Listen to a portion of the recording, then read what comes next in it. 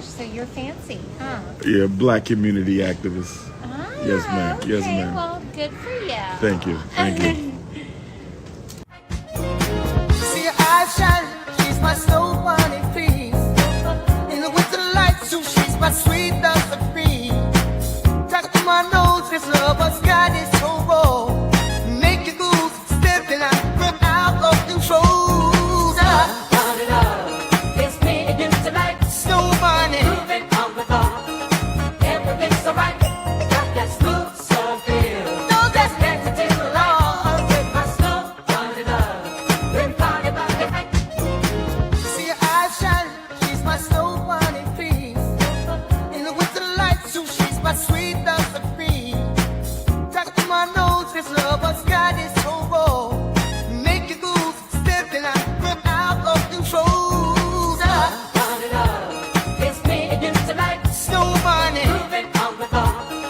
Everything's so right, got that smooth soul feel. no, that's Dancing till the light, with my snow bunny love. Been party about the night. see her eyes shining, she's my snow bunny please. In the winter light, so she's my sweet dust of cream. Tuck to my nose, this lover's got is so raw. Make you goose, stepping out, from out of control. Bunny love, it's me against the light, Snow bunny, moving on the bar.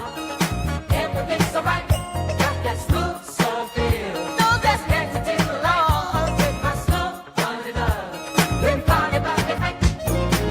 see her eyes shining, wants she's my snow bunny cookies. please. Crush. In the winter light, so she's my sweet dust of cream. Crush. Touch to my nose, this lover's got is so raw. Make you goose, stepping out, from out of control. Bunny love, it's me against the light, Snow bunny, moving on the bar. Everything's so right, got that smooth soul feel. no, that's Dancing till the light, with my snow bunny love. Been party about the night. see her eyes shining, she's my snow bunny please. In the winter light, so she's my sweet dust of cream. Tuck to my nose, this lover's got is so raw. Make you goose, stepping out, from out of control. Bunny love, it's me against the light, Snow bunny, moving on the bar. Everything's so right, got that smooth soul feel. no, that's Dancing till the light, with my snow bunny love. Been party about the night. All right. Thank y'all so much for tuning on in. Yeah, that old HVAC. There's been so many different cogs to the Umar Johnson King Kong FDMG school scam machine. And it just keeps rolling and rolling and rolling. Thank y'all so much for tuning on in, Adrian. Thanks for being here. And Ricochet, Rose, Tara, hope I'm saying that right. Robert's in the building as well. And Benny. What's up, Denny Withell? Benny's here and Denny Withell OG. You've been around from way back in the day. All right. Thanks for being here. I appreciate you. And the Vibes is here as well. Max Scion, thank you so much. And Par B is here as well. Thank you so much, Par B. And Scott. And thank y'all too for saying hello to everyone. I appreciate that. I really do. Thank you so much, Patrick, for being here. Pamela says, hi, Lenon, I hope you had a beautiful day and a wonderful night. Umar need to be in jail. He need to be he need to be around children. Yeah, he should be around women. I agree. I had to take some time off. Not to say too much, but I haven't been feeling well, and it's been a while. So I was going to say I probably need to go to get myself checked out. I thought it was COVID. Took a COVID test that came back negative, but I haven't been feeling. I'm still not 100%, but I'm well enough to do a live. We're probably going back tomorrow too, because Umar, he's been more busy over the last couple of days. I'm saying all that to say that it amazes me that after all of this time and everything that has happened in life since I first started covering Umar Johnson many years ago, that Umar's still up to this day. It's incredible. You know, he is preying on vulnerable people. His main target demographic, single black mothers. He doesn't care. He's sexually exploiting these black women. He actually, did you guys know he admitted that inside an interview recently? He was on a podcast. I don't even think I downloaded it. I probably should download it. May have that in a documentary, but I've been telling people this for many, many years, that Umar, he has addiction issues, and one of his addiction issues is dealing with sex, and he admitted it. Did anyone happen to see that? Hit the one. Anyone who could question that, you happen to see that? He admitted it. He admits it in a backwards way, but that's how Umar is. And I think part of it is that because we've talked about it many, many times, and more recently bringing it to the forefront, Umar tends to project, and it's almost as if he's coming to grips with that truth that he exploits, sexually exploits Black women, financially exploits Black women, and he has no business, in my opinion, has no business being around women. He has no business being around children, because with this guy, everything is about sex. Everything comes down to sex, money, and drugs. That's what it comes down to. And recently he admitted that he has an addiction issue with the quote unquote cookies, and the cookies being a euphemism for vajayjay, which is a euphemism for vagina. So I totally agree. And I've been telling people this for so long. It's just now Umar's finally admitting it. See, just like I've been telling people for a long time. And thanks for being here, Pamela, that Umar is a con man and a scam artist. I don't think he'll ever admit that, because his life depends on getting money for this school that does not exist. And he's basically on, like I was saying in the chat room earlier, he's on perpetual vacation. Right now, his schedule has filled back up again. He has these ups and downs. When his schedules, there's not much on his schedule going on, you'll see him up at these abandoned buildings, but he's not doing anything. But then as soon as he has some speaking engagements, that gives him an opportunity where he's been homeless since 2019, statement of fact. So like I've said many times before, when they give him a speaking engagement, he takes them because they give him room and board. He has a place to stay. He's going to be able to be comfortable. But then when that runs out, he's right back up at these abandoned buildings begging for money. Guarantee you it's going to happen again. I tell people these things over and over again, and there are still people who think that I'm making things up. Never lied about this guy. It's not necessary. I will tell you this, that he has no business being around women. He has no business being around, because he's perverted. He's a perverted individual. And he's finally come out to admit that he has an addiction to sex. And in my opinion, I think the sex addiction for Umar, it has more to do with power and control. It feeds its ego, power and control over women. It also feeds its ego. But I also think that it gives him respite from his mental anguish and his emotional anguish. He's a mentally and emotionally disturbed individual. So you put all these factors together, and you have someone who's traveling around the world with the bumpity bump on his lip, and he's sexually exploiting these Black women, made all types of sexual comments about Black women and their body parts, always reducing you down to your sexual organs. He's made all types of horrible and sexually explicit comments about children, including little girls and little boys for that matter, that are totally inappropriate. He has no business being around women or children. I've been trying to warn people for many, many years. Of course, there are people who've woken up to this truth. There's other issues too with the school scam. Millions of dollars raised, but then of course there are people who still hold on to this belief that somehow he's a man of character. He's never been a man of character. He's been a great deceiver of Black people for a very long time. Okay. Today we're going to get to a video that came out 3 days ago. I haven't watched it. We're just going to be doing a live reaction. I won't hold y'all long today. We will be back tomorrow with another live stream because there's two other videos, at least two other videos, I think that might be three, but two other videos that Umar, he uploaded to his Instagram page. We're going to be getting into those, just kind of get caught up with all of that. And then, of course, the ongoing FDMG school scam, it becomes more and more apparent to me as I've researched Umar. I'm working on a documentary covering his whole life, that the school is nothing more than a backdrop to get money out of people. And if we really look at this critically and we look at the evidence, what we find is that when Umar goes up there to those abandoned buildings, he's only up there to ask for money. He's not doing anything of consequence. And this has been going on, these abandoned buildings now, for 6 years and 4 months. That's a long time. That's all I'm saying. If we think about everything that's taken place, let's say over the last 6 years. See, Umar acquired these abandoned buildings in February of 2019. Think about all the things that have happened in life. I'm talking about it in your own personal life. Any one of y'all could crush chat. Think about that. That's a long time, and he still runs with it. But he's in a position at this point where he's a slave to it, because he's unemployed. He hasn't worked consistently since 2010, 2011. He's homeless. He's been homeless since 2019. He has extensive tax debt, tax liens. At this point, he has many different addictions. So everything in his life, he doesn't even have his own vehicle. He rents cars. Everything in his life is just about survival day by day. But again, I've said this in the past before we get into this today, that Umar, he's created this for himself. No one's created this for himself but Umar. Okay, he did it. So he's responsible for it. He's 50 years old. Okay, thank you all again for being here inside the Cookie Crush Chat. Jay Civic sent in a super chat. Thank you so much. Says, hope everyone and their families are well. Just saying hello and dropping some support. Well, thank you. I appreciate that. I appreciate that. Yeah, my family's doing well. Like I said, I just have not been feeling well. It's been about a month. And I remember I told myself after about 2 weeks, I maybe I need to go get myself checked out. Then I waited, and it was 3 weeks. I said, let me just get it in 4 weeks. I'm feeling better now, but last week was really, really rough. I'm still exhausted from it. I had to take days off last week. Thank you again, Jay Civic, for the kind words. So I appreciate that. Okay. Yeah, thank you, Keisha. I appreciate that. Yeah, last month. All right. Okay, so what I want to do, I'm going to get to the first video. This video is from 3 days ago. And let me see how long this is. It's about 30 minutes. So I figure it's probably going to take us about an hour to get through it, maybe a little bit over an hour. And then we'll see where we're at that point. We can get to the next video. We may just set that and schedule that for tomorrow. We're going to take our time this week. Okay. Thank you guys so much. Thanks for being patient with me too. Okay.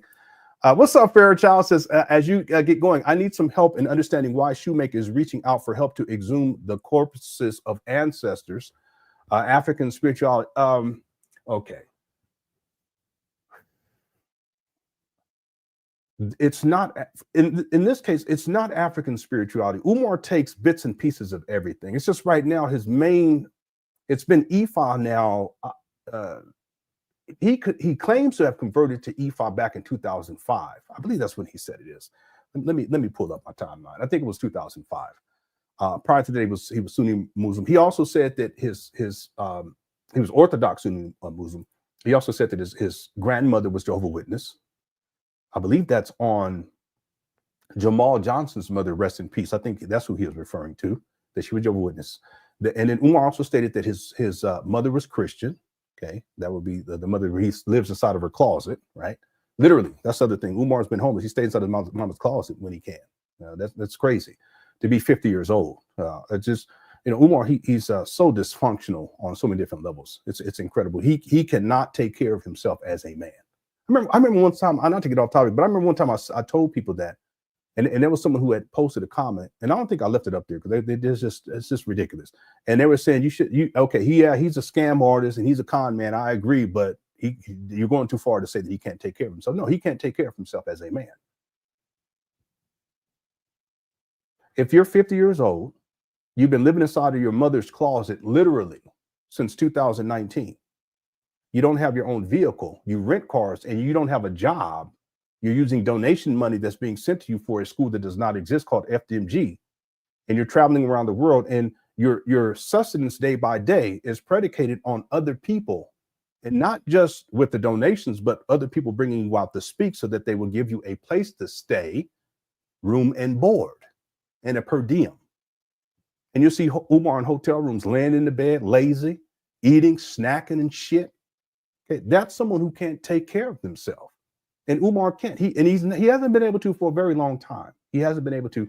You guys, real quick, not to get. I'm going to come back to this, Fairchild. It just opens up this Pandora's box. You guys ever wonder why Umar, his relationship with his daughter had deteriorated to such a degree? That's because he doesn't know how to take care of himself. So if you have someone who's 50 or 40 or 30, and they don't know how to take care of themselves, they're not going to know how to take care of their children. Make sense? Part of child care and taking care of your child is to be able to put yourself in a position to where in the first place, you got to be able to provide for yourself so that you can provide for them. Make sense? Umar can't do that. That's why when he talks about his children, it's not as if he has a genuine connection to them because he's been a deadbeat. He's been absent in their lives. So he sees them as opposition. But that's because he hasn't incorporated them into his life. But how can he do that when he can't even take care of himself? He hasn't even incorporated manhood into his life, let alone fatherhood. See? So the point that I'm getting at with Umar is the family dynamics that they're troubling in and of themselves. And part of the problem with Umar when it comes to this whole idea and notion of spirituality or religious centricity, if you will, is that he jumbles things and he mixes things up. So again, father, Sunni Orthodox Muslim. He also converted to I can't remember the other. I can't remember what the other sect was, but he converted to that too at some point, based on what Umar said.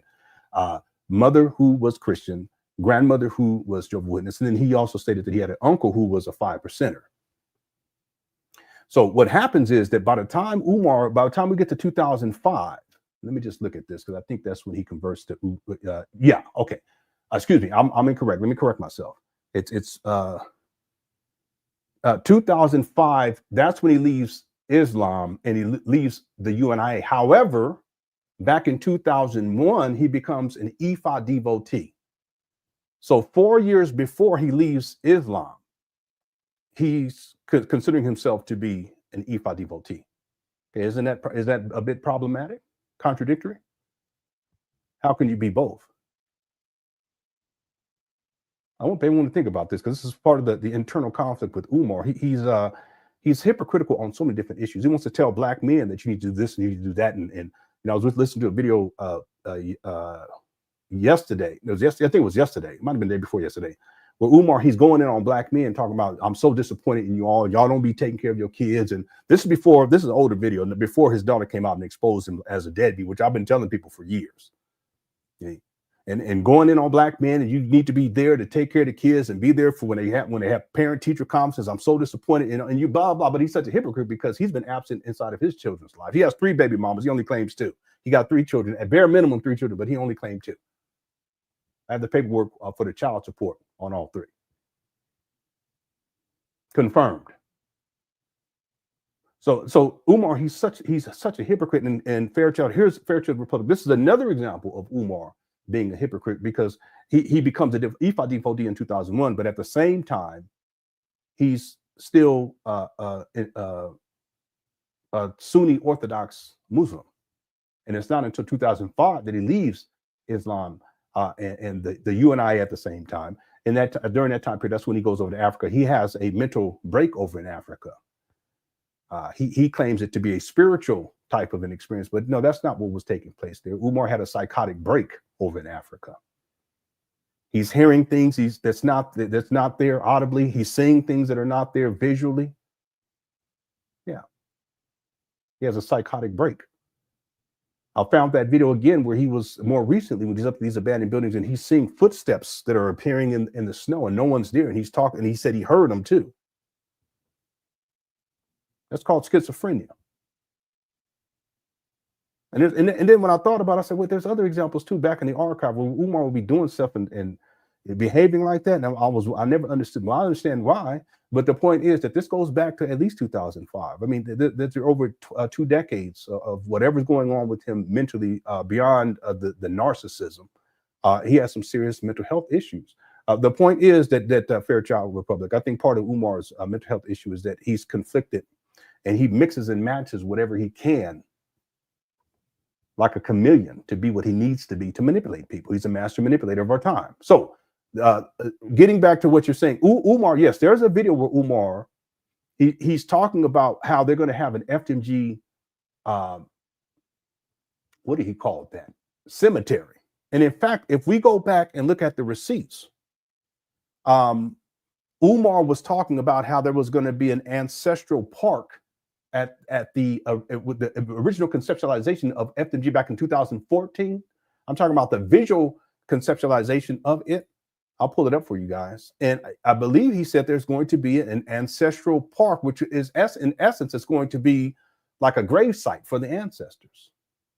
Let me pull this up for you guys because I don't want people to think I'm making this up. There's no need. I have all the receipts. I'll pull it up. Here it is right here.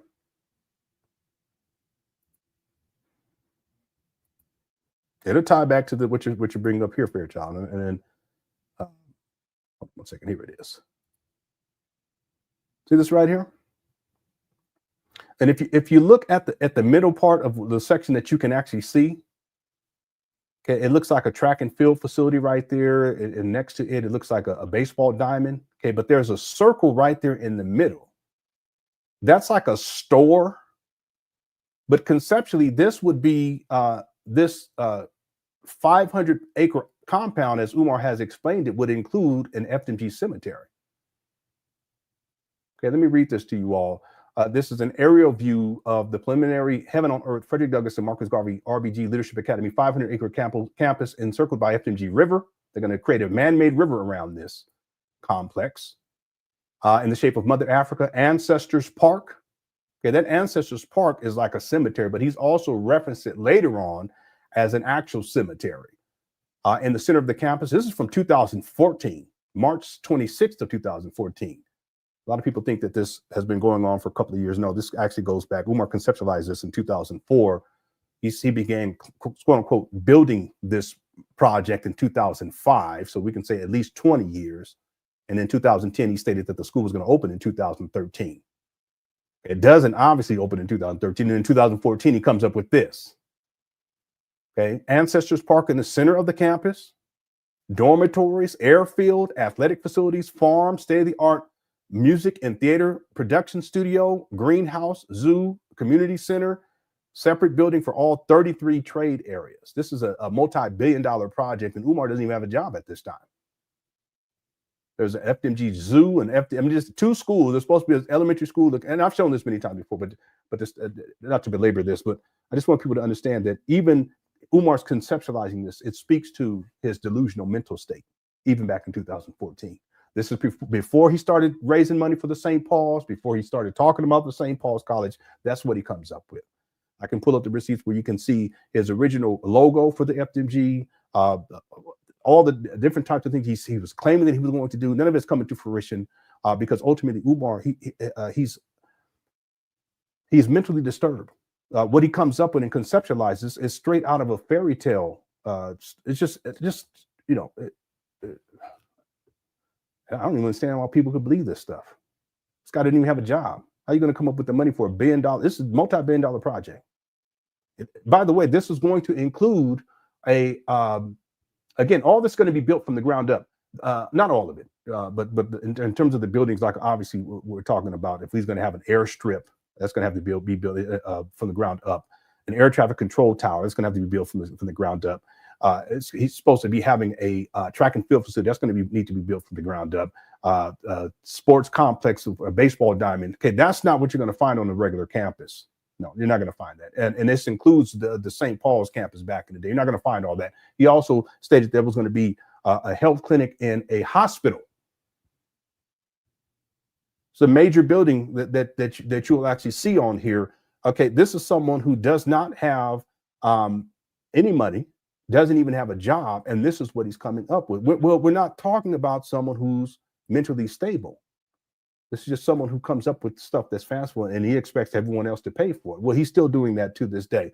And part of the manipulation tactic, Fairchild, to get back to this, for Umar, in order to get people to fund his dreams and his delusions and his self-destructive lifestyle, is to incorporate different aspects of religion, different aspects of spirituality, different aspects of, let's say, Black conscious thought, including Pan Africanism or a bastardized version of it.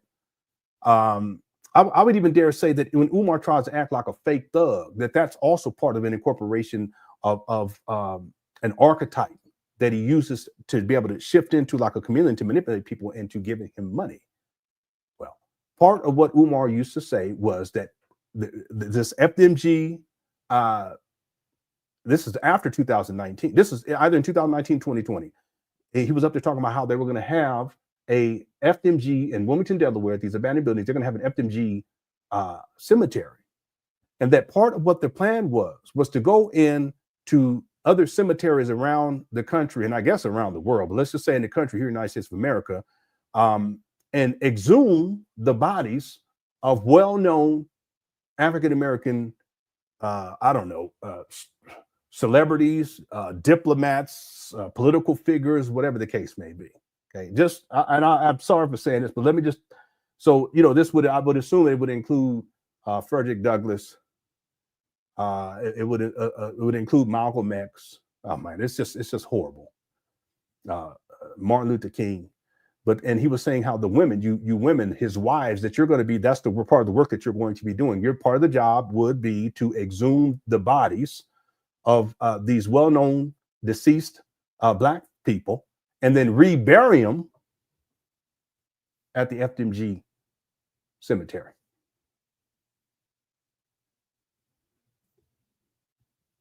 No, I'm not making up. See, if I came out and said something like that, people like, this guy, something's wrong with him. He's crazy. Yeah, well, that's what Umar proposed. So that has Fairchild. That has nothing to do with African spirituality. At least nothing that I've heard, in my life of that. That's part of an African spiritual system. Obviously, it's not part of a religious system that I've ever heard of, where you're going to exhume the corpses of it's really twisted and macabre. That's Umar. I don't even. Sometimes I don't even understand where he comes up with these things. I think it's what Umar is attempting to do is to it's an amalgamation of this idea of ancestral worship, which is found and not just in Africa as a spiritual practice in some places of Africa, but also in places in like China. Okay, they have shrines to their ancestors. They'll put food out and that type of thing.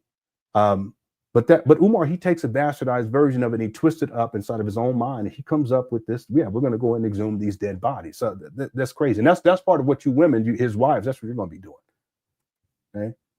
All right. So that's what this is, Fairchild. I remember the video. I remember when we first watched it, and I was like, this guy, he's nuts. Okay, that will definitely be inside the documentary. Thank you for the super chat. I appreciate it. Okay, and I apologize for going off. It's just, some of the stuff that Umar he proposed, it speaks to the mental instability, and really it amazes me that in 2025 there are people all over the world who see him not for who he is, but who he wants them to see him as this great black leader who's homeless, doesn't have a job, hasn't created anything, hasn't built anything, hasn't organized anything either. You always hear Umar saying, we need to organize. Yeah, Umar, what has Umar organized? People, you can't give me 5 things that Umar Johnson follows. Give me 5 things real quick that Umar has organized. He can't even organize a paint day to get 100 people to come out to paint when he has over a million followers on Instagram. That's crazy, but that's because he's not an organizer. He's a talker. He's a dreamer. He's a deadbeat who's preying upon the black community to get money to live, not to build anything or to open up a school to save black boys. That's what it comes down to. Thank you, Fairchild, for super chat. What's up, Black Wolf? Black Wolf says, let's not forget, Umar said his queen has to be willing to dig up dead bodies with him. Yeah, that's what he said. That's what you, I don't mean to be like that, but that's what Umar Johnson wise, that's what you have to look forward to. You're going to be out there, rain, sleet, snow, digging up dead bodies. Isn't that romantic too? Can you imagine women in the cooker check? Can you imagine that, hey, baby, want to take you out? Oh, we're gonna go out. Yeah, we're gonna go out. We're gonna go out to the movies. Oh, okay. Yeah, then we gonna go out and get something to eat. Oh, thank you. Yeah, I'm looking for you. Yeah. Then we're gonna take a nice romantic walk along the beach. Oh, okay. And then after that, we're gonna go dig up some corpus, some dead bodies in the cemetery. Said what? Yeah. We're gonna make sure you bring your shovel in your Timberlands, baby. We're gonna be digging up these bodies this month. That's crazy. That's when he was doing his cemetery surfing. Yeah. And you notice Black Wolf, he don't do that like he used to, because we used to clown him all the time for him being up there inside of these cemeteries. Fairchild, I would even say that type of behavior, it's the behavior of someone who's delusional, a mentally disturbed individual who's live streaming inside of cemeteries, running around, yelling, looking back and forth like this all over. That's a mentally disturbed individual. I've never seen that as a consistent practice anywhere. Live streaming, and it's not even like you're doing it at someone that a loved one or a family member that passed away, or nothing, or a friend. It's not even like that. He just goes to black people who are well known, or at least semi well known, and he'll go to their grave sites and he'll live stream. But that has more to do with Umar. He wants to be associated with these great black people because he ain't done shit. Real talk. Another manipulative tactic. It goes to show you how deep and how far Umar will go to put this illusion out there that he's some great black leader. He'll go to the grave sites of great black leaders in live stream. Who does that? I've never seen it in my life. I've never seen it. In fact, I know that the Frederick Douglass family, they had to get around the clock security to keep Umar out of the grave site, Frederick Douglass grave site. I can pull the video and show it to y'all. Thanks, Black Wolf, for the super chat. Yeah, I remember that. He was saying that his queens, that's part of your job. And who comes up with that? That's crazy. What's up, Iceman Vamp? Said the FDMG cemetery is right across from Langston Hughes Check.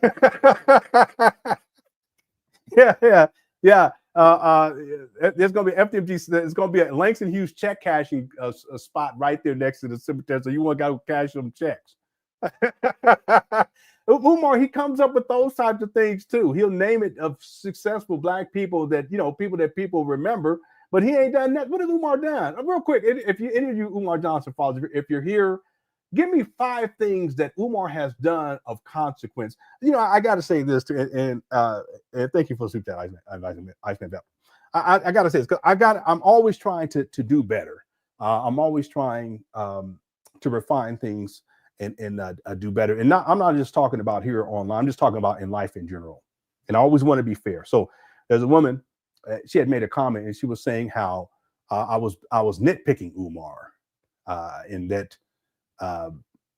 It wasn't fair because there are things that he says that are true and that I should acknowledge those things. And I thought about it. And yes, there are some things that Umar says that are true. Whether I should acknowledge those things, it's a touchy topic for me, simply because I know that Umar, he will tell some truth so that he can make it more accessible to people to accept the lies that he tells. And he tells far more lies than he does than truth. In fact, every single time that Umar gives a grand opening date, he's lying to people. He says it's going to open in 2013, 2014, 15, 16, 17, 18, 19, 20, 21, 25. Now he's saying 2026. And then there's certain years where he says it's going to open January of, just as an example, January of 2021 or February of 2021 or August 21st of 2021. Okay, December of 2021, Kwanzaa week. Now he's throwing in September. It's supposed to open September of this year. I don't think so. So the point is that it's hard to give Umar credit when he tells the truth. When I know that as Umar, as a master manipulator and as the great deceiver of our time in the black conscious space, that he will tell some truth to get his hooks into you all. And I don't sanction that. I think that, but that being said, I'm going to try my best moving forward to not nitpick Umar on certain things and to give him credit where credit is due. And I try to do my best to do that all the time. But see, I know what Umar is doing when he's saying certain. See, it sounds great for Umar to say, black men, I'm disappointed in you all, and y'all need to do a better job at being there for your kids, and especially in the school system and blah, blah, blah. It's hard for me to give him credit for saying it, which is a great sentiment, but he doesn't live that lifestyle. He's a deadbeat. He don't take care of his kids. Y'all see my point? Let me change these batteries out real quick. Give me 1 second, everybody.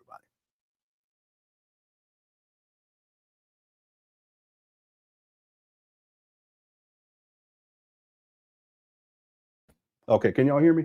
Yeah, let me know if you guys, it should be coming through. Okay, but I'm just saying that because I always want to be fair, and to the woman who posted that comment, understand that it may seem nitpicky, but I'm not going to give a man credit when I know that what he's saying may appear to be true, but where in point of fact, the way that he's living his life is the antithesis of what he's saying. See? He says, you black men, and he talks so much, he talks a lot of shit about black men.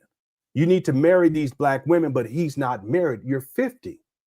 See, Umar's 50 years old. There's no excuse for that. You got 3 baby mamas already. There's no excuse for that.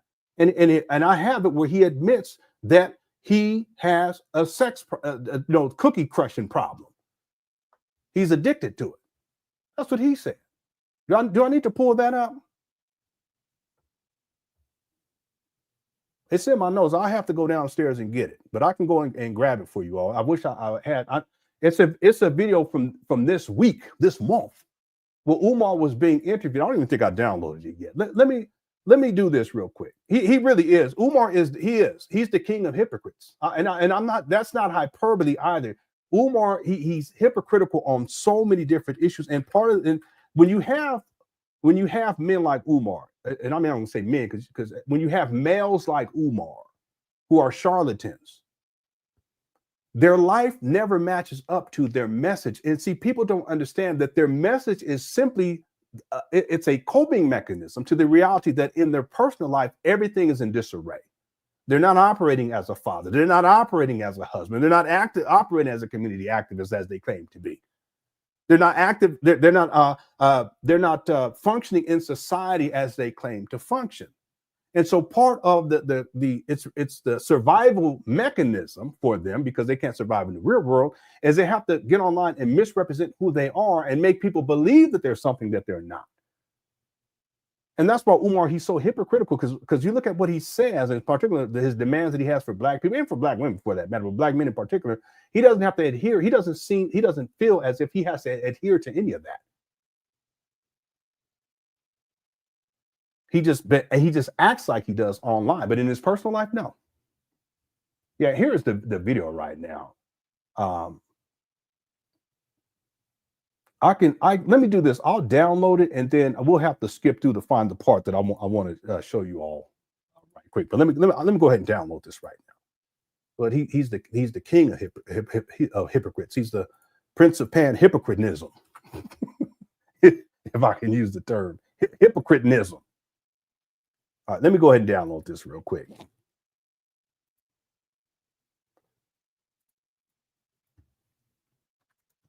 Yeah, and this is from June 1st. All right, we'll come back to this after it downloads. Okay. Yeah, okay. And thanks to Iceman Vamp too. Shout out to Iceman Vamp. And then Fairchild says, did you receive that brief vid clip referencing this? He's literally asking people to assist him to commit a crime of grave robbing. Yeah, I got the video. I didn't open it though. It's just a cybersecurity issue, but I know the video. I already knew right away when you sent it to me. I knew what video you're talking about. I remember we covered it and we were like, what is he saying? And we figured it out. That's what he was saying. And yeah, he was requesting that people come and help him. And that's not the only video, because he's referenced this before. That video, if that's the video you sent me, is the one where he's actually at a cemetery. But there's other videos where he's up there at these abandoned buildings. He's talking the same type of thing, how there's going to be an FDMG. It was around the same time we did both of these videos, FDMG cemetery, and how they're going to be burying ancestors there. And it's supposed to be well-known ancestors. Well, that's what you call grave robbing. And like I said, who thinks of that anyway? This is a mentally disturbed individual to even think and conceptualize something like that, let alone say it. Now, real quick, in all fairness, do I believe that Umar is going to do that? No. But why does his mind go there in the first place? Well, he's a mentally disturbed individual. But see, if we really think about Umar and all the stuff that he says he's going to do, 99% of the stuff that he comes up with, he never actually does it. Why? Because it's his imagination. He's just throwing stuff out there. And there are people who believe it. They believe that he's going to open up a school in 2013, 14, 15, 16, 17, 18, 19, 20, etc. They believe that he's a scholar. He's not a scholar. What's a scholar? The people who believe that, have you looked up what's the definition of a scholar? Has he been published in any scholarly journals? What's a scholar? Is he peer reviewed? Has he written any scholarly work? None. I've actually have him on record saying that he's I have the journals and blah. He's never been published in a scholarly journal. He's never published anything that's scholarly. The two books that he wrote, no source material whatsoever, scholarly or otherwise. He's not a scholar. See, this idea of scholarship, it really comes out. I'm just be real about it. It comes out of the Black conscious space, the online Black conscious space, where you had individuals who were just street dudes who had come up on a little bit of information, and then all of a sudden they're doctor this and doctor that. But they're not scholars, but they claim to be.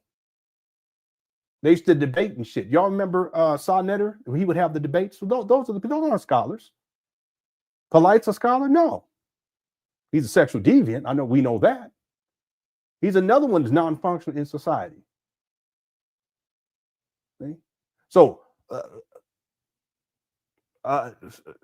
all the stuff that these so-called scholars come up with, it's just their imaginings, delusional.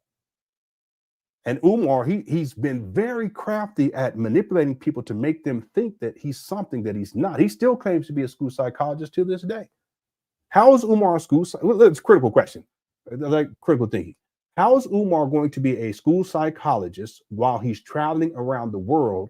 At the same time, he's the primary caretaker for his mother, based upon his own words. And at the same time, he's telling the IRS, he's filing with the IRS, that he's spending 60 hours a week working at FDMG. Excuse me. How is he doing all these things? He's not. Excuse me.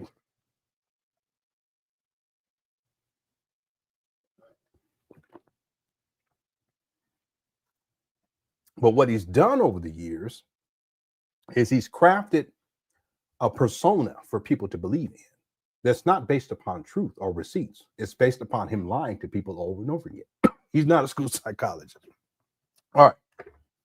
Thank you, Fairchild. And excuse me, everyone.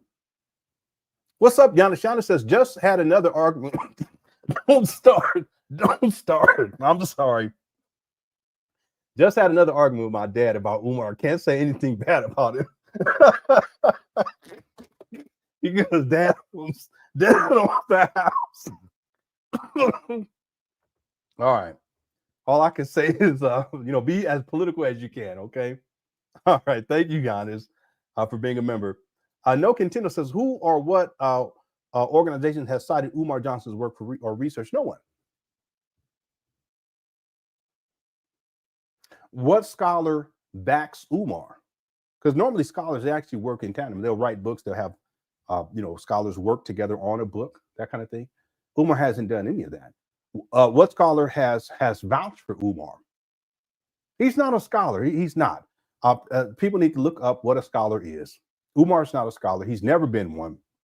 What he's done is he's crafted this illusion that he's a school principal, he's a scholar, he's a school psychologist, that he's the most requested scholar, which is not true either. He's not even a scholar in the first place, alone most requested. That he's King Kong consciousness, that he's the Prince of Pan Africanism, and the list goes on and on and on. But that's through the repetition and the mind control. He's manipulated a lot of people into believing these things. But who or what organization has cited Umar Johnson's work or research? See, that's the thing. Umar's not a researcher either. What research has Umar done? Now, watch this. There are going to be people who say, well, he does have a side D. Yeah, but see, a lot of people don't know that. And Umar, he actually, and this has been a documentary. I really don't want to say this, but it's just in a documentary. Umar actually talks about how it was that he finally got his side D. What people don't realize is that there is a window of time where Umar, at a certain point, while he's at PCOM, they kick him out of PCOM.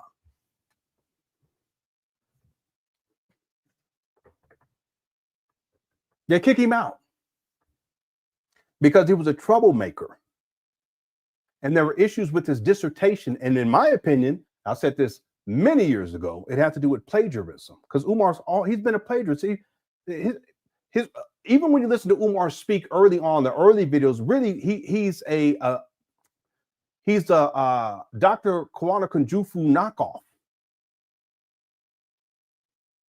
He's a knockoff from Dr. Amos Wilson. And then a little bit later on, he's a knockoff from Dr. Joy DeGruy. That's the last name? Yeah, I think, yeah, DeGruy. Hope I'm saying that the right way. And he'll take stuff that they've said. Umar, his whole idea, remember he said, he said little girls that's been abused or what have you, that they go on to develop daughter's personality disorder. Well, Umar, this is what Umar creates. That's like Umar's mind. Okay, but then he'll take, when you hear something that kind of sounds reasonable, that's him taking from other people. So there was a time where he was saying, matter of fact, I'll give you guys the example right here. Dr. Joy DeGruy, I know I'm spelling this wrong. So she has a book called The Post-Traumatic Slave Syndrome. Umar, he takes it and he calls it the post-traumatic slave disorder, or he will say post-traumatic slavery disorder.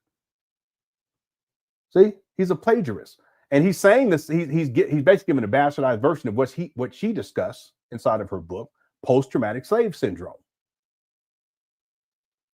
Well, then what Umar started to do, he'll say post-traumatic slavery disorder, and then he would say black male-female relationships disorder, and he's just taken the whole thing. That the premise is based on post-traumatic slave disorder, but he takes it, he renames it, and he's a spinoff.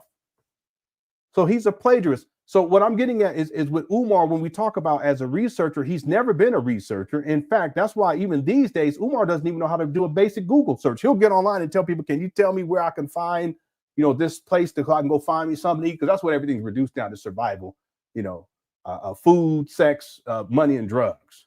That's what it comes down to.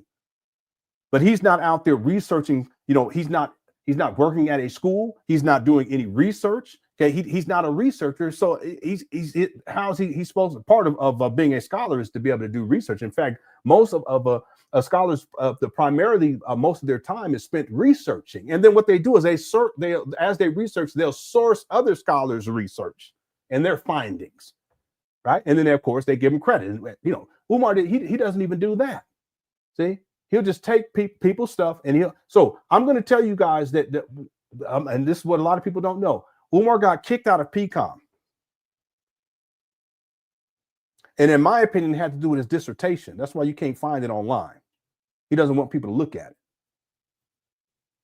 But Umar tells the story that they finally gave him the side D, not because he was deserving of it, but because he threatened them, because he was going to go and go to the press, and he was going to claim racism against the PCOM and discrimination against PCOM. How many of y'all know that? Hit the one. Well, Lenon, how do you know this? Well, I have the receipt. I can pull it up. He tells the story. He always running his mouth. And sometimes he run his mouth so much he started telling the truth. See? Remember, Umar was at PCOM. He graduated in 2012. He started at PCOM. He got his master's in 2008 at the age of 34 of PCOM. Do I have when he started there? It was probably 2006, I would think. No, 2004. He started at PCOM, and I have it as a question mark. Master's of Science, he gets his Master of Science in 2004 from PCOM. So it was even before that. So he gets his Master of Psychology in 2000. So this would probably have to be in and around 2001, 2000. No, probably 2002. It was probably 2002 because he starts working in the Philadelphia School District in 2001. So I'm going to say, based upon my timeline here, that it would have to be between 2001 and 2002. He starts at PCOM, and in essence, he's at PCOM for about a decade, picking up two master's degree. Picking up two master's degree and the PsyD in 2012. That's a long time. But part of the reason why was because they kicked him out for a couple of years, and then he came back and he was able to get his PsyD. But he, as a story that he tells, he explains how the reason why they didn't want to give it to him, but the reason why was because he was threatening them, because he was going to turn it into an issue of race, and how they were discriminating against him. Okay, what's sad too is though that PCOM, by giving him that PsyD, and it was, in my opinion, it was more of a compromise on their part, because they just want to get. Can you imagine Umar? They wanted to get Umar's ass up out of there. But see, what they did was they unleashed someone who has spent since 2012, and even before this, but since 2012, since he got his PsyD until today. So we're talking roughly 13 years, for the last 13 years, to weaponize this title of a quote unquote doctor against Black people, to exploit Black people.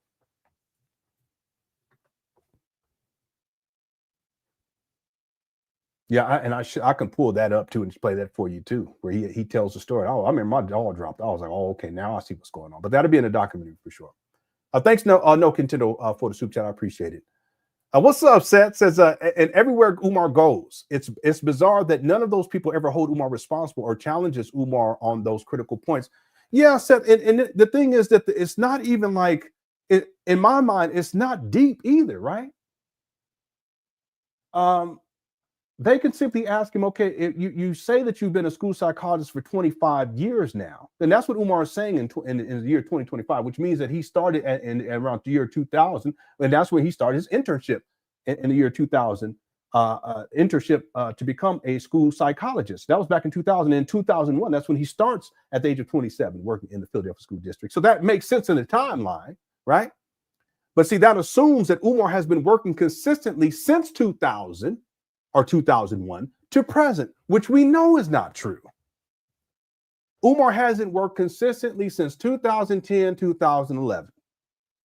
But he will tell people, see, that's what I'm saying, relatively speaking, he had a very short career, which makes sense because look how Umar is. It just, he's always been a rebel rouser. And that's one of the reasons why, again, Umar, he couldn't function. He couldn't hang in a Philadelphia school district because he was causing problems. He also tells these stories too. I have it.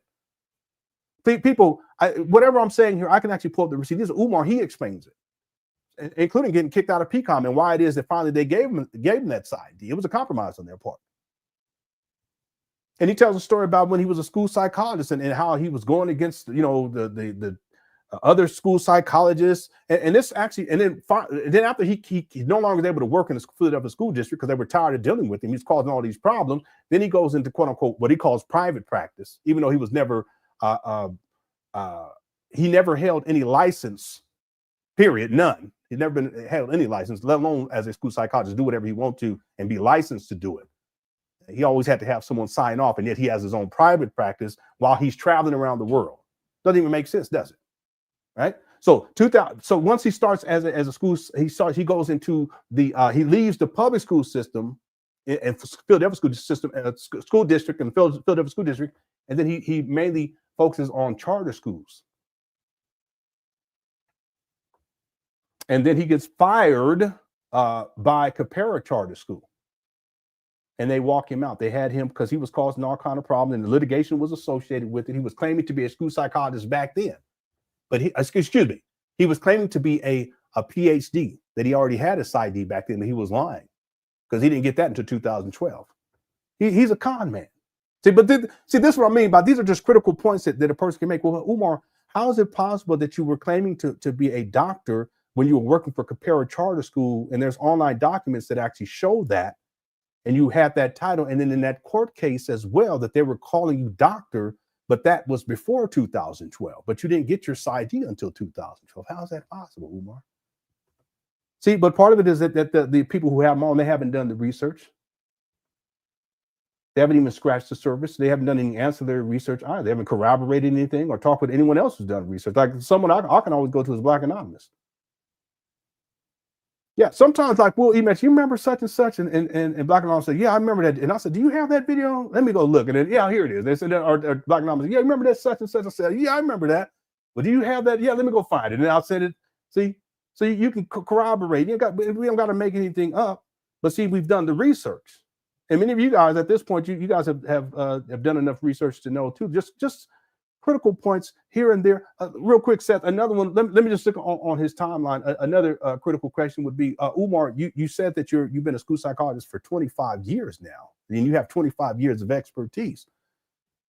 When was the last time you worked as a school psychologist? Because if it's been 25 years in, and you started in 2000, and we're in year 2025, that means you're still a school psychologist? Yeah, I'm still okay. Well, where are you working at? So anyone, go into Google right now and go type in Umar Johnson, school psychologist, and the school that he works at, it should come up, or schools that he works at. And they should have him listed there too with a picture, professional picture, and all of his certifications, even though Umar's not certified right now. Hasn't been for years, even though he still claims to be a certified school psychologist. He's not. You guys can look it up. There's two websites that deal with certifications in the state of Pennsylvania. Go look it up. Go look up Umar Johnson. I remember one time I was looking because I do it from every year, every couple of years or a year, once a year. Let's go and look to go see if he's current. He's not current. And I remember one year I looked up and there was someone that came up at Umar Johnson. I was like, oh wow, he is. And I clicked on it, and no, this is someone whose name is Umar or something similar to Umar Johnson. That came up, and this person had a certificate as an RN or something like that. The people that certified nurses or whatever, something like that. Or it was either that or the people that are in the ambulances that come and get, that kind of thing, first responders. That wasn't Umar. Obviously, that's not what he's doing. Okay, can you imagine Umar? The point is critical questions like that. If you're a school psychologist now for 25 years, then that means that you would have to have functioned as a school psychologist for 25 years. Can you give me a list of the names of the schools that you have worked at over the last 25 years or over the last 5 years. He wouldn't be able to do it. And the truth be told is that anyone, okay, they should be able to go online and simply type his name in, and automatically will pop up where he's employed as a school psychologist. Hit the 1. It's really that simple. You guys, you have children in school and they're school psychologists. You can go onto their school website and go type in school psychologist and find out who, and the school psychologist's name will pop up, the picture of them, their certificates, whatever the degrees they have, in some cases a short bio. All that is public record. Where's that for Umar? Critical point. It doesn't exist because he's not a school psychologist. But like I was saying earlier, Umar, he's so crafty. He's manipulated people, and he's crafted this persona that he's all of these things, including a scholar, right? He's not a Pan Africanist. He's a Pan Africanist Pookie. No, I'm stop. He's a Pan Africanist. He's a school principal. He's a multiple credit scholar. He's a vice principal. He's a school psychologist. None of that is true. It's like I've been saying with Umar, you never take anything he says at face value. Whatever he says, you demand proof. And if he doesn't provide it, which he never does, really. It's very rarely does he provide any proof of anything that he says. But then you should be able to go online and do your own research, anybody, to go verify anything that Umar Johnson says, especially when it comes to accreditation or what he's doing as a professional. He's not a professional. You know what, Seth, right now, I can go and randomly pull up a video from my archive, and it is deep, and just play it. And just watch how Umar talks, watch how Umar behaves, and you guys, and this is just a random video, and you guys tell me what employer is going to employ Umar's ass. It don't even make sense for people to think that he's some school psychologist. I could pull up, don't make me do it. I can pull up a random video right now. And I'll click, I'll go into my archive and I'll pick. Matter of fact, let's do it. Just as an exercise, this is a critical point. That's another critical point. Umar talking all this sex talk, and he's online defending pedophiles like Malachi York. He's online talking about how he's in his elder and hold your head up, elder. Don't make me pull that up.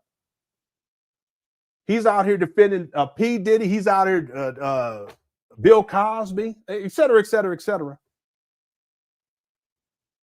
Okay, Cook Crush Chat, give me a year. Random. Give me a year. Yeah, Derek, we're gonna do it right now. Give me a year.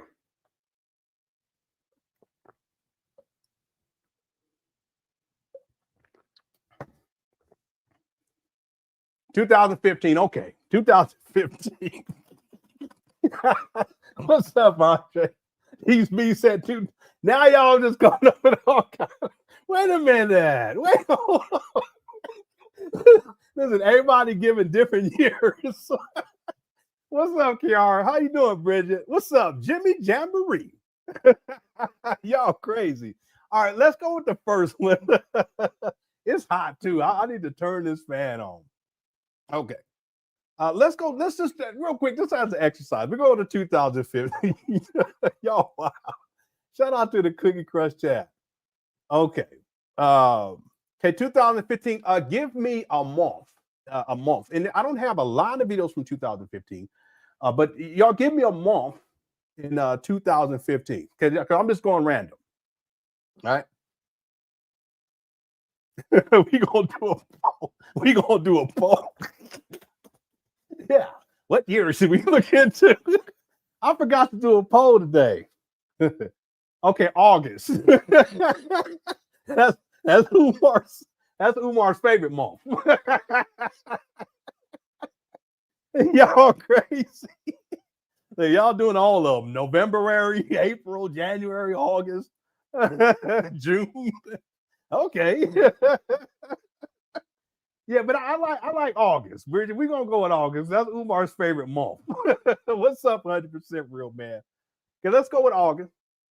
Let me see if I have one from August for that year. what did we say? What year? I forgot what year I said. Did I say 2015? I think I said 2015. Okay. Let's see, 2015. Let me see if I have something from August. Yeah, I got something for August. Let's go with okay, I got August 29th, August 9th, 26th, 15th, 14th. Let's just go with what is this one? It says Umar Johnson, Miami, 2015 self-defense. What in the world? Okay, let me go with that first one I brought up. We go with August right here. Here we go. All right, Black family. Welcome. Umar about to start rapping. But the point I want to make is just based on Umar, and I don't know what he's going to talk about here. I'll skip through, but based upon what Umar says in this video, why would anyone believe that he's employed as a school psychologist? Because how Umar acts and how he behaves and what he says, it would disqualify him from being employed from any respectable organization or institution. You guys understand what I'm saying? Watch this. I want to thank, I'm gonna skip through, and including Black women like our sister Sandra Bland. The reason we're getting these things is because white folk have looked around. There you go with them jeans. And they said, if we go back to being the way we used to be, if we stop ducking and hiding and pretending that America is multicultural, there you go. if we change back in the covert racism for the overt racism, what, if anything, are Black people going to do about it? The reason the overt racism is back, the reason the aggressive Jim Crow is in your face, Jim Crow, simply answered, is white folk no longer have a reason to hide from you. see that I mean, even that right there. But I'm gonna let him run his mouth. I mean, let's look at it. You haven't had a major mass protest movement since 1968. Dr. King, whom some of you may criticize and deride for his shortcomings, I'm sorry. led the last major mass protest movement by Black folk in this country. 68, 78, 88, 98, 08, we're almost at 18. 47 years without Black folk in any major form standing up together, putting the petty differences to the side to fight for change. You haven't had it. I'm 41 years old. It's never happened in my lifetime. Yeah, I mean, you can even tell a difference here from 2015 to current. You see, this is the video we're gonna get into today. Is this one right here? Look, damn, y'all. This is like less than what, almost a decade later. If you're younger than me, it hasn't happened in your lifetime. If you're a little older than me, it hasn't even happened in your lifetime. Black people have grown politically lazy. And because we have grown, And he's always disparaging Black people. Yeah, thanks, Sweet Tea. If y'all can hit that like button, I'd appreciate that too. Okay, it'll help with our algorithm, get more views that way. And I appreciate if y'all hit that like button. It'll take about 2 seconds. All right. politically lazy, white folk have rebirthed racism. Rebirth. In psychology, we study behavior. In psychology, we study why people do what they do and what motivates them to keep on doing it. You like scamming on a school scale? And one of the first laws of psychology is that all behavior is a function of the consequences that follow. Let me skip through. Boy, down before he even left Charleston. Jobs, man.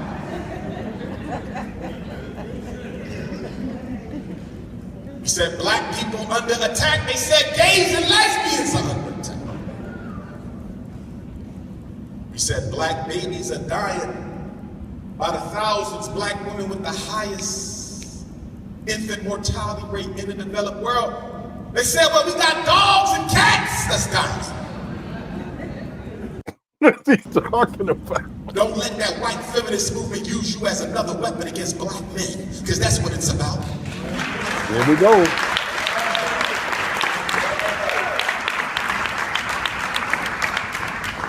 Talking about we got to fight and destroy the black male patriarchy.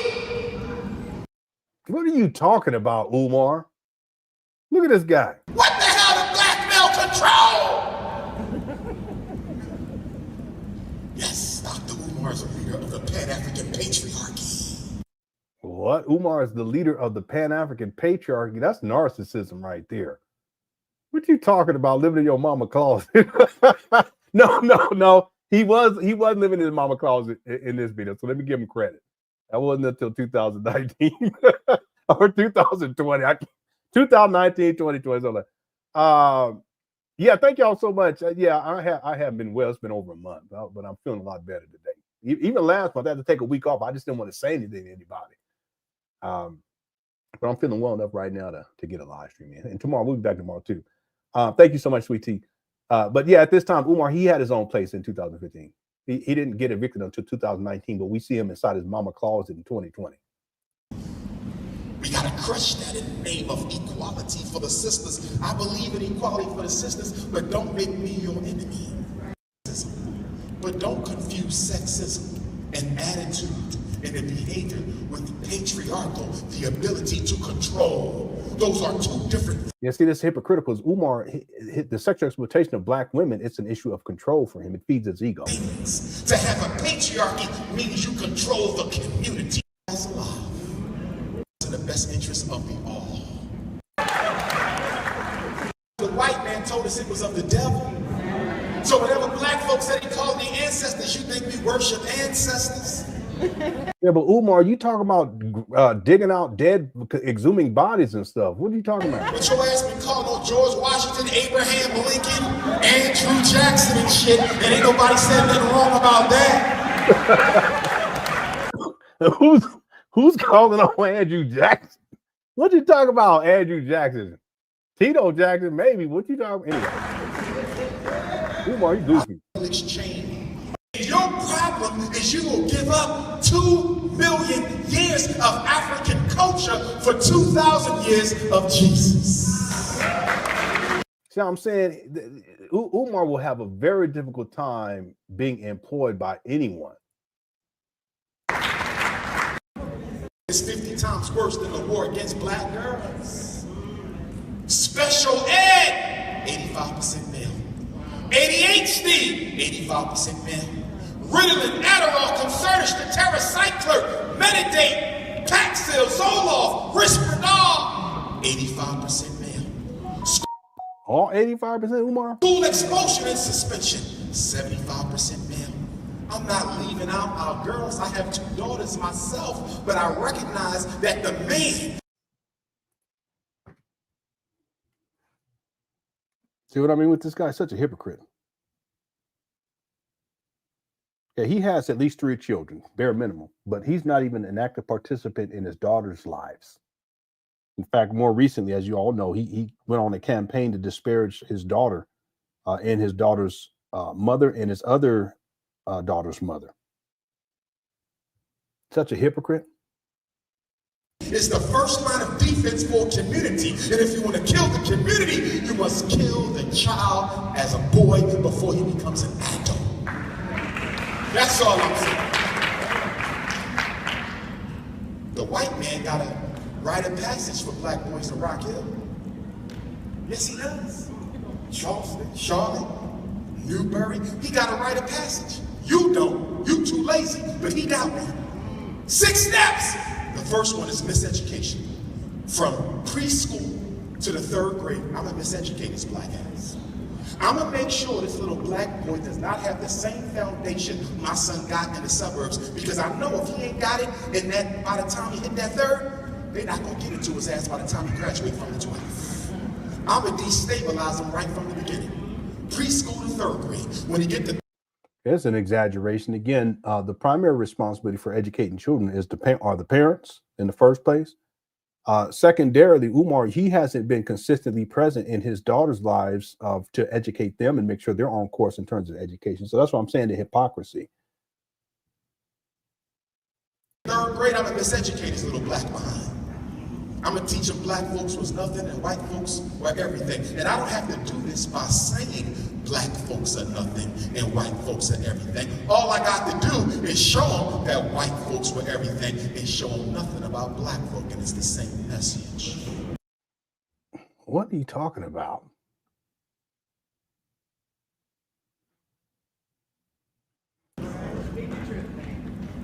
And then from 5th grade to 7th grade, I'm gonna special educate his little black behind. I'm gonna call his parent in here because I know she's gonna sign off the paperwork because black folks think Look how crazy he look anyway. white folks know everything. I said black folks think white folks know everything. So I'm gonna call Miss Shaquita, can you come in and talk to me about Raheem next day? Raheem is in the 5th grade and he's still reading on the 2nd grade level. Miss Shaquita, I would like to have our school psychologist evaluate Raheem and see if he has a reading disability. And you pull out your ink pen and you sign the paperwork. Which is very ironic because y'all love to tell me what the schools is doing to your children. How about you start telling Dr. Umar what you yourselves are doing to your children? Anyway, he's such a hypocrite because he don't even take care of his own kids. He's been a deadbeat, absent. Anyway, the point I want to make here is that if, as I'm skipping through here, he's very much anti education, the education establishment, and he paints this narrative as if the public school system, and in some cases he talks about the charter school system, also the private schools, all the stuff, that they're all out to get and destroy black boys in particular, which is simply not true. It's not true. People can use that excuse if they want to. Okay, now are there problems? Yeah, there's problems. Okay. But the idea that there is a conspiracy at all schools all around the country to destroy black boys, that's bullshit. And that the school psychologists are all in on it, that the quote unquote white teachers are all in on it, that the principals and all the vice principals and the counselors, they're all in on it. That's a bunch of bullshit. But that's the narrative that Umar paints. Now, whatever your personal experience may have, and that wasn't my personal experience. Well, from what I remember, it was the brothers that weren't going to school and it was out there in the streets. They're the ones that mainly got caught up in bullshit. But there was ones that went to school too, and that was gang banging, and they got caught up in shit. But overwhelmingly, it was the ones that wasn't at school and they was out there running in the streets all throughout the day and night. They're the ones who end up in the quote unquote prison industrial complex, not via the school to prison pipeline, but because of the streets to prison pipeline. Okay, and that's from my experience. The problem is that whatever the experience may be, if you have and you're painting this narrative about the school system, the public school system, use that as an example, and you're putting it out there for millions of people to hear, you're going to have a very difficult time getting employment by any school district in the United States of America. That's the point I want to make. So it doesn't matter what video we take. We can take a video. We can look at the SETI rant and how Umar's behaving there. Who's going to hire this guy? I'm talking about as a professional school. Now, he may be able to work somewhere else to do something else, but I'm talking about as a professional school psychologist. It's not going to happen. See, what a lot of people don't know is that that's one of the reasons why Umar hasn't functioned consistently as a school psychologist or as a principal, vice principal in 2010, 2011, because his reputation had already preceded him. He had already been causing problems with it because of this type of rhetoric. In fact, this same type of rhetoric is what, in my opinion, was part of Umar Johnson's dissertation. And because it was so racialized that PCOM initially didn't want to pass it, but Umar kept calling the fuss, kept talking about he was going to go to the press. He's going to expose them and so forth and so on. And they finally conceded and gave him the side D. See, and so here we are in 2025 with everything that Umar Johnson has said, all of the craziest of his behavior, looking smoked out, looking like a straight pookie, talking about crushing women's cookies and all this other stuff. Who's going to employ Umar? So getting back to the point, these are the types of critical points that when people have him on, Seth, they should be asking him about these types of things. But see, the truth is that they're not interested in the truth. What they're interested in is Umar and trying to get Umar on so that ultimately they can get more views. That's all it comes down to. See? But Umar has crafted this whole persona online. I'm gonna say one last thing on this point, Seth, and I didn't mean to go off on it, but it's so huge. And that is that what has happened with Umar is that you all, and this is just in life, you have an equilibrium. And that's where in your personal life, it matches your personal life, meaning what you're projecting to be in your personal, it matches your professional life or your public or professional life. What has happened with Umar is that he's been lying so much about who he is professionally, and people think he's way up here, but his personal life is like way, way, way, way down here. You guys see this? And the longer time goes by, the more time passes, the bigger this gap becomes. And at a certain point, Umar, he can't reach back up and continue to craft this persona to make people believe that that's who he really is.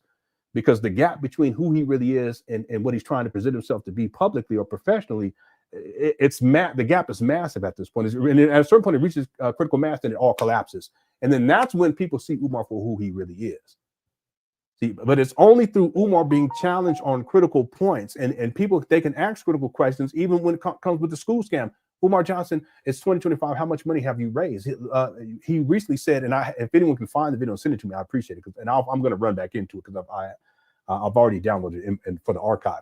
But it was this year. He did it last year too, the end of 2024. He said he hadn't raised $1 million yet. Well, they can simply ask him, okay, well, how much money have you raised? They don't even ask him that question. How much money have you raised at this point? Because in 2020, Umar said he had raised $850,000. So last time he gave an update. If you look at the IRS filing since that time, the amount that he's saying that he has and donations that he's received since 2020, if you add that to the $850,000, it's over $1 million. So that's another critical point that would expose Umar as the fraudster that he is. But the truth is, Umar had raised $1 million back in the end of 2016, and now we're in 2025. He's a con man. Yeah, but see, people, they have him on because they want to get the views, and that's all it comes down to at the end of the day. Okay, thanks, Seth, for super chat. Okay, let's get going here because I've been running my mouth. Quick reset all day. Umar is nothing more than an effing wino with imaginary stories standing out front of our local liquor store. It reminds me, Black Wolf, and this imagery comes to mind often when especially when Umar starts to tell stories and he starts saying what he's going to do. There's a scene. I think it's in Do the Right Thing, Spike Lee's Do the Right Thing. And there's these older men, they're sitting out on the corner, like sitting out on the stoop. And they're talking about, one of the guys starts talking about, I'm going to do this. And when I do this, then I'm going to do this. And when I get this, I'm going to do this. Anybody remember this? Hit the one. And then the one comedian, he was funny too. Rest in peace. I know he's passed away, but he says, you ain't going to do shit. And it's true. But the guy, just his imagination going wild with him. Well, that's Umar, and the guy was a drunk. Robin Harris was a comedian. Yeah, y'all remember that scene? That always sticks with me to this day, especially when I hear, y'all know you're talking about Robin.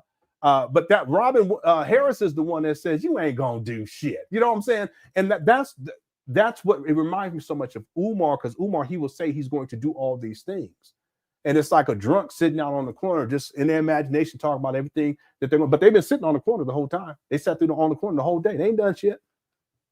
They're called black people lazy, but they're lazy themselves. That's Umar, right? Well, that's exactly what Umar does. He'll say that I'm going to do this, I'm going to do that. We're going to open up the school. We're going to do this. We're going to have a gun club. We're going to do this. We're going to have yoga classes for women. We're going to do this. Blah blah blah blah. He keeps running his mouth, collecting money for it, but the whole time he's just sitting on his ass. And he ain't gonna do shit. It reminds me so much of Umar. All right. Thanks, Black Wolf, for being a member. What's up, Spinny Boy? Spinny says, I couldn't imagine being at 50 still mooching out of my mama's closet. No career established, constantly making a fool out of myself. He's in no position to talk about what another man is doing, lazy bum. Yeah, but that's been part of Umar's placating to black women, though. He'll talk about what black men need to do. And if you listen to what, and it's a lot of criticism, he extends that criticism to a lot of successful black men, especially entertainers, people in the sports, athletes, that type of thing. But if you listen to what Umar is saying, he has all of these expectations that he places on black men, and some of it sounds nice, you know, and some of it may even sound noble, right? I even heard him say, you know, black men, you got to marry these black women even if they have children because those children need fathers. Okay, that sounds great. That would be a noble. You don't marry them simply because they have children, right? But if it's a woman that you love and if she happens to have children, okay, I get that, right? But what's the critical point here? The critical point is the contradictory. Umar's contradictory. He's a hypocrite here because he doesn't even take care of his own children. He's the baby mama creator. He's the one that's making these baby mamas that don't take care of his kids, don't want to marry none of the women. So it may sound good for him to say that, but he's so conflicted and he's contradictory to what he's actually saying. Umar holds a standard for black men that he does not adhere to himself. And how could he when he's living inside his mama closet? See, Umar, he's used to having people take care of him. Even before he became homeless in 2019, he was used to having people take care of him. Remember, it was in 2014 he starts raising money for the St. Paul school scam, and that was a crazy amount of money that came in. In fact, I have him on record saying that in the over the course of a year and a half, he had raised $500,000.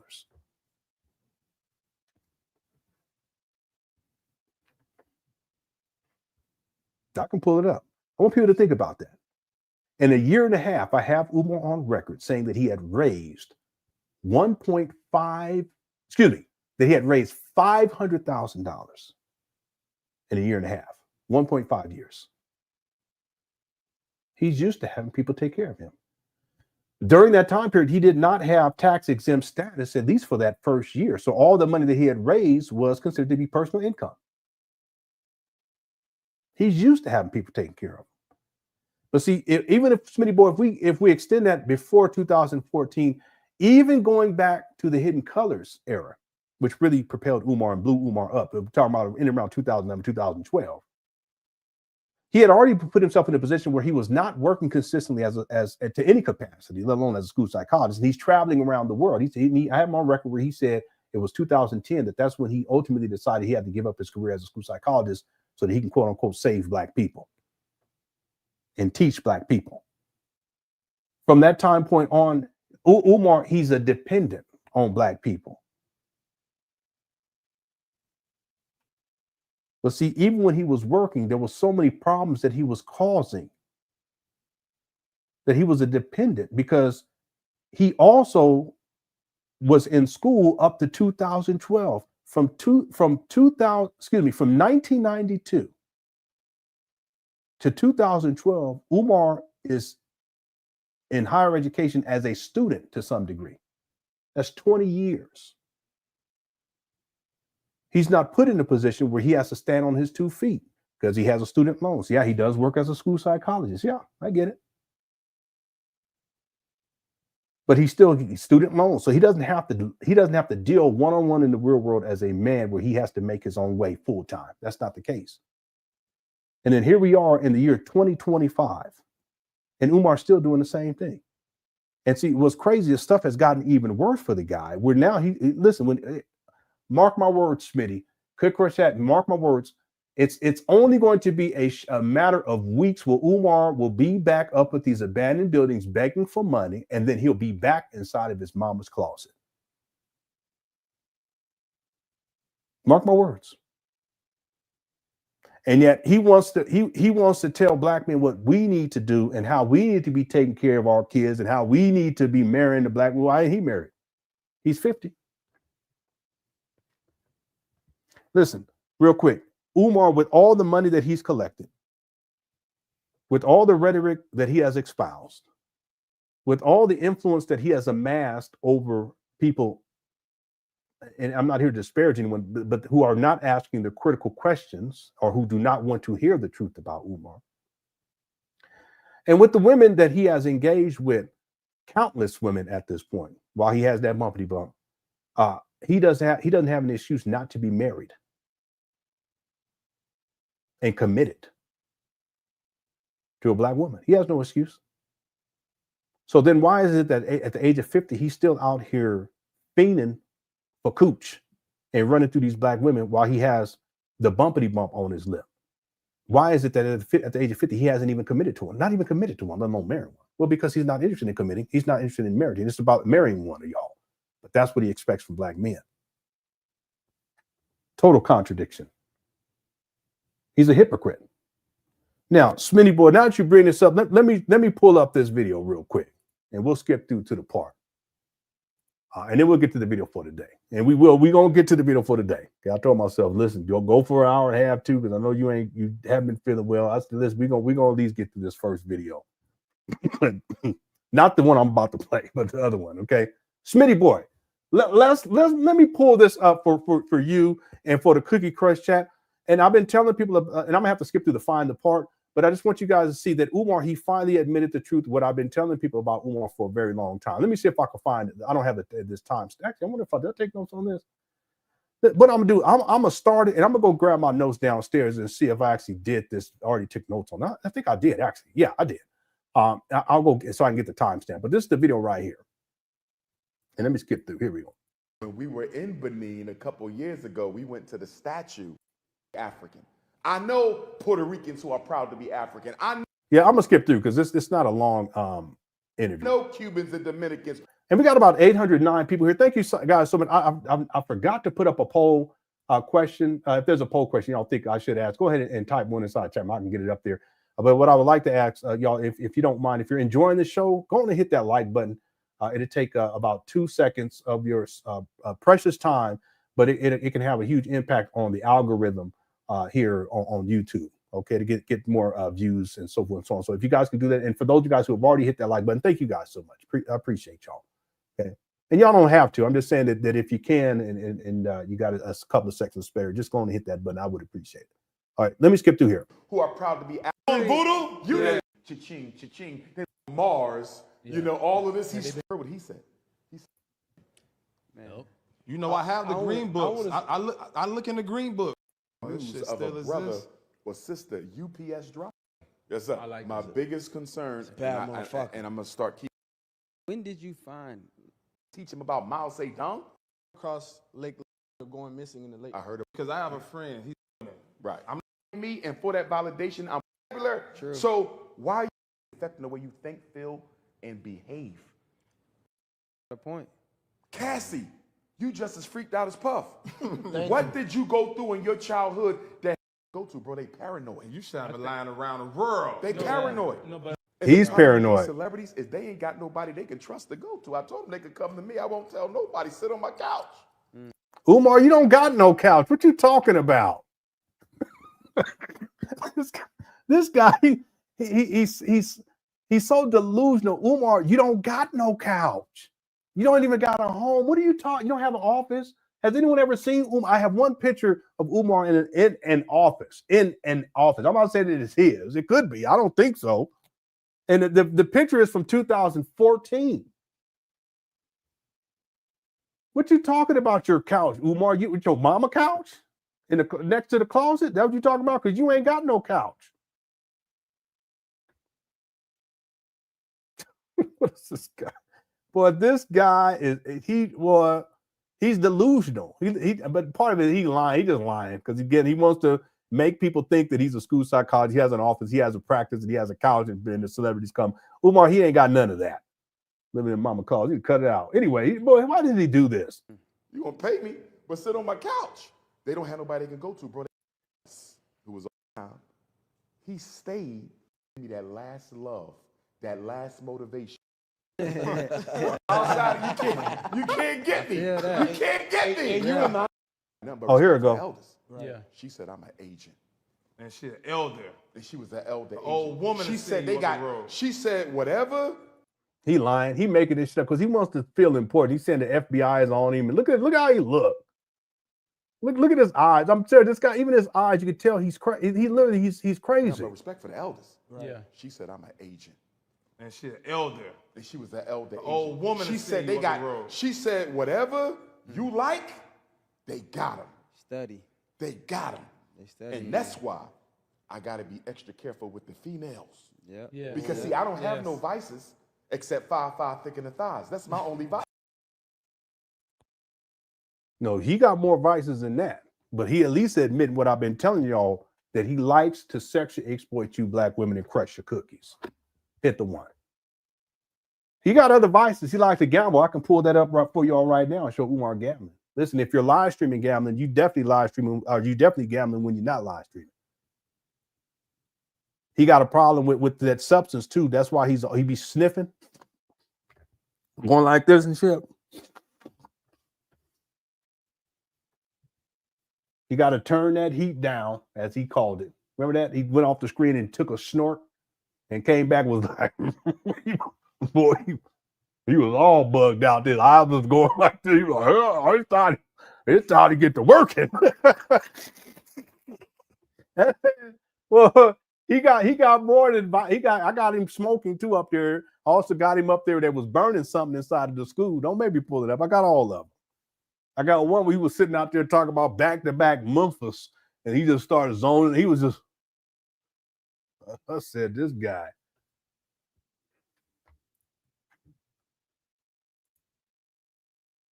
You know, let me walk straighter. The old woman. She said they got. She said whatever you like, they got him. Study. They got him. They study. And that's why I got to be extra careful with the females. Look at his facial expression. Excuse me. Look at his facial expression. He even look crazy. He be coming up with some stories though. Yeah. Because see, I don't have no vices except 5'5" thick in the thighs. That's my only vice. You feel me? I don't club. I don't drink. I have Umar at the club. Hit the 1. I have. I don't have Umar drinking though, but I do have. I think I have him where he says he drinks wine. Okay, but I think when he says drinking, I think he's talking about, I guess like maybe malt liquor or something like that. But I know I've had him say where he drinks wine, so that's not even a statement of fact, Umar. Let's see what else he's saying. I don't smoke. I don't. I can pull up a video where he's smoking.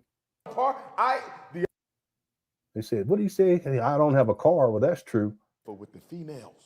Yeah. Because see, I don't have no vices except 5'5" thick in the thighs. That's my only vice. You feel me?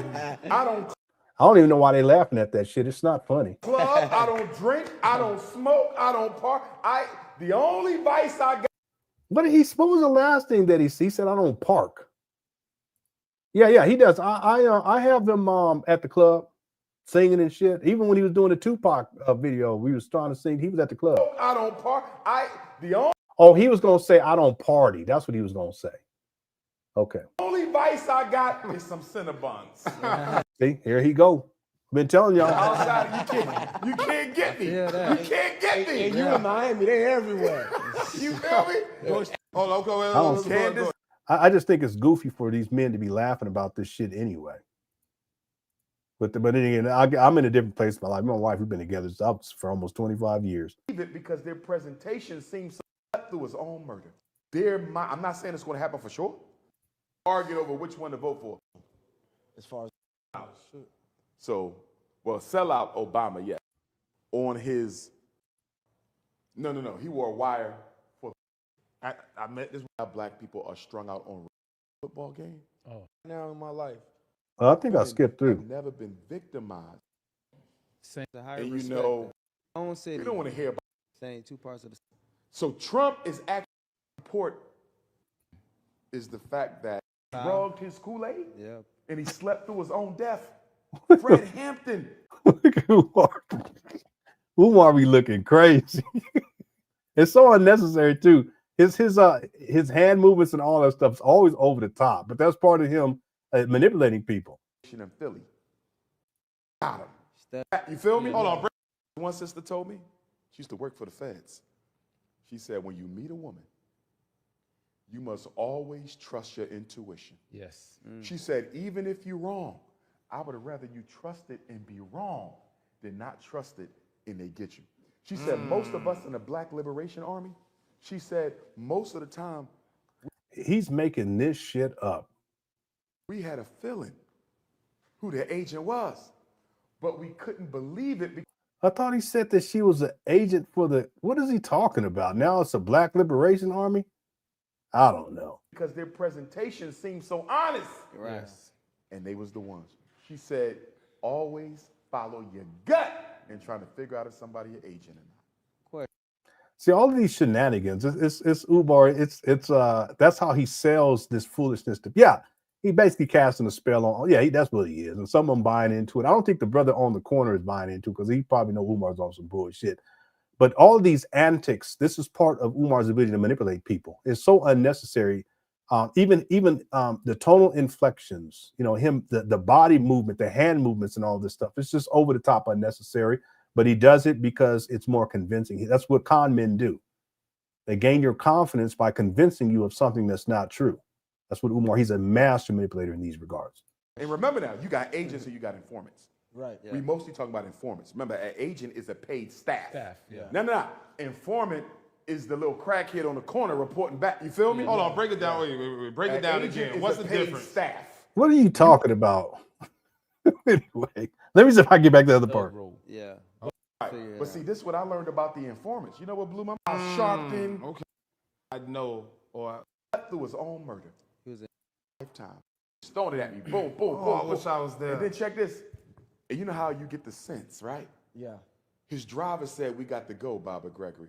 Give me that last love, liking to me, right? Which meant a lot to me because I'm, because I got a group of haters on YouTube, struggle streamers. Yeah. Okay. That what he called him. And they always trying to sabotage my work. Yeah. No one's trying to sabotage Umar. It says, Umar, you don't do any work, and basically you're a con man. So when stuff doesn't work out because you're a con man, you want to blame everybody else, but you're the true struggle streamer. Living in your mama closet, Umar. You don't have your own vehicle. I can go on and on, but it's easy to call other people names and try to devalue the information that they're presenting, especially when it's easy to do that. It's a form of deflection. Listen, the way I look at it is that you're a struggle streamer when you are online consistently and you're living in your mama's closet and you're 50 years old. That's what you call a struggle streamer, Umar. You have over 1 million followers on Instagram, but when you do go, and I'm talking just to Umar, when you go live, you're only getting 400, 500, maybe 600 people. You're a struggle streamer. So it's not just the streaming that's a struggle, but your life is a struggle too. And it's okay to struggle in life, but at your age, at 50, collecting millions of dollars at this point of Black people's money, you really shouldn't be struggling like this. But why are you struggling like this? Because you're a struggle streamer. And see, Umar, your whole life is wrapped up on internet personality. That's it. That's it. You're a social media influencer. It's the personality, character that you created, but it has no substance in the real world. So your real life is way down here, and what you try to present is way up here. But the gap is so big that it's difficult for you to maintain and continue to manipulate people so they think that you're up here. See, you've been struggling, Umar, from the beginning. Really, you've been struggling from the beginning. But see, things really got rough in 2019 when you put the money down to acquire these abandoned buildings in Wilmington, Delaware, and that was pretty much all you had left. That's why you could not start renovations right away. Even though you had $1 million that had been raised by the end of 2016, you purchased abandoned buildings in 2019 for $400,000. Based upon the research that I've done and crunching numbers, you should have been sitting on about $850,000, but you didn't have that anymore. Instead, you were struggling and you couldn't even pay rent and you got evicted. So who's the true struggle streamer, Umar? See, I think it's more comfortable. And then to say that these people are out here and they're trying to sabotage. No one's trying to sabotage. Umar, you're a self-saboteur because you're shiftless, you're lazy, you're exploiting Black people. Okay, your mentals are all over the place. You're unstable emotionally, right? You can't focus on anything for an extended period of time. You don't have your own vehicle. See, you don't have your own home. You can't survive in the real world. Who's really struggling here? Now, I'm not saying that somehow myself or anyone else who's criticized you that we don't have our struggles or that we're not, or even that we're not struggling. But I will say this, that no one's struggling on the level that you're struggling on, Umar. And you can't simply blame that on other people and say they're trying to sabotage you. At the end of the day, you're 50 fucking years old. You're the problem. It's really that simple. You can do this and see Umar, he's been doing this real quick. He's been doing this and telling these types of stories now since ended around 2005. So we're talking about 2 decades of spinning these false narratives as to why he's a failure at this or that or this or that or this or that. Going all the way back to UNIA days. Go look at the UNIA letter and go look at it. It's all about sabotage. Now everyone's trying to sabotage him. he's paranoid. He's a paranoid schizophrenic. He's paranoid. He's thinking that people are trying to, sabotage him. And they don't, the list goes on and on. But he's been telling and spinning these types of narratives for 20 years now. And here we are in 2025. And this video that I'm showing here is from a couple of days ago, from about a week ago. And he's doing the same thing here. He wants to blame everyone else, but he does not want to hold himself personally accountable for anything that he's done. See, what real men do is that when we fail, and myself included, we hold ourselves personally accountable. And then we figure out what we need to do to make changes so that we get back on the right track. It's really that simple, because no one wins the race from start to finish in life. See, no one's out in front from the start to finish in life. It doesn't work that way. And some of us, like myself, we stumble a whole lot more than other people. And we come to that, I don't even know what they call that, that little bar you got to jump over, and then you run, and you get to go to the next one. And some we trip over that. Then we get up and we start running again. We trip over the next one. And sometimes we get up and we're like, oh, I don't even want to keep going. But in my case, I got a wife and kids. I said, no, I got to keep going. I got to keep going. And then we over time, it's not a sprint. It's a marathon. It's a life marathon. We get better and better and better. Things get better and better and better. But you have to hold yourself accountable from the first jump, from that starting, the starting point, all throughout this marathon. You got to hold yourself accountable. That's what being a man is about. And then you make changes along the way so you can be more efficient, and you can run this race of life more efficiently and do better over time. Yeah, you're going to still fall here and there and mess up. Yeah, I get that. But then you start winning more as you're running this race. Okay, not that you win the whole race. Okay, but that as you're running the race, you see, okay, that's a win. This is a win. Or this is a win. This is a fair. But I'm going to get over that. See, but you have to hold yourself accountable. You can't blame everybody else.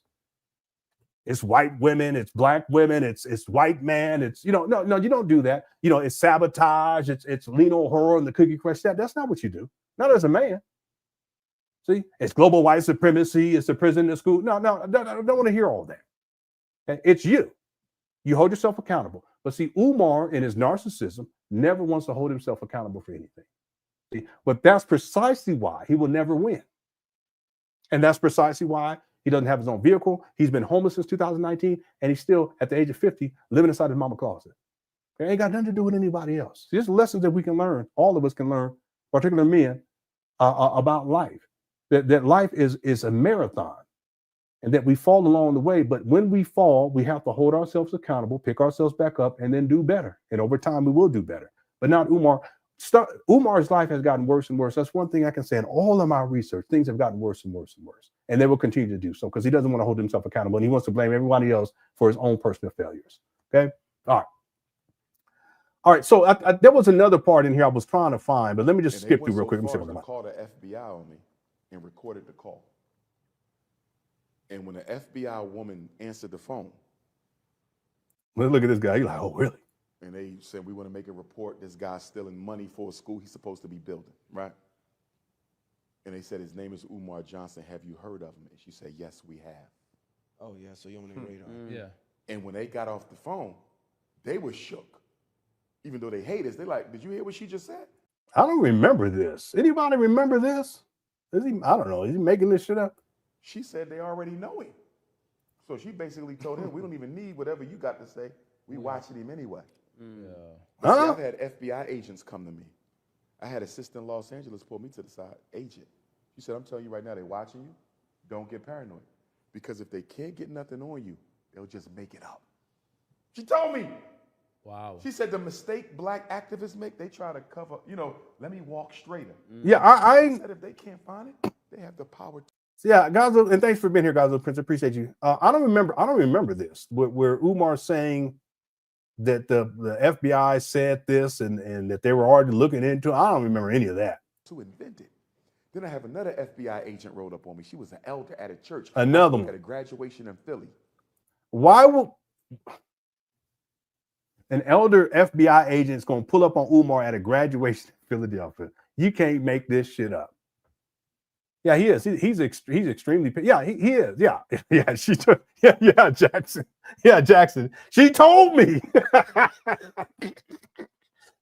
So Umar, where's the proof of this? Well, she told me. I said, Umar be lying so much. I'm serious. D will. He be lying. What's up, Ike? Hey, how's it going, Nurse Alexa? I don't know. He just making it up. That's what he said. She told me. That's what I'm saying. It don't make no sense. RJ says, I can't stand Umar because people like my father who work hard have been suckered into donating, feeling that Umar's imagination is impactful. All shade to Umar being deceitful. Yeah, imagination is not impactful. It's not. Creativity is, though. You can use your imagination to start to at least conceptualize something that you want to create, but then you got to create it. But that's where the work comes in. See, Umar, he's perpetually stuck in this state of imaginary. No, it's not even that. It's imagination limbo. That's what it is. Imagination limbo. He's just stuck there. And part of it is, you know, where he's saying, I'm going to do this, I'm going to do that, and we're going to blah, blah, blah. And you guys know it's his head moving. There's no way. But then also, I think the imagination comes in for Umar because he has a fantastic imagination, like a child. You know, he never grew out of it, where he starts creating these false narratives and just making up shit and lying. And then I had another one. But what are you talking about? You had another FBI agent, Umar.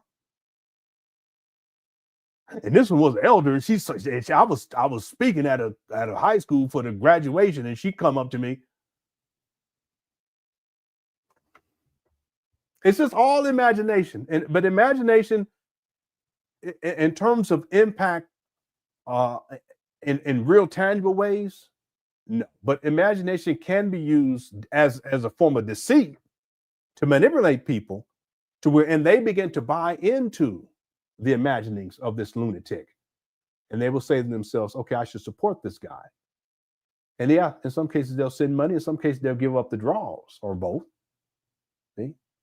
But that's how Umar has been able to survive, because he's non-functional. He's so caught up in this imaginary world, because it's what you call someone who's delusional. He's so caught up in this fantasy that he's non-functional in the real world. Can you imagine Umar consistently being on time to a job? No, it just wouldn't happen. So he continues to spin these stories, and people buy into him, and then he fabricates this whole narrative about who he is and all the stuff he's going to do. But none of that is true. But if he can spin it well enough, people will begin to believe that that's what he is and what all these wonderful things that he's doing, and they'll support him as a consequence. See, Umar's ability to orate is really it's a coping mechanism. And in essence, it puts him in a position to where he can survive in the world. And I'm not talking about on his own 2 feet, but survive as a master manipulator. He can talk and talk and talk, and as people hear him, some people believe in what he's saying, and as a consequence, they want to support him based upon what he's saying. But what he's saying is totally contradictory to what his life is about. What he's saying is not even reflective of reality. It's just his imagination. And because he has such a great imagination, he can spin stories and webs and lies and over again, and people start to believe him. And that's how he's able to survive. That's where his oratory comes into play. Right? It's a survival mechanism more than anything else. All right. Let me because I want to play through this whole part where he's talking about his addictions. Here we go. She said, I'm an FBI agent. You would never know, would you? I said, nah, you an elder. She said, we come in all shapes and sizes. Whoa. Dr. Umar, you need to watch yourself, because the people you trust the most is how they get you. Because, I got nothing but respect for the elders. Right. Yeah. She said, I'm an agent. And she an elder. And she was an elder agent. Old woman. She said they got, she said, whatever you like, they got them. Study. I can't believe these guys, these grown men, are believing in this bullshit right here that he's saying. They got them. They study. And that's why I got to be extra careful with the females. Yeah. Because there's a term for this too, where the shenanigans and everything's over the top. It's like he's acting.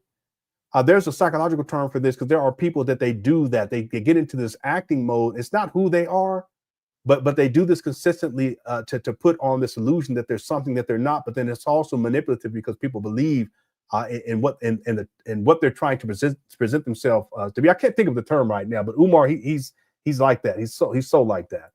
I don't have no vices except 5'5" thick in the thighs. That's my only vice. You feel me? I don't club. I don't drink. Yeah, again, I have him in the club. He has stated that he drinks wine. No, it's not. It's a psychological term. It's not because I do that sometimes. I'll be doing these little skits. No, it's not that. There's a psychological term for it. I just can't think of it right now. But it's part of Umar in the narcissism. Yeah, that's it right there. Thank you, Asia. It's called histrionics. And I do believe that Umar, in addition to the narcissism and the paranoid schizophrenia, that he has histrionics. But histrionics can be part of narcissistic personality traits, though, too, from what I remember. Histrionic personality disorder, it could be an aspect of it. Histrionic personality disorder is a mental health condition characterized by persistent pattern of excessive emotionality and attention-seeking behavior. So even when Umar, when he's sitting on these panels, like in this case, everything has to be on him. So he has to be animated, and he has to point at people. You know, he has to do the facial expressions. His eyes start bugging out and shit.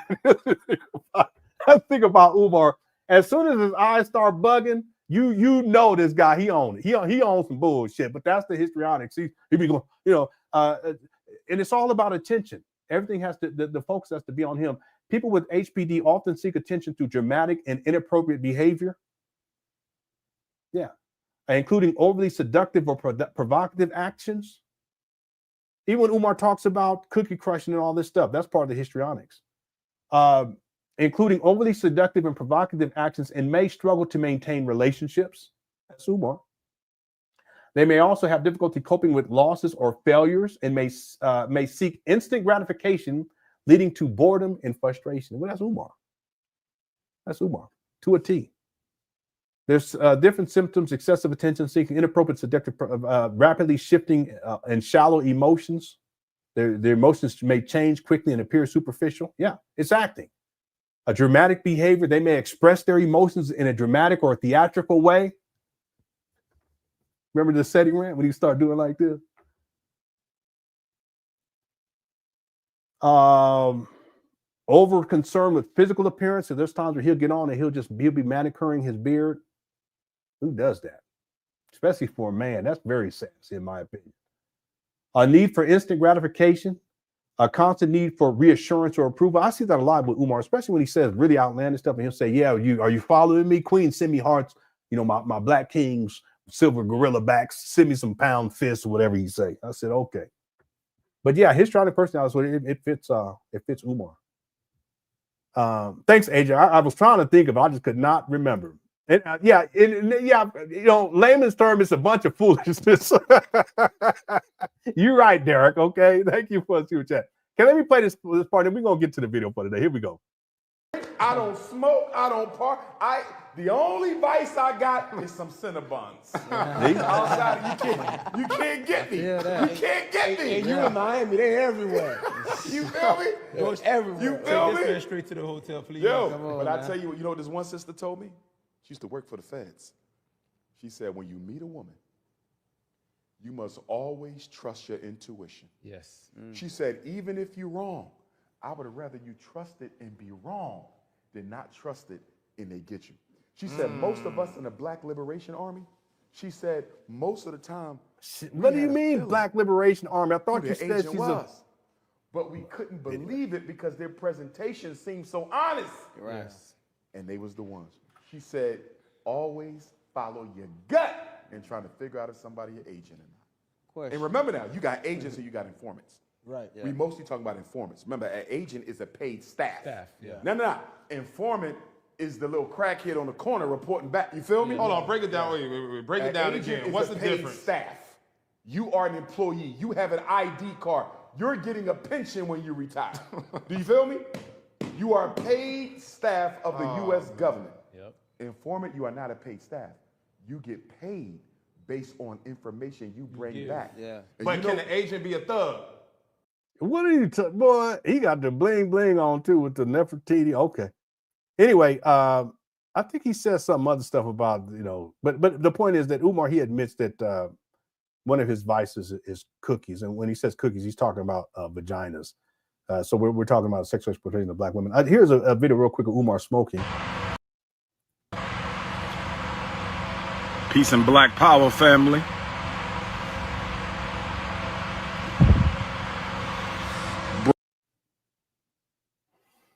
He said he's blowing it out for the ancestors. No, he's a pookie. I don't understand why people would think otherwise. And it ain't like he just smoked one time. No, even how he holding the thing, he know what he doing. Peace and black power, family.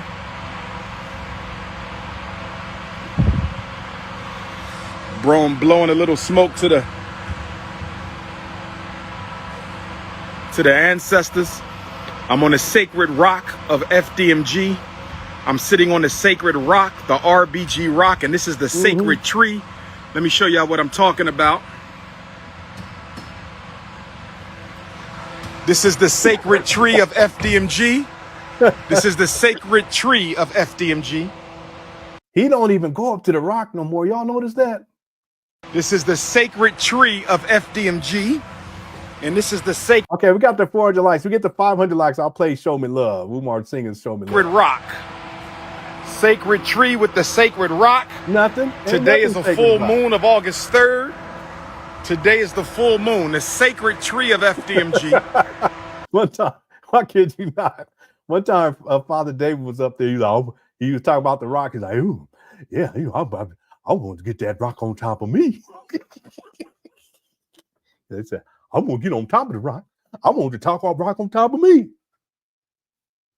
I'm gonna get the baby oil. I'm gonna put the baby oil on top and rub it on the rock. Then I'm gonna put the rock on top of me." No diddy. That was Father David. He said he wanted that rock on top of him. I said, come on, man, don't do that rock like that. That's not right. The rock can't consent. Father David, don't do that.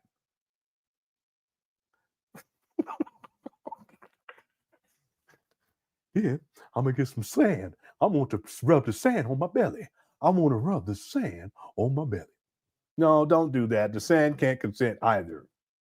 These are inanimate objects, Father David. But that's what he said. Well, that was crazy. So anyway, this is Umar smoking. 2 for 99. It's the game, as he said. Isn't that this video? Let me see. With the RBG rock of the Frederick Douglass Marcus Garvey Academy. Today is August the 3rd, full moon. Today is August the 3rd, full moon, so I'm blowing some smoke to the ancestors, to the Orishas, to the Loas, the Abusums, the Net. No, he was just out there smoking. Ain't no big deal. To me, it ain't no big deal, really. Turs, the Egbe, the Iami. See that? He know what he's doing. I remember years ago, someone was like, no, I can tell. I've been smoking for 80 years, and I can tell he's not. I said, I went along with it. I was like, okay, no, cut it out. Yeah, I've been smoking for 80 years. I can tell he's not a smoker. I'm 65. I've been smoking for 80 years. Let's stop. Don't do that. Okay. You are Johnson Falls. You be trying to find any way to explain away to not hold this guy accountable. He's a smoker. That's okay. 2 for 99 is the game, as he says. Look at him. He's a super pookie. This is not marijuana. This is a black and mild, whatever you want to call it. I'll show you what it is.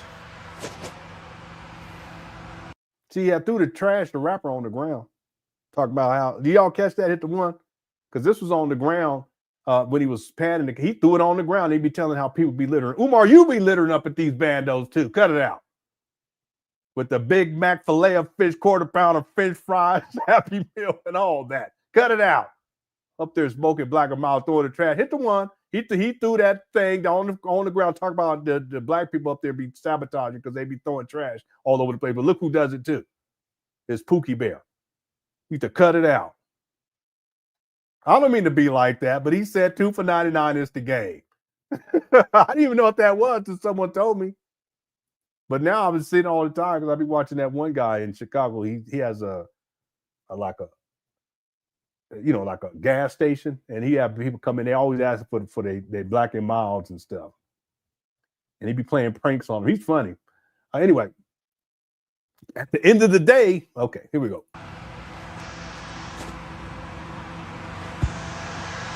$2 for 99. It's the game. All right. And again, whenever I do an offering, today is a full moon, August the 3rd. Why are you doing it during the day then, Umar? Cut it out. Full moon in Aquarius. Aquarius is ruled by Shango. Aquarius is ruled by Shango. So I wanted to blow some smoke. Yeah, that, and I don't know. Listen, I'm just being real about it because I ain't never done no drugs or smoked or nothing like that. I've never been into that. I grew up around it, but that just was not my thing. But Shawty knows. Someone said that when we first watched this video. They was like, "That's not no black. That looked like a blunt." It do kind of look like one to me. I've seen those, but I don't know what a black and mild. That's not more part of my reality. For the ancestors on the sacred rock and on the sacred. When we was growing up, we wasn't getting black and mild. We would get like lemon heads and now laters. Y'all remember that? That's what we used to get. We was kids. We get the what was that? There was Alexander the Grape. Y'all remember those? Yeah, someone said game leaf blunt. Okay.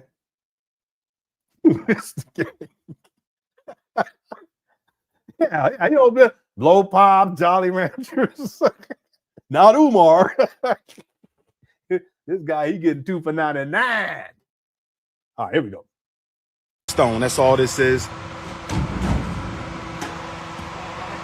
Of course, you know the haters are going to make more of it than they need to. Of course, you know the haters are going to make more of it than they need to. But we're not worrying about that. We're not worrying about that, okay? We blowing to the spirits. Full moon today. We salute the EI on the full moon. Yeah, what I think happened was Umar was probably out here smoking, and then someone saw him, so he had to get on. Because look at it, he looks smoked out in this video. He looks. This has to be 2020, 2021, because those were 2 very difficult years for Umar. Just really struggling, not only with mental health but also substance abuse, and this is that time period. I can tell. What I think he's probably was out there smoking, and someone saw him, so he had to get online to try to play it off as if it's some sort of a ritual. No, it ain't got. This is one of his vices. He's not coughing as he's smoking. He does this. He knows what he's doing. And again, in my opinion, it doesn't really matter that much, except that he says that he doesn't smoke. He's such a hypocrite. He always says he's not this, he's not that, but he is. Then he'll say that he is this and he is that, but he's not. See, that's just Umar. Anyway, and then of course, here's an example of him gambling. Yeah, I could do it now. I could do it now.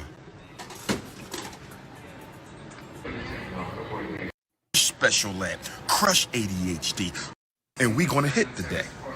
We're gonna play, and we're gonna hit today, family. Let me show you what we're about to do. I just hit the service. I'm gonna ask her to. And then you could play from $1 to $5, but you don't get spin, so you don't win. Got you. Yeah. Okay, you need spin to win. So if I get 3 bars, all right. Try another one. Okay, mama. Thank you. The money this way, family. We gotta get the money with the donations. Hit the Cash App. Y'all want me to go broke? Hit the Cash App. See what I mean? Why would people hit their Cash App to donate to a school so that Umar won't go broke?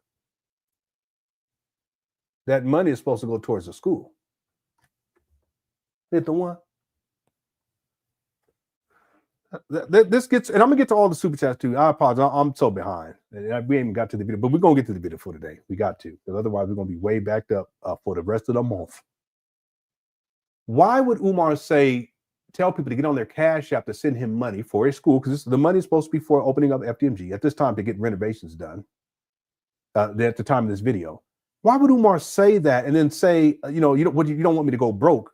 That money's not Umar's money that people would be sending. That's when it's supposed to be going specifically towards the school. That's what you call intermingling of funds. Okay, that's when you get into fraud. Did anyone catch that? See, he's telling on himself in and of itself right there. But the other thing, though, yeah, that's what I'm saying. Bingo. See, Malika, it's just, I can't remember who it was that said it earlier about critical points. Well, that's another critical point right there. I thought it was Seth. It may have been someone else, but I thought it was Seth earlier, way earlier. This is just another example and I've been telling people this for a long time, that Umar, he lives off of this money, including he gambles with this money. Because it shouldn't matter. If Umar's using his own money to gamble, then he would have no need to ask people to get on their Cash App to send him more money. Because that should be something totally separate. Why is he asking people to send him more money so that he can gamble to get more money for the school? That makes no sense. It just goes to show you that this guy, he's a total hypocrite, and ultimately it's a con. It's a long con, and he's been using this idea of FDMG to get money out of people. It's been going on for over a decade. St. Paul's schools camp started in 2014. And yet people still believe that somehow he's interested in opening up a school, and he's traveling. The other thing too is the thing about this, that he's traveling at this time. He's living off of this money at this time, and he has been from the beginning. That's why in 2019, when he purchased the abandoned building for allegedly $400,000, he had no money left. That was over $850,000 that was missing at that time. Well, he had been living off of that money from at least 2014 to about 5 years. So that's why when he does this video, it makes no sense to even be asking for money to renovate a school when you're not actually renovating a school. You're out there traveling all over the place. See, it reminds me real quick, just another bingo moment. It's like more recently we were watching this video where Umar's out there, and it's like 1 a.m. in front of these abandoned buildings. He's telling people, and he's real desperate. Get on your Cash App. At that time he had Cash App. Get on your PayPal. Get on your Cash App. Well, why is he so desperate to get money at 1 a.m. to do renovations? What are you going to do with that money at 1 a.m. to get renovations done? Nothing.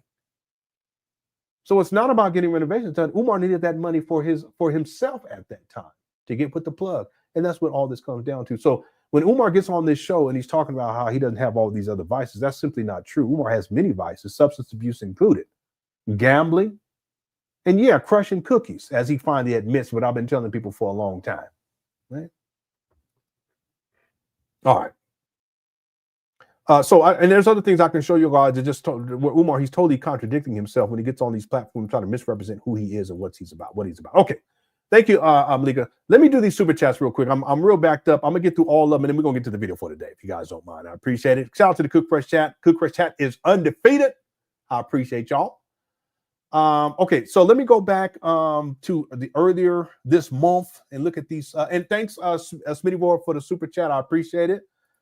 No continue. A Pan African at the PWI as proposed at HBCU. That's another thing. Umar spent 20 years at predominantly white colleges, institutions. 20 years. And yet, again, he tells black people that you should be supporting HBCUs, that you should be going to HBCUs. He's also disparaged HBCUs too. A lot of people don't know about that. But in older Umar Johnson videos, he's totally contradictory. In fact, I have Umar many times telling black parents, you shouldn't even have your children going to college. They should be doing trades. Well, that's good too. Yeah, go for trades. If you're getting a good trade, you make good money after overtime.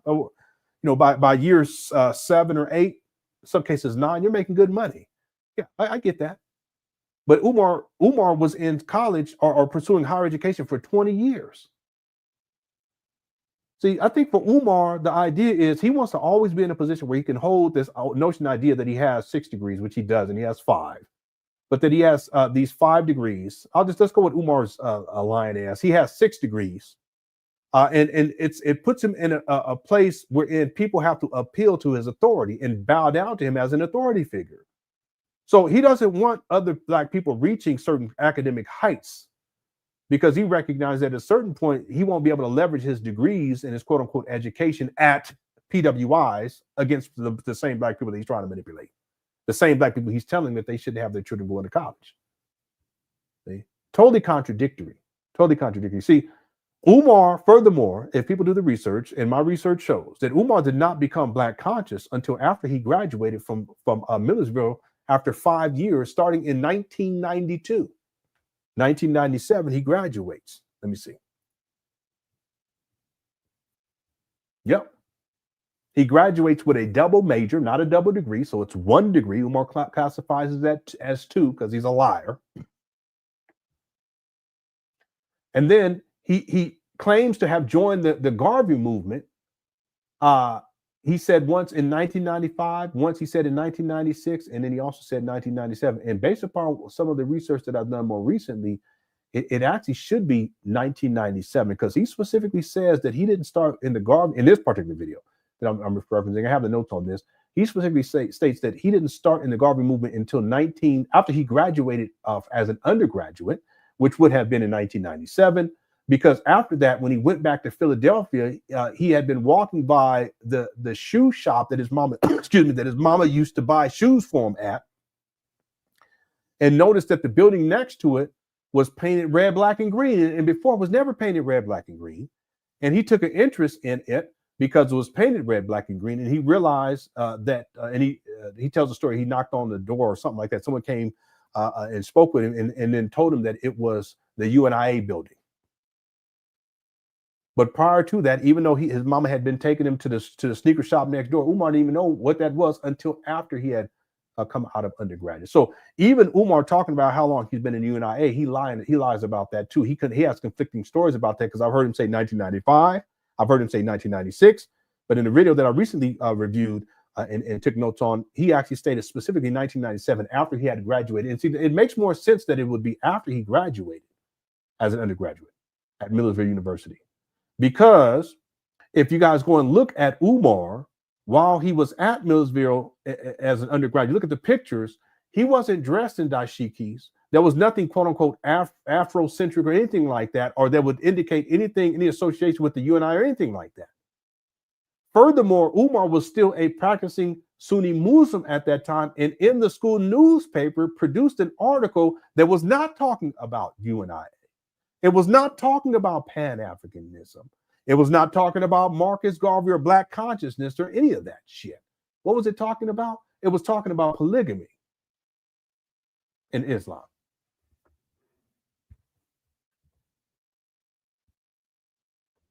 The point that I'm getting is that Umar did not come into quote unquote Black consciousness until relatively late. He didn't start wearing dashikis until relatively late, but he wants to make people believe that it was in 5th grade, that he was conscious and all. No. Cut it out. Okay. And that's why when Umar, he goes to PWIs from the beginning, and he does it throughout. He doesn't go to any HBCUs.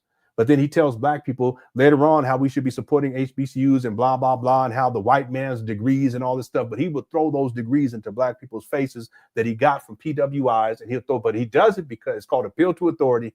He can use that as leverage to set himself as the authority figure, and they're subservient, and therefore Black people are subservient to him.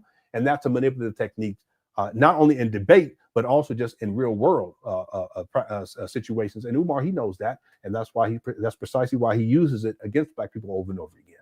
See?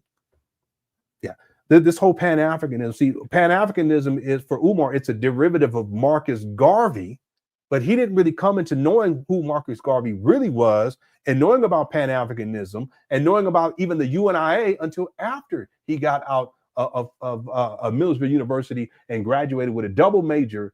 A double major in psychology and political science in 1997 at the age of 23.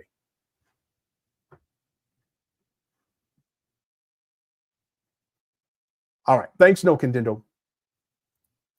And someone may say, well, that's not like he was old when he came into to start getting it. No, that's not what I'm saying. Umar, what I'm saying is that Umar wants to present it as if when he was in junior high school, that he was already so cautious. And the reason why I referenced that period of time is because when I got into Black conscious, the Black conscious space, it was in 1994.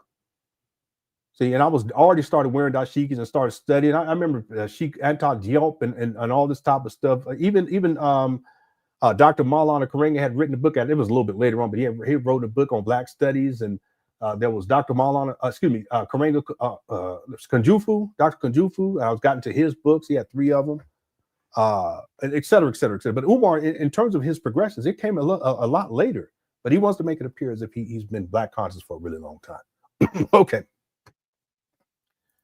Louis Suck says, Umar, Alexa, give me the direction to family court. I have a payment in bulks I need to make.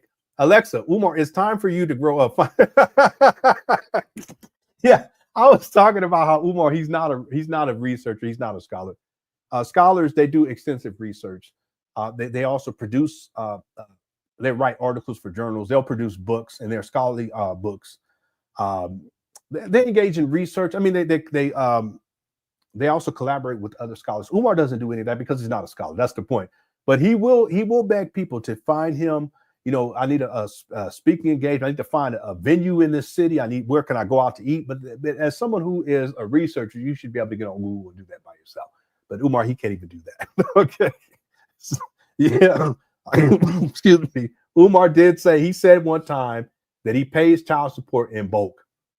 He lets it accumulate. Then when they call him in, he goes, and he said it with like he was proud about it. I didn't get it. He's like, I pay my child support in bulk, you know, and I can pull it up. I just full disclosure, I pay my child support in bulk. And he was saying like it was an accomplishment. The truth of the matter is that Umar's raised millions of dollars. You shouldn't be on child support in the first place. You should just be supporting your children in the first place, but not Umar.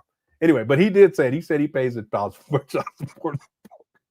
He said it with pride too. Thanks, Louis. Look. No Contil says, have you ever located Umar Johnson LinkedIn or resume? No, I haven't. It may be on there. I've never seen it though, because the other thing is that Umar has so many different aliases. He could have it under Umar Ibn Johnson or Umar Rashad Johnson or Umar R Johnson.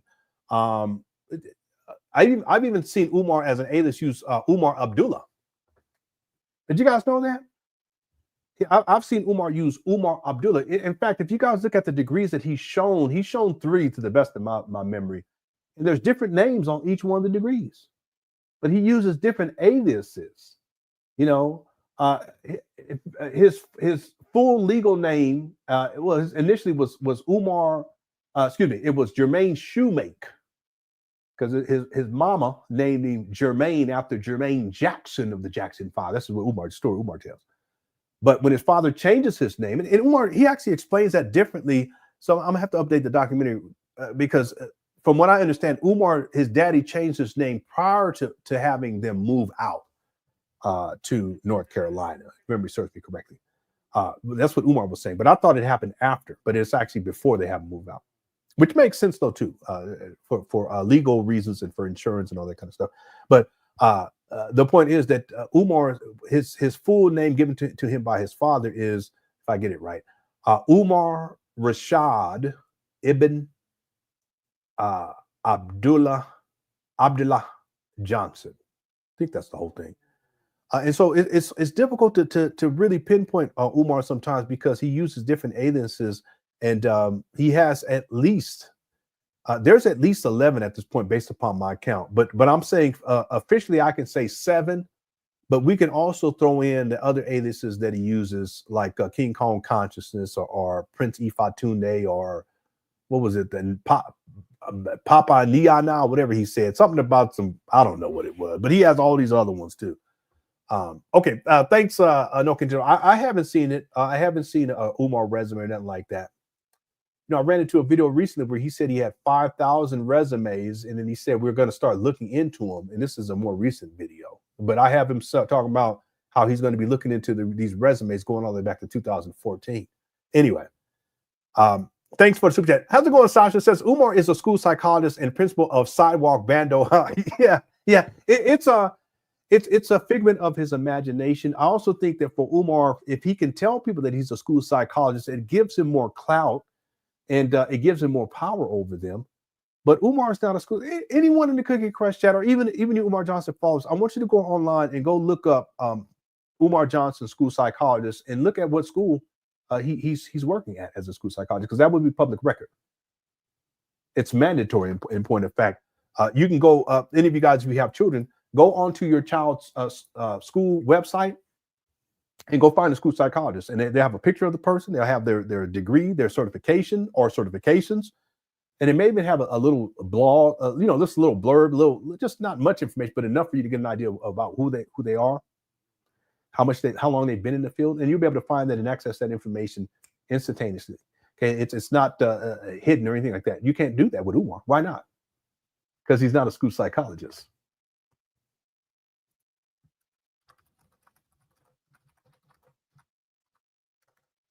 He's also claimed to be a therapist. He's never been a therapist. He's never been licensed as a therapist, never earned any certification as a therapist. But he's lied and told people that he is. See, on Dr. Umar Johnson's .com, it says Dr. Umar Johnson is a doctor of clinical psychology and a certified school psychologist. He's not a certified school psychologist. Not in 2025 or 2024 or 2023. See, nothing comes up for a school ever, too, by the way. Now, I could give him credit for comparative charges, because I do know that. But I'm talking about in terms of a record of it, you can't find it. You can't find, let me try another way of looking this up. Umar Johnson, school psychologist at High school, I'll just put high school in here too.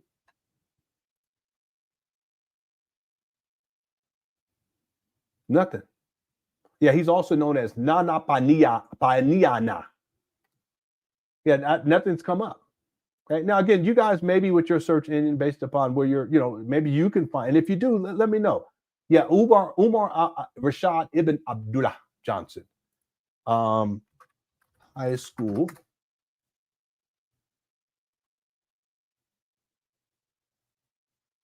Yeah, and nothing comes up whatsoever.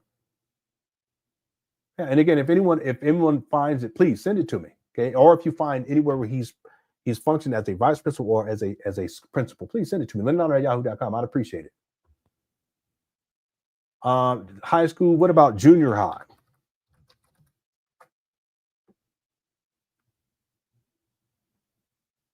Nope. Not where he's worked anywhere.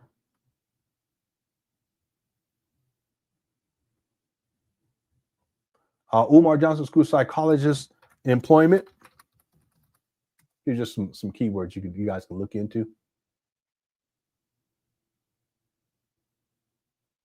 No, and I've already looked. I'm just doing it again, just because it's fascinating to me how people think that he's all these things, but it's just because he told them that he's diagnosing children. He's not diagnosing. Where is he diagnosing children at?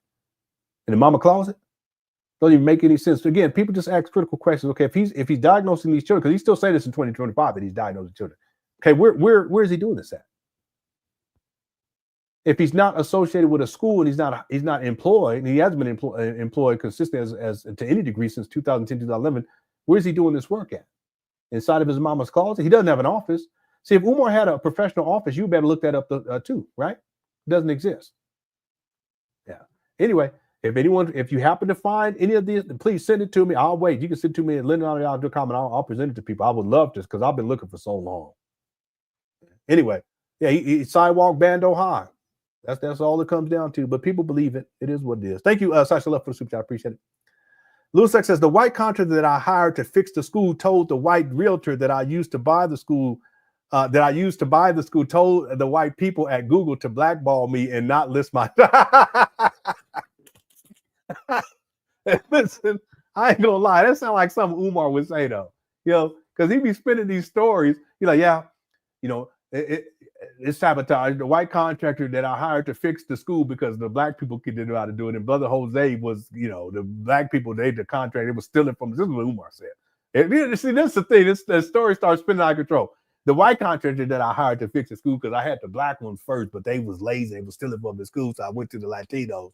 And Brother Jose, he was trying to charge too much because, so I went to the white man. And they got 3 years worth of work done in 3 days, in 3 months. You see how it starts spinning out of control? But then he did. He said he had a white person that was the person. He also said a white lawyer too. You remember that? The white realtor that I used to buy the school. told the white people at Google to blackball me and not list my job history. No, Umar, listen, I know Umar's job history. Okay, again, he worked for the Philadelphia School District. Okay, for roughly 6 years. Let me see if I got it memorized. From 2001 until 2007. Okay, for roughly 6 years. And he was causing all types of problems. Then he goes into what he calls private practice and goes into private work for charter schools. And he's misrepresenting himself as a doctor at that time. That was in 2007, but he didn't get his doctorate officially until 2012. And then he works from 2007 to about 2010, because by 2010, that's when he starts on the lecture circuit. Consistently on the lecture circuit within the Black conscious community. And I have him on saying on record that in 2010 he had to make a decision to give up his career as a school psychologist. So that's why I can state that, and he didn't have to give it up. It's just he wanted to become this Black conscious vagabond type character that he's become. Then he became a con man, of course. He decided that in 2010. He wasn't popular though. He wasn't blowed up, as it were. Okay, that's when he's dealing with Sodnetter. He's trying to get inroads into the Black conscious space.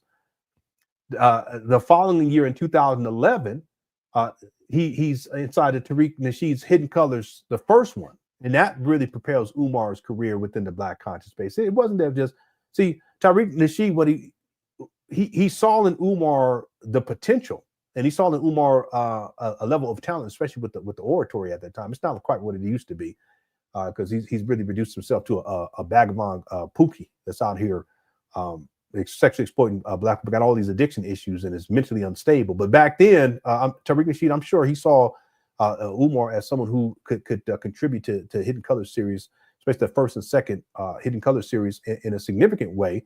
And see, Hidden Colors blew up. And it's not because Umar blew up, because Umar was not well known at that time. He was known, but not well known.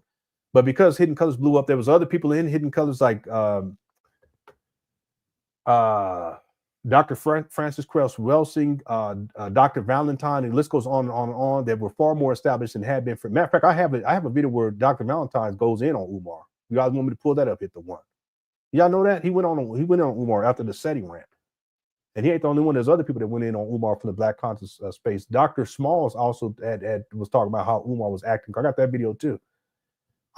So Umar wasn't well known in the Black conscious space, and he wasn't considered to be anyone with consequence until after Hidden Colors 1, and then Hidden Colors 2. That's when it really blew up, and then that's when Umar really came into fame.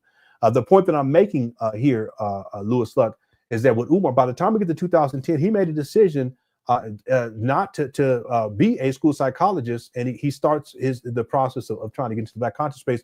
That's why I can say conclusively that Umar has a work history from 2001, but let's give him 2000, because that's when he was doing an internship, from 2000 to 2010. I'll give him a little leeway, and I'll say 2011. But outside of that, no. And see, there should be a record of his work history from 2000 to 2010 or 2011. That doesn't exist. Well, I shouldn't say that it doesn't exist. There are remnants of it, especially when it comes to the Compare Charter School, but that's because of everything that was going on there with the litigation and all this other stuff. Anyway, thanks for the second for super chat. I appreciate it. But it sounds like Umar. That's how he be spinning these stories, and they just spiral out of control. We got about 812 people here. Thank you guys so much for tuning on in. We still haven't got to the main video. We're gonna get to it in just a moment. User 225 says he has the effect of an activist without actually saying anything. I see why his speeches make people feel good, but observe his words. It's just how they. Yeah, you're right. A lot of it is emotional manipulation and using trigger topics and trigger words to manipulate Black people to get them emotional. See, nothing ever functional comes out of what Umar says. See, part of what you find is that with people who have a history of being great Black leaders, it's not just what they said, it was how they were able to galvanize the people to get people to do things. And no, not to donate. That's not what I'm talking about. You know, if they want to galvanize people and inspire people to march or to set up businesses or do something in the community, that type of thing. I'm not even talking like on a massive scale, but it could be just grassroots organizations. Umar doesn't have that. See, and part of it is because he's not connected to any grassroots. He doesn't have feet on the ground. What he has is the internet. So it doesn't make it necessary, at least in the minds of people who follow him as a social media influence, it doesn't make it necessary for him to prove anything that he says to be true, or that he sincerely wants to do any of the things that he says he wants to do for Black people. It doesn't really matter because ultimately they're in a virtual space. It's not tangible or real. So they don't have to produce anything that's tangible or real. It's just a bunch of hot air. And in the age of the internet, and trust me, I know how it works. I have a IT related degree. Umar, he recognizes that by simply being on the internet, that he can have massive influence on people without actually producing anything that's tangible or real, not just for the people, but also in his own personal life. See? Umar can't tell people anything tangible or real that he's created even in his personal life, but he will act as if he's doing, I'm building a school. Who else is named? Nobody else building a school. He hasn't built anything. See, but it's only through the internet. Now, here's the thing. Let's flip this around, user 225. If Umar was a true activist, like let's say at grassroots, and he was dealing with people day by day, I'm talking about out there in the streets, and he's telling people to donate to him so he can open up a school, and he would be there, and it would have to be tangible and real. And we're not talking about virtual. We're talking about, and he's there in the community. They're going to need to see this school, and they're going to need to see it, and because they live there. They're going to see, okay, today it looked like this. Tomorrow it need to look like this. A month from now, a month ago, it looked like that. And they'll be able to see progress, but then they would also be able to tell whether or not he's serious about what he's saying. And he's not just collecting the money to live off of. See, because it's something that they're there, they can go out, they go down the block and they can see him working on this quote unquote school day by day. But that's not what they're able to do. Right. Well, why not? Because it's virtual. Everything is virtual with this guy. Now, he has a physical building, but it's all projected to the people virtually. And then he only goes up there every once in a while, especially after 6 years and 4 months, as it were. He doesn't go up there quite often. It's not like he's there, for 4 weeks at a time straight or 4 months at a time straight where he's working on something every single day. That's not what he does. He goes up there when he needs money, and then he bounces. He's out because he wants to go out there and crush them cooking because he has his addiction. It's one of his addictions. But that's only made possible through the internet and the virtual space. If this was the real world, tangible and real, boots on the ground, grassroots community type of work, he wouldn't be able to get away with this. Because the same people who would be giving him money, they would be living 2 doors down or 3 doors down from this school. And they would get at him. Real talk, right? Yeah, is this a bunch of hot air? Thank you for super chat. Appreciate it. Lewis says he's just a preacher, Reverend Pastor Pork Chop. Yeah, he's like a traveling preacher. That really is. He runs his mouth and he goes from city to city, but he doesn't produce anything of consequence. It's just he runs his mouth. He runs his mouth. They give him a place to stay. They may give him a per diem, give him a little money. He's also able to sexually exploit some women while he's there. He's been doing this a long time. And then he goes on to the next, and that's it. That's it. See? And then maybe a year later, he'll come back to that same spot, or 2 years later, he'll come back. But it's just he's a traveling preacher. He's an international hobo. It's just he's not getting on the rail road to get on these things to go place to place. He's actually getting on airplanes. That's the only difference. But he's an international hobo at the end of the day. That's what he's reduced himself to. See, and the thing, Louis Suck, is that if we go back to 2001, I don't think Umar had it in his mind that he was going to turn himself into an international hobo who's been, homeless and jobless like this and living off of the people. I think Umar sincerely thought that he was going to be this great school psychologist because the narcissism was there. And part of him pursuing all these degrees, it actually delayed the need for him to be a man in the real world, but it also fed his ego because the more degrees that he has, at least in his own mind, the more important he becomes. Not that he produced anything tangible, because his life, even back then, was in turmoil. Baby mama 1, baby mama number 2, deadbeat, don't take care of his kids. The list goes on and on and on. See, but by the time we get to 2010, Umar's already put himself in a position. Then by that point, we're in. Okay, listen, he's basically going to be an international hobo, and he's been an international hobo ever since. 15 years of this. Yep. Thank you, Louis Luck. Derek says Umar Jakes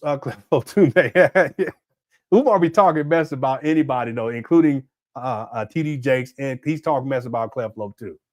Yeah, I remember Cleflo first came on the scene way back in the day. His name is Cleflo Dollar. You guys don't know. Thanks, Derek. I hope you're doing all right too. Thanks for super chat. What's up, Black Anonymous? Says Umar has a hell of a nerve to call. Yeah, he does that. He calls black parents lazy a lot. He calls black children lazy a lot too, especially in the early videos. He used to do that a lot.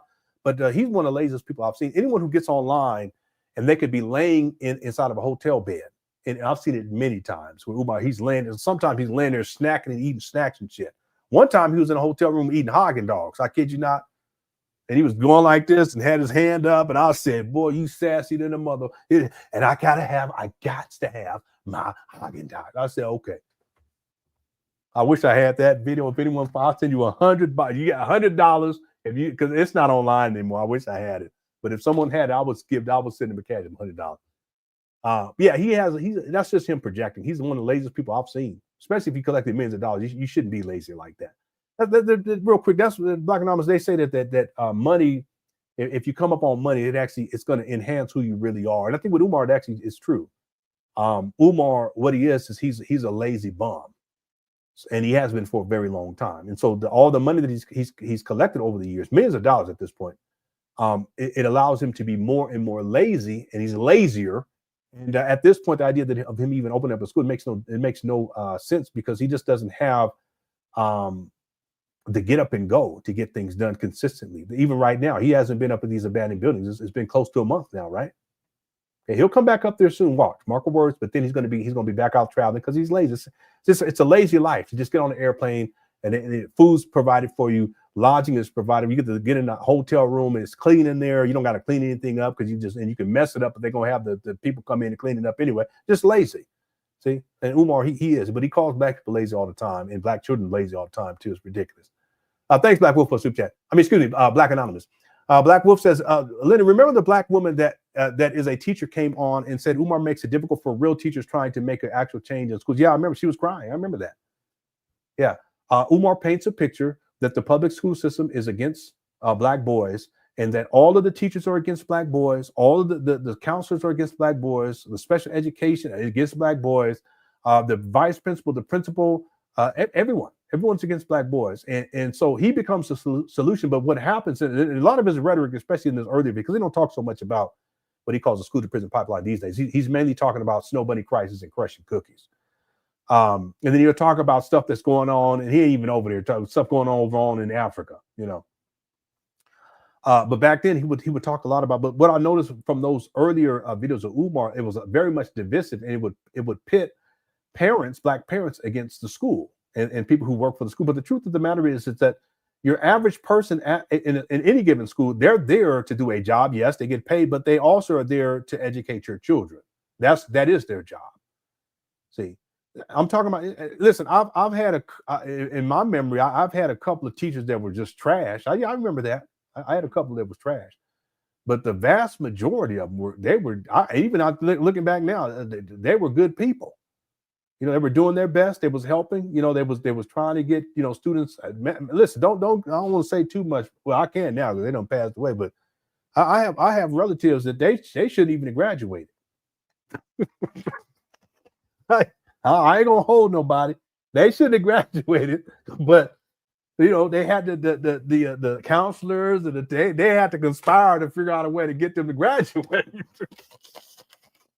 I don't mean to be like that, but the point is, I ain't lying either. The point is, they were not out there trying to put, you know, my relatives in the school to prison pipeline or over medicate them or any of that stuff. I don't even remember any of that stuff growing up. Matter of fact, I don't remember that. You know, now do I have to have people that in my family that got? Yeah.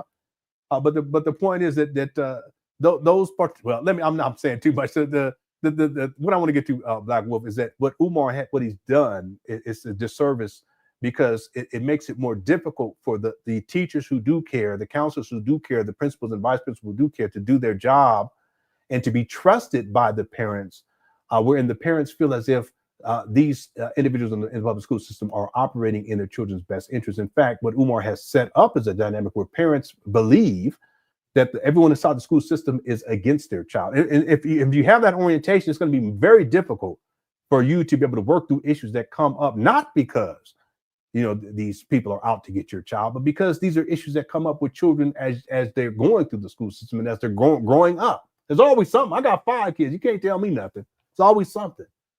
See, but I'm not going to sit back and say, oh, that's because, you know, all these teachers, they're out to get my children. No, that's not it. There's other issues that, as a parent, you got to figure out what needs to be done. And you work with the school principal, the vice principal, or the teacher, or the counselor, whatever, to get the remedy to the situation. And you work together as a team.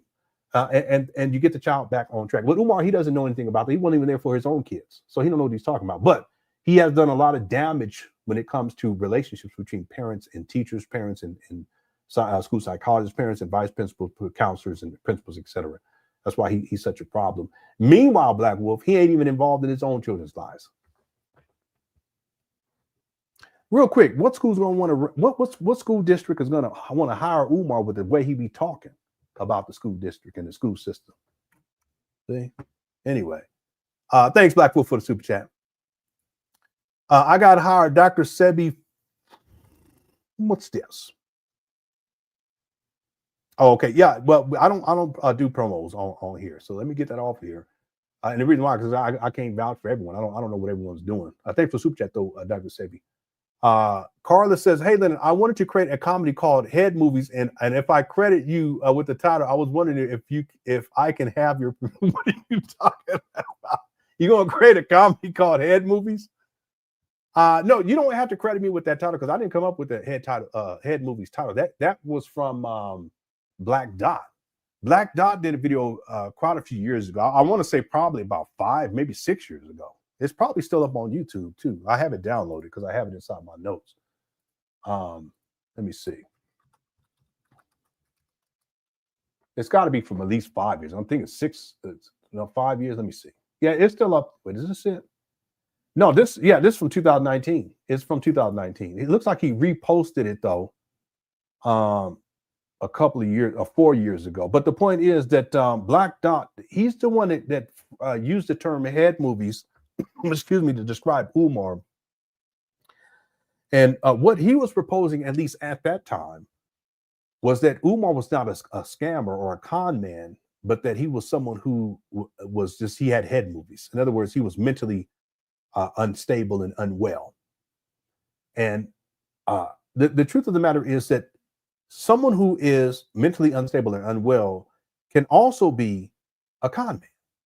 In fact, I would propose that someone who has done Black people the way that Umar has done without any remorse is indicative of someone who is mentally disturbed anyway, because your average human being, if you're going to be doing this to literally millions of people around, Black people around the world, you would have to feel some sort of remorse, you know, or empathy or sympathy for the victims. But Umar doesn't do that. It's like when I watch these shows, these CSI types of shows. Sometimes I watch court cases where they're sentencing individuals done heinous crimes, and then they ask victims statements for victim statements. This is what they call that. Like, you know, families, they come up and they talk about how this horrible crime impacted them. But then they also sometimes allow the perpetrators to have, you know, say something, you know, so that maybe to show some level of remorse, and as a consequence, you know, maybe the judge will have a level of leniency in terms of sentencing. And it amazes me how they have certain people that get up there and you can tell they don't have any remorse for what they did. They've already been convicted, because I'm talking about, this is a sentencing phase. It also sometimes before, but I'm talking about the sentencing phase in particular. You can tell they have no remorse. They're still making excuses. They're still trying to act as if they're the victim, or that they were the one who was done wrong, that type of thing. That's a mentally disturbed individual. And yeah, that's why they did, in part why they did what they did in the first place. Well, that's how Umar is. He's the same way. So when Black Dot was saying that Umar, he's not a con man or a scammer, that he's just someone who is mentally, basically he's head movies, but he's quote unquote mentally disturbed. Black Dot was half right, because Umar, in essence, he's both of those things. He's someone who's mentally disturbed, which I've spoken about, but he's also a con man and a scam artist, which I've spoken about. And see, time has told the truth, because that video was from 2019. We're now in 2025. And at this point, no one can come to the table and tell me that Umar is not a con man when he stated that the school was going to open in 2013, 14, 15, 16, 17, 18, 19, 20, 21, 22, 23, 24, 25. Now he's saying 2026. He's a con man. He's also head movies. He's the Lulu, as I like to say.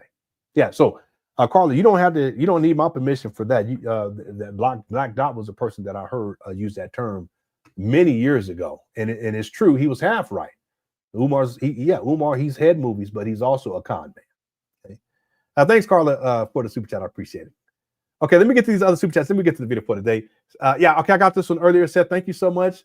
Doctor say, okay, yeah, I can't do that. So I'm just gonna let people know, please don't send super chats to promote anything. You could contact me to ask if I could promote, but I'm probably not going to do it. I stopped doing. I stopped promoting people a long time ago. If I ever promoted a product or service, I would have to talk with people offline. I would also have to do my due diligence on just as a researcher. And I'll do online research because I can't have my name associated with anything that I'm not familiar with, or any person that I'm not familiar with. Back in the day, I was more lenient about that, but it was one of the biggest mistakes that I've made from being online, was to promote people and not vet them as I would today. I've been very careful, and it's unfortunate because there are people who more recently have come on the scene more recently, done fantastic work dealing with Umar, but I can't even promote them because I just have to be careful. Okay. So I just want to let people know, please don't send super chats to promote products or services. And if you want me to promote something, you can email me or something, but it's highly likely that I still won't do it. It's nothing personal. It's not even business. It's just that I've learned some serious lessons here on online, especially here on YouTube, where I've promoted so many people, and what has come out of that it's truly unfortunate. You know, I lack of wisdom. You know, but I have wisdom these days. Okay. Let's see here. Where are we at? Okay, I got this one too. Thank you so much. No Contendo. Fairchild says this killed me. He said in a vid that he's going to have his IT team to sweep the rooms for bugs. He had no clue what IT is. Yeah, I think you sent me that. I haven't covered that video though. I don't even think I have it. Did I download that one? I think I did download it. Let me see real quick because I haven't watched it. But yeah, he doesn't know what IT is. We studied, of course, for my degree as cybersecurity and computer technology. We studied IT extensively.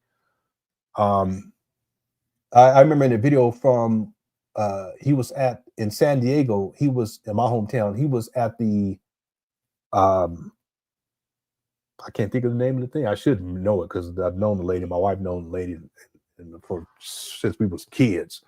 The World Beat Center with Makeda Dread.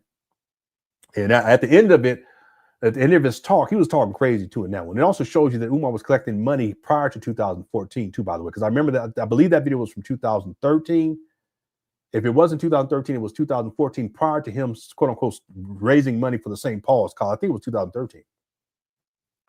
But the point is that Umar, he was already speaking about FDMG back then. And obviously he was, because in 2010, he was speaking about FDMG. But what would happen back then was that he would talk about it at these venues, and then afterwards people would come and give him money for FDMG as a donation. He doesn't count any of that. He only starts from 2014 when he specifically started raising money for the St. Paul schools. St. Paul schools. Yeah, he's been at this money schemes for the FDMG for a lot longer than what most people realize. It's before 2014, going prior to 2010, in fact. Anyway, let me see if I thought I had downloaded this because I think you were the one that sent this to me. Let me just scroll down here real quick because I think I saw it today. No, it's not on here. I know I downloaded it though. But this was, I think it's a video, if memory serves me correctly, where Umar, it's more like he's in that mode of thinking of, I don't even want to say conspiracy theory, but sabotage and how these agencies are trying to get him or something like that. And he starts talking about how, actually, no, that's a different video. I don't think I've actually watched the video but I remember it was either you or Dion sent it to me. Yeah, I don't even have the link to. Carlos just emailed me. Okay. Okay, you're welcome. I'd answered your super chat. You are so welcome. Thank you so much. It's the title of it says Head Movies. Oh, that's too funny. Yeah, and then Dr. Saber Jr., I'll look into this after this, bro. But again, I probably won't support it. I mean, I won't, not say I won't support it, but I won't promote it. I have to be so careful here on YouTube. I learned some bad, it's good lessons, but in a horrible way, supporting and promoting people here on YouTube. It was a huge mistake. But anyway, let me see something real quick. Yeah, I'm not seeing it right here. Fairchild, if you still have the link to it, if you can email it to me, I can pull it up. But I remember I thought you were the one that emailed it to me and you were talking about this.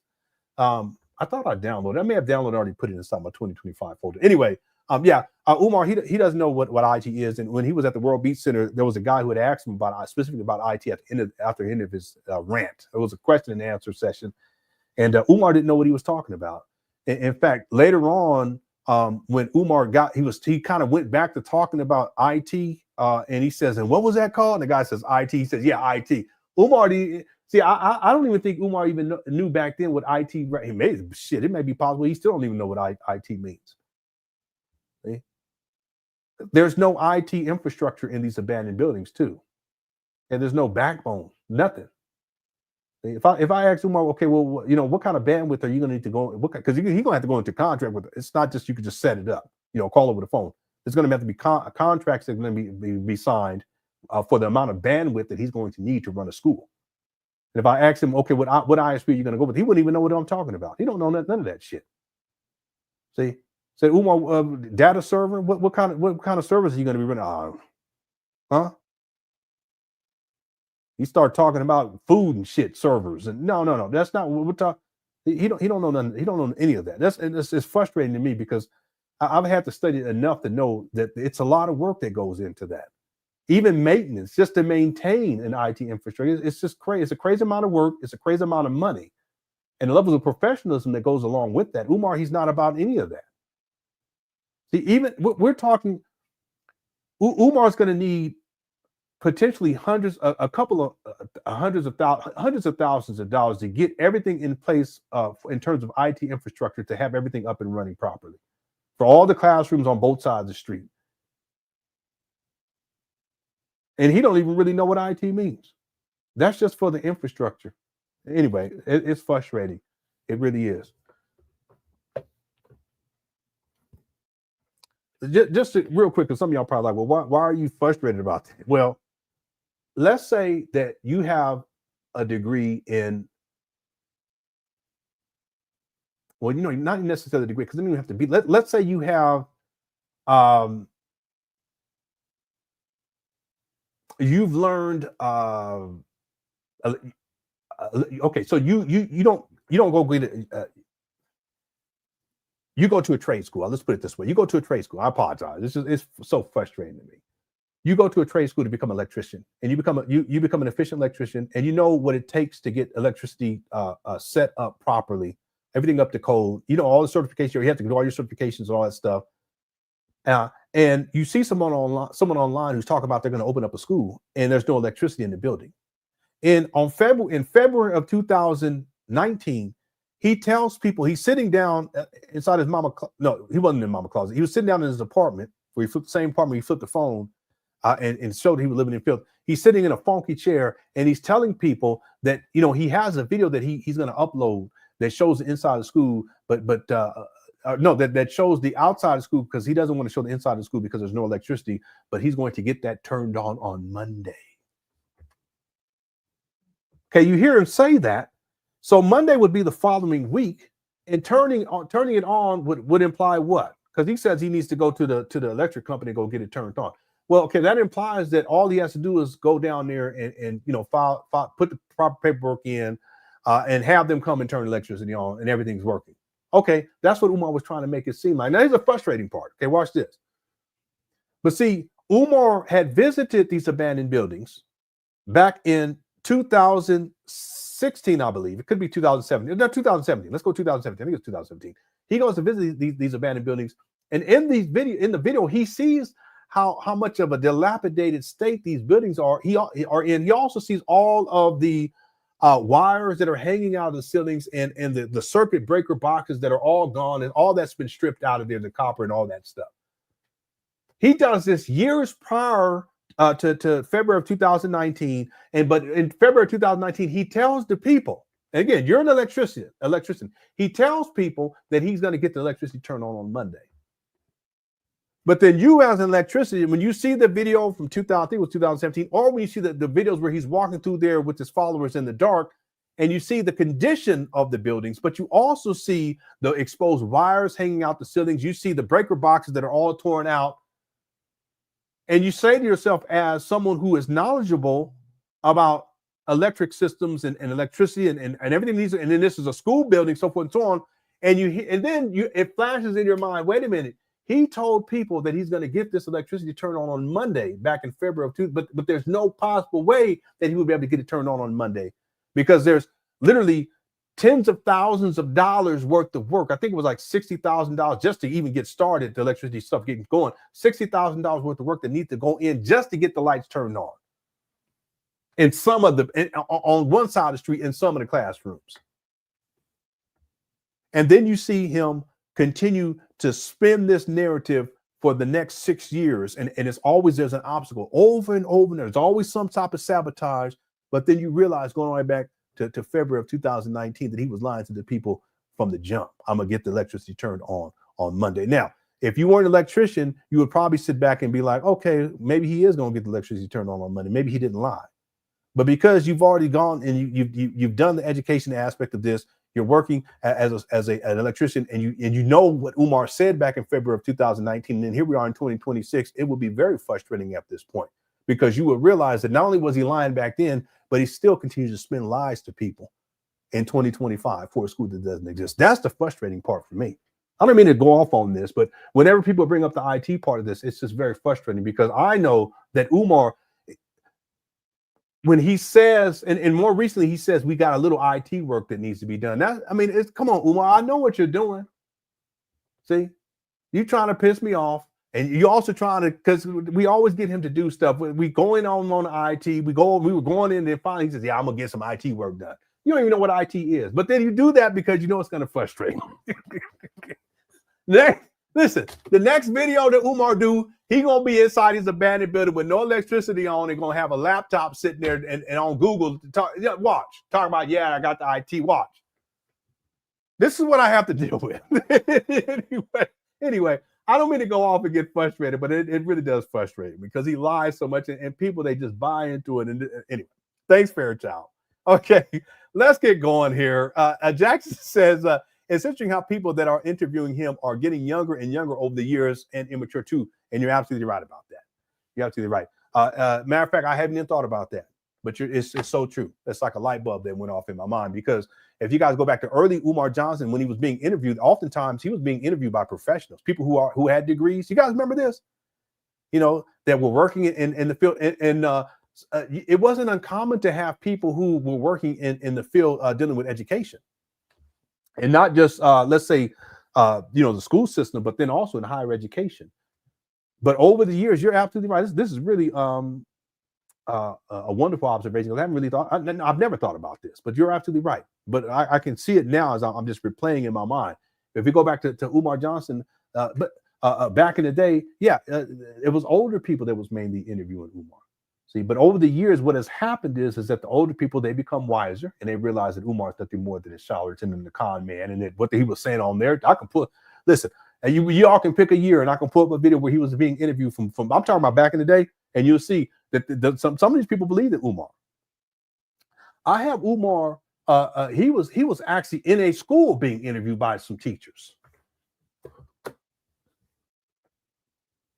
This is so true. You're right on point on this one. See? But you don't see that these days. See, what has happened is that more and more people are hip to the game. They know that Umar's a con man, and what he was saying way back 15 years ago on, for these older people back. Some of these old people dead by now. I'll just be real about no disrespect. Rest in peace. But the people that are still alive, they realize that what he was saying back then was a bunch of bullshit. But the younger people, they don't know Umar's history, including the people that I showed earlier, that I pulled up and showed where he's talking about the FBI and all that stuff. They haven't researched into Umar, and I already know. They ain't done any extensive research. They're gonna get some views off of it, okay? Because he's a social media hoe in that way. He got to get paid for that, right? Yeah, they're gonna get some views. But it's very true. The older and older Umar gets, the younger and younger the people who are interviewing him get. See, but that's because the older people, they don't realize that Umar is a con man. And someday, hopefully someday soon, these younger people won't realize it too. Real talk. I mean, very astute observation there, Jackson. Yeah, it's so true. You're right on point with that one. Thank you for the super chat. Right on point. Derek says he's a liar's liar. Yeah. Even liars say he's a liar. You know that's bad. Yeah, this is true. We got this one earlier. Thank you, Derek. Marcus says Umar the type to call the FBI and ask if they investigate him. Yeah, yeah. I just was wondering. I'm King Kong Contest. I'm the Prince of Pan Africanism. My name is Umar Johnson. Umar Johnson. My name is Umar Johnson. I just want to know, are y'all investigating me?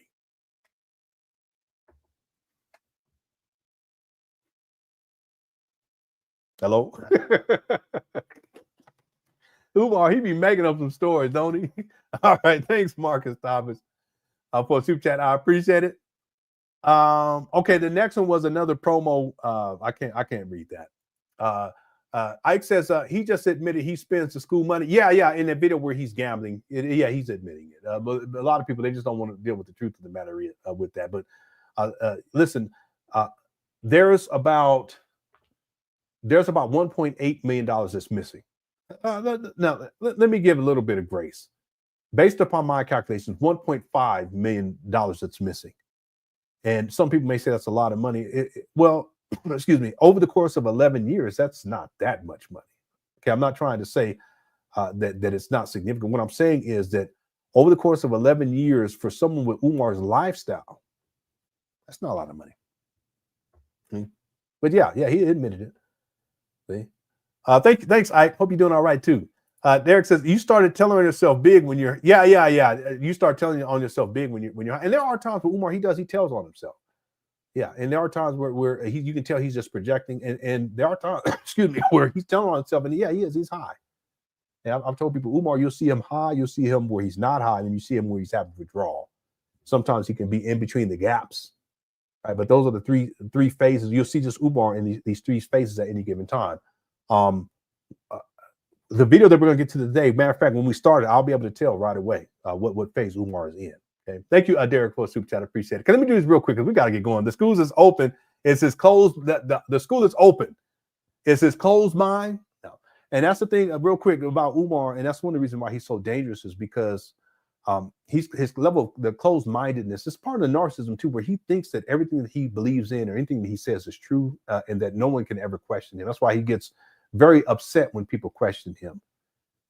He's a very closed-minded individual. It reminds me of someone who it's like they would say it's my way or the highway, and everything is black and white.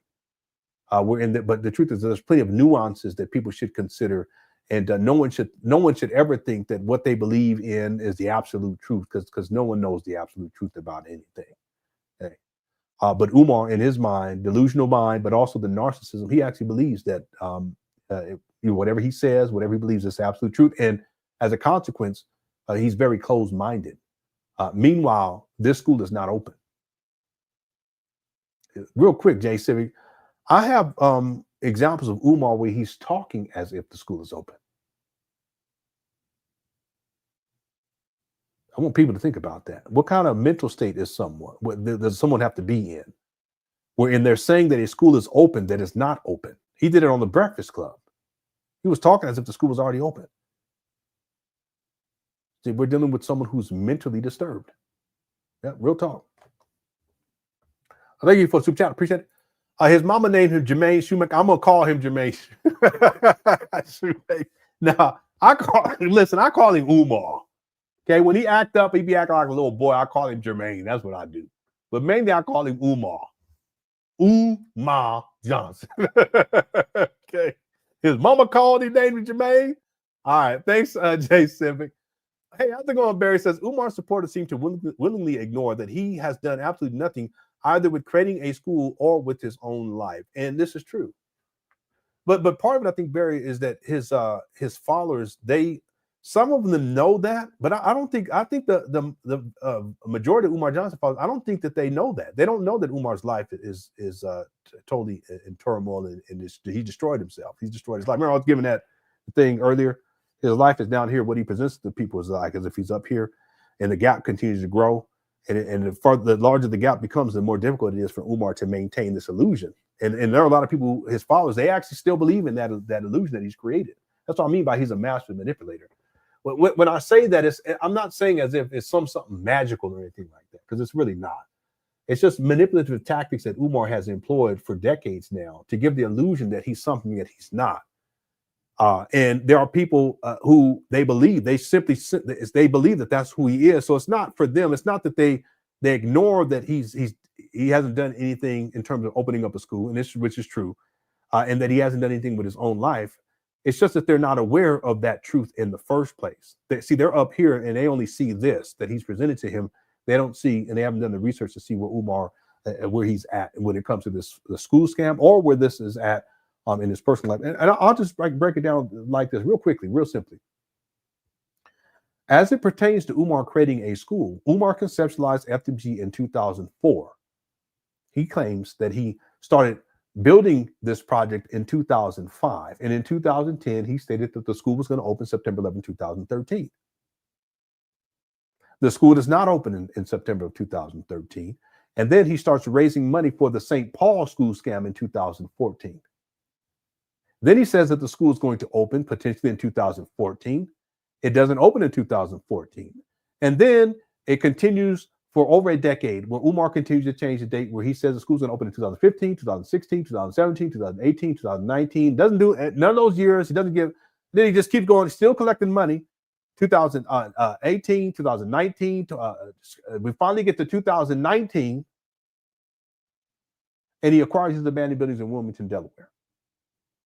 And then he continues to say the school's going to open in 2020, 2021, 2022, 2023, still collecting money the whole time, 2024, 2025.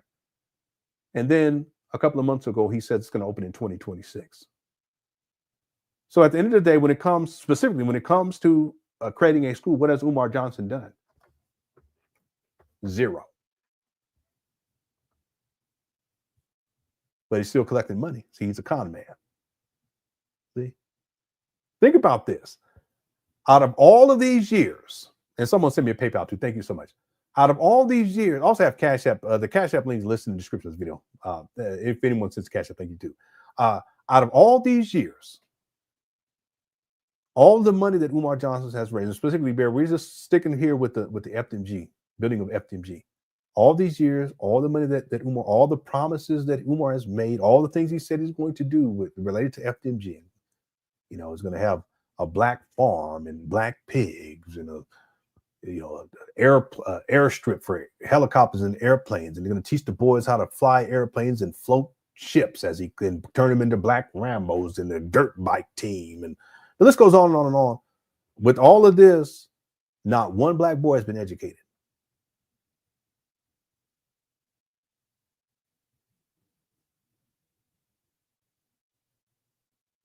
Damn. Not one black boy has been educated. And that's what it comes down to at the end of the day, right? So someone could break this all down. I'm going to get to the second part here. They can break this down all down. When it comes to Umar and FDMG, has any black boy been educated through this FDMG school scam? And the answer is no. And that's all anyone needs to look at. It's a bunch of nothingness. And then real quick, Barry, the second part, in terms of his personal life, you have someone who has created 3 children and has been absent in these 3 children's lives. He only claims 2 of them, has been on child support for over 20 years. This is someone who more recently chastised, demeaned, and disrespected his own daughter for the world to see on social media. A daughter that he is absent from by his own choice, but he blames the baby mama as usual. This is someone who hasn't worked consistently since 2010, 2011. This is someone who's not a school psychologist. He's not a school principal. He's not a school vice principal. He's not a family therapist, as he said, or a child therapist, as he said, or a special LGBTQ therapist, as he said.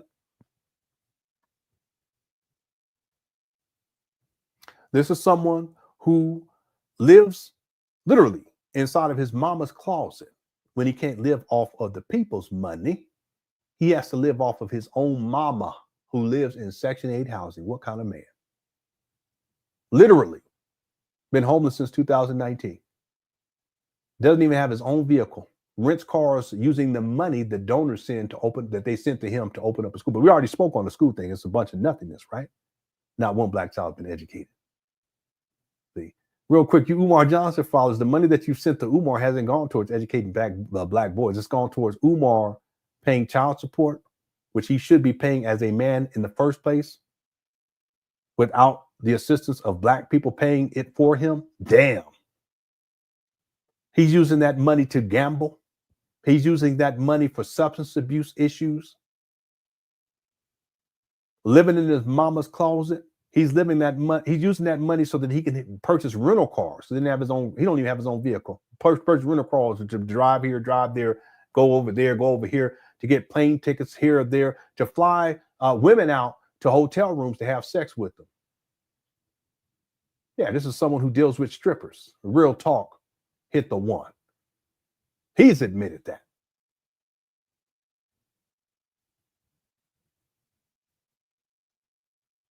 When what kind of son at the age of 50 living off of your mama who's disabled? What kind of man?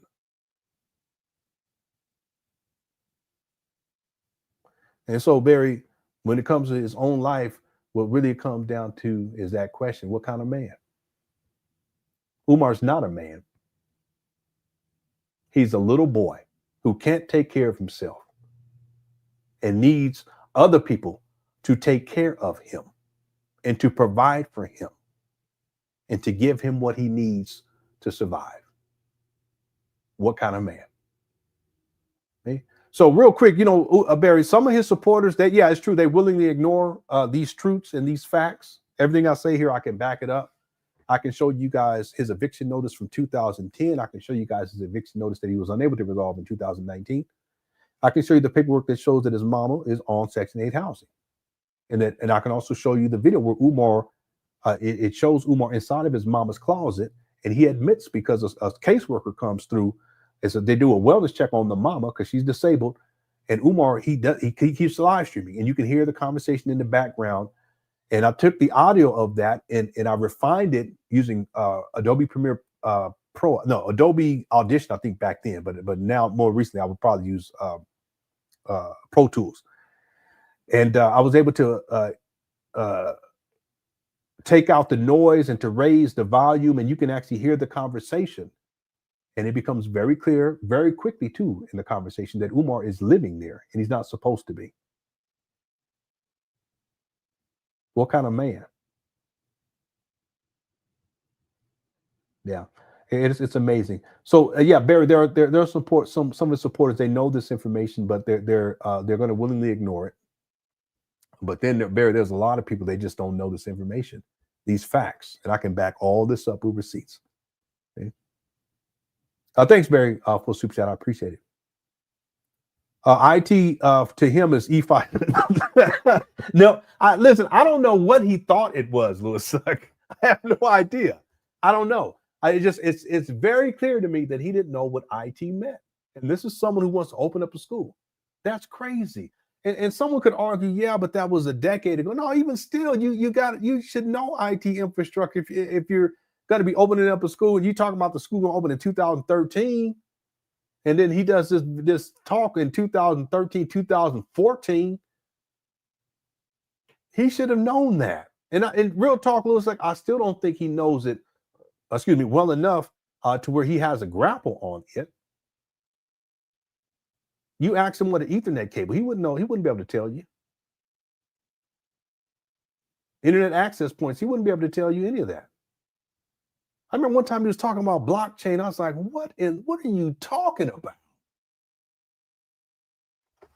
He probably thought it was a chain with a block on it. Anyway, yeah, the things Louis Suck. It's crazy. It's frustrating too. Let me get off of the topic. Okay.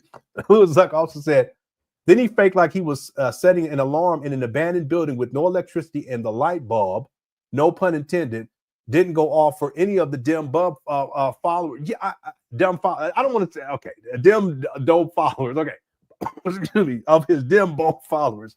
Listen, I was taking notes on this video.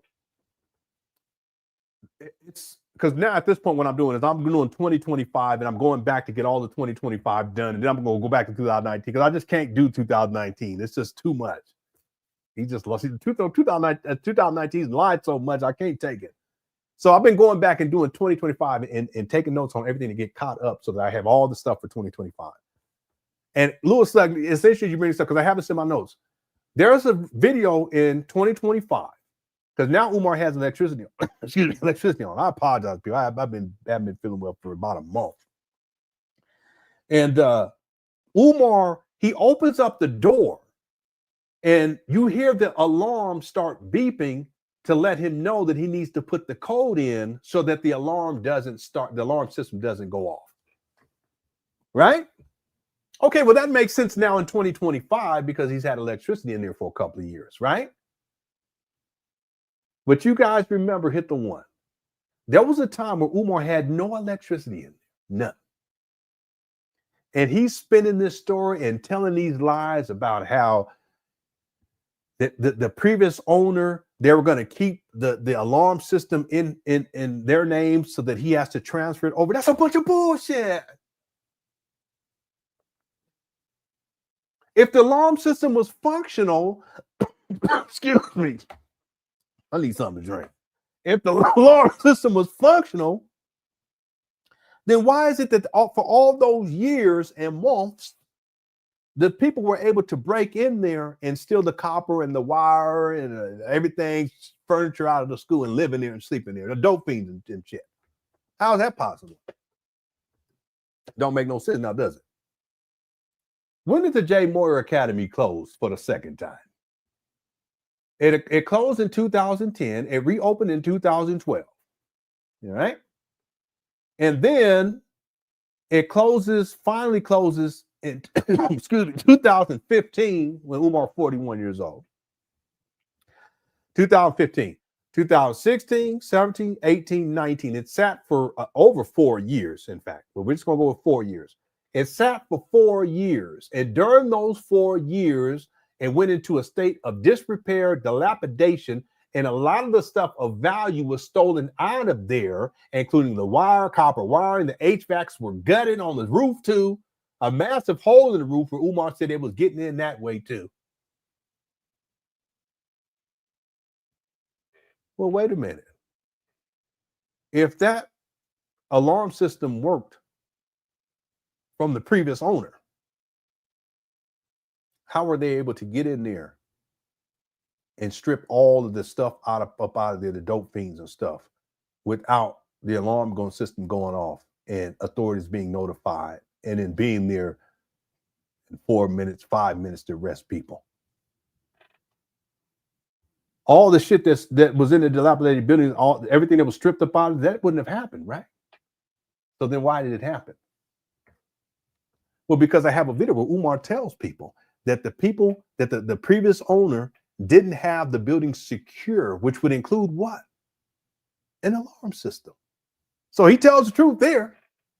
See, why would they have an alarm system, and who's going to insure these dilapidated buildings that had been at that time abandoned for over 4 years? And then for those 4 years, who would have said, oh, okay, we're going to have this alarm for what? There's no electricity in there.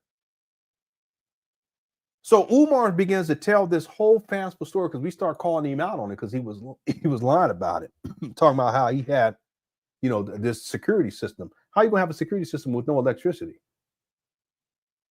So what Umar did was he put batteries inside of the little unit that had the buttons, so that when he pushed the buttons, you'll hear it go boop, boop, boop, boop, boop. Y'all remember this? But whenever he would open the door, you wouldn't hear the system alarm itself or disalarm itself or to notify you that you need to put the passcode in so that it doesn't go, the alarm system doesn't go off. Well, why not? Well, because there was no electricity and it wasn't connected to anything. See, Umar, he put that out there because he wanted to give the illusion that he was handling business and that, he had an alarm system. He lies about stuff that's not even necessary. Why not just say, listen, we don't have an alarm system right now, which was the truth. But no, he has to put the batteries in. And then what does his followers do? They have to put batteries in his back because they feel like he's making all this progress. And look at, y'all know what you're talking about, LenonHonor. He has a large system now. What you gonna say? We've done this with so many different things. What you gonna say now? Okay. Well, what I would say now is what I would say back then. That Umar, he's a liar. He lied to y'all about that alarm system back then. Now, notice this real quick. I know I've been going on, but notice this. You see, I give Umar credit in 2025 because I can pull up the video that shows him go in. He opens up the door and you hear the system start to beep to inform him that he needs to put the code in so the alarm doesn't go off. Okay, well, that makes sense now in 2020 because he has electricity now. Back then, he didn't have electricity and he was putting on the solution that the security system worked. See, you don't have to lie to kick it, as we used to say, Umar, but you lie to kick it unnecessarily. Damn, you can still kick it. This makes sense to people if you old like me. That's what we used to say. Listen, sometimes you don't even got a lie to kick it. You can kick it without lying. You don't got to do all that. It's not that serious, bro. Just tell the truth sometimes. Shout out to information, man. Just tell the truth sometimes. And just get up there and say, hey, listen, I don't have, right now we don't have an alarm system, family. Give me the money. Get on your Cash App hole. I need my money. Okay, just be real with it. You ain't got to lie. It's just not necessary. Don't nobody really give a shit though at the end. No one cares. Just like I don't care today that the system actually works. I don't really give a shit. I don't care then, but why you got to lie? I don't mean it. I'm sorry, people. I've been so frustrated today. I took off a month. I come back. It's not a month. It's a quarter of a month. I come back, I get all upset. I apologize. He just be lying. So unnecessary. But I have the video. I give him credit now. It works great. I should pull it up because I was watching. I said, "Oh, look at there." It beeped and it's then letting him know. Anyway, thanks to a suck. Well, I've been going off. I apologize. Okay, you sent it to me. Okay, hold on 1 second. And thank you, bro. I appreciate it. Okay, yeah, here it go right here. Yeah, you sent this to me. I think you sent this to me before, but I don't think I downloaded it. Let me see. Yeah, let me download this right quick because we could just go ahead and play it. It's not long too. It's only what 4 minutes. Yeah, and I didn't watch it, but I remember you had said something inside the title of it how ridiculous it was. I believe you. Trust me. What is this from? This is from. Okay, this is from April. Okay, give me 1 second. Okay, so let me download this. It's just, again, this is Umar, just head movies again. That's really what this is. He just be making up stories. And it amazes me because once he gets into that mode, he just keeps going. It's just it's a true skill set. It's not a positive one, but it's a true skill set to be able to lie like that and just keep it going on and on and on. Okay, I'm downloading it right now. Thanks, Fairchild. I appreciate it. Thanks for super chat too. Yeah, I'll pull that up next. It's a short video, and then we'll get to the video for today. We run out of time, man. JD says Umar smoked the money. Yo, Umar smoked the money away like Gator in Jungle Fever. But that's part of it. I'm not gonna say that's all where all the money went. See, it's expensive to travel the world. Yeah, and sometimes they'll pay for a flight here and there. Yeah, I get all that. So I don't want to overstate this. And yeah, they'll pay for a hotel, motel room, but Umar ain't got shit else to do. So it's not like he comes in and he's there to talk and then he's out. That's very. I don't think that's how it works with Umar. He's there to hang out and kick it because he's lazy. You know, okay, I'm speaking on Saturday, but if I get there on Friday, that means I have a hotel Friday. I'm gonna stay on Sunday too. So that's 3 days of hotel. Then I'll leave on a Monday. Okay, so you basically get 3 days, 4 days, almost 4 days of being inside a hotel, motel room and free food. Okay. But then there's times I'm sure with Umar, he'll have a little extra money. So he'll have to, I don't feel like going back to food to go back to my mama closet. It's cold. Shit. Let me go ahead and give me a hotel, motel room. It's expensive to live that way. Eating out all the time too, it's expensive. So listen, JD, I'm not saying that he's straight up Gator. He's Gator-like. I'll say that. He's Gator-like. But all that money didn't go just towards the substance abuse. It goes towards the gambling. It goes towards paying these women that he's having sex with. And yeah, he does that. And I never understood that. It still doesn't make any sense to me to this day, but that's just something part of his MO when he's dealing with these women that he's having sex with. He'll send them a little super chat or not super chat, I apologize. He'll send them a PayPal. Okay. I know that money funny right now to Umar, so you ain't got it like that, like you did back in your heyday.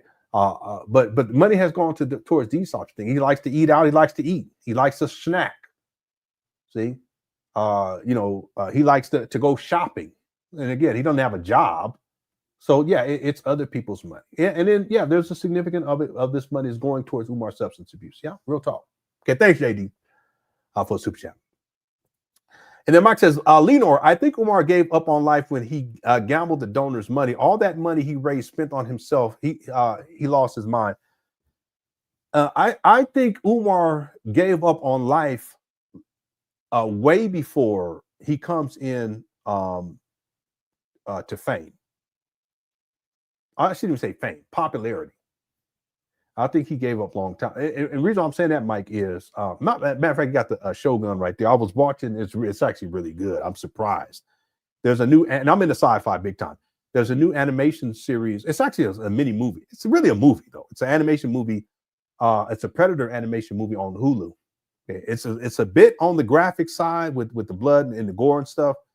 But the concept, the idea, the storyline, it's really good. I was really surprised. I was thinking I wish they had turned it into a movie because I'm always looking for good sci-fi movies. There's not a lot of them out there. They're really, I'm talking about, I'm not outside the classic ones. There's not a lot of good sci-fi. This is in my opinion. But if you haven't seen it, you're in the sci-fi, it's definitely worth checking out. Again, it's a little bit on the gory side, but other than that, it's a fascinating story. Anyway, there's a, I don't want to give away too much, but the Shogun part right here was interesting. I want to say this, that with Umar, Umar was in trouble when he was in college, because he admits this, he was taking on massive student loan debt. And if you're in college for 20 years, excuse me, I didn't even have a cough today, but it's because I'm talking. If you've been in college for 20 years and you're taking on student loan debt for 20 years, we're talking hundreds of thousands of dollars. Okay. Again, he only does 1 degree in undergraduate. He does 3 degrees in master programs, and he does a PsyD which is people. It's kind of like the equivalent to a PhD, even though it's not. But anyway, that's a long time to be in college and taking on student loan debt. So, excuse me, I will say that even back then, Umar financially, he was he had put himself in such a horrible position that he knew that even trying to be a school psychologist wasn't going to make up for the difference long term. And I would think that the interest rate alone would be so massive that it would be virtually impossible for Umar, with his lack of financial discipline, to be able to pay these loans off, even while he was working as a school psychologist, or even if he built a career as a school psychologist. So, in my opinion, Umar gave up back then. I apologize. He knew back then that financially he had put himself in such a very difficult position that there was nothing that, at least in his own mind, that he can see himself do. Not that it would be impossible, that he can do, given his lack of, excuse me, his lack of motivation and drive. He's a very lazy person. Anything he could do in order to rectify that situation. And so what has happened, Mike, in my opinion, is over the years, he's carried that forward. Okay, the debt continues to accrue, the interest rate continues to accrue. And then he starts with the school scamming situation. So by the time we get into 2014, all the money that he's raising during that time period is all personal income. You think he's paying taxes on it? No, that's why he has a massive tax. He had quite a few tax liens dealing with the time period where he first started raising money, because he doesn't have tax exempt status. But then he's picking up these massive tax liens because he's not paying taxes on this money. Where's this money going? Well, you got child support. Yeah, we've gone over this many, many times. I really shouldn't have lied to you today. Okay, I'm gonna give it a go tomorrow. But that's what I think, Mike. I think it was prior to 2010 that Umar gave up.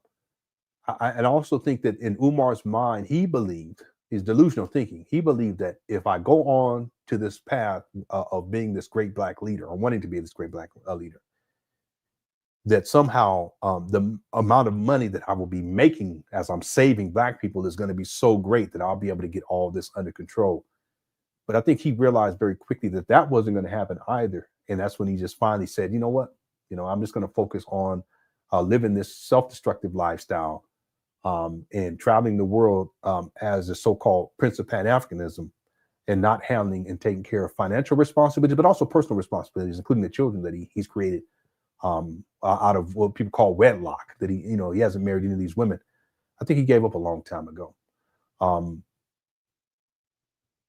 Even still, I would propose that there's been a significant portion of this money has gone towards Umar paying off debt, like child support, paying off debt, at least some of these student loan debt. But I would think that this guy, we're talking hundreds of thousands of dollars just in student loan debt, hundreds of thousands easily with this guy.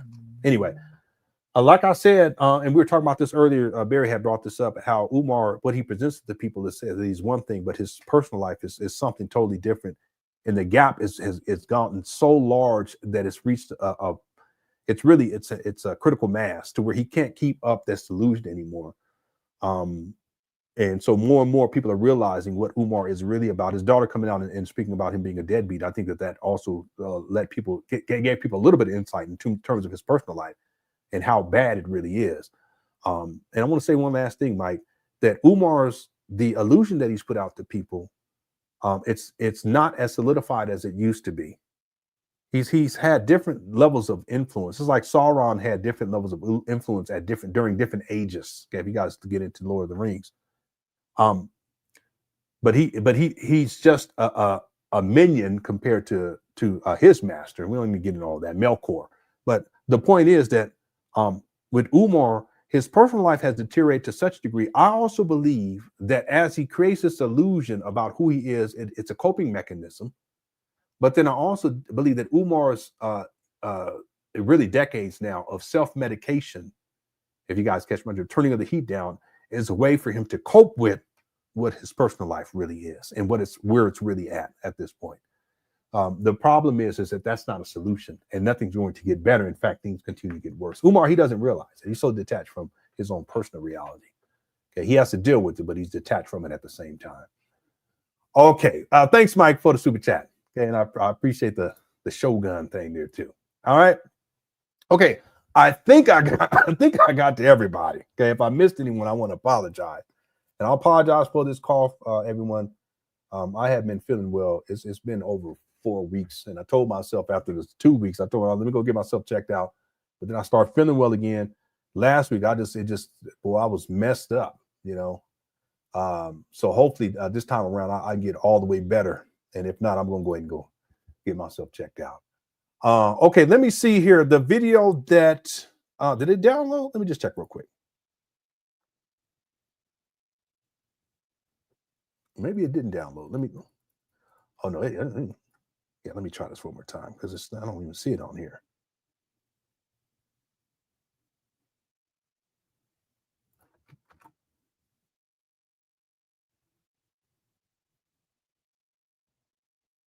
Okay. Yeah, no, it didn't download for some reason. Okay, I downloaded it real quick. Okay, we ain't gonna have time to get to the video that I want to get to today, but that'll be what we get to tomorrow. I'll set up the live stream.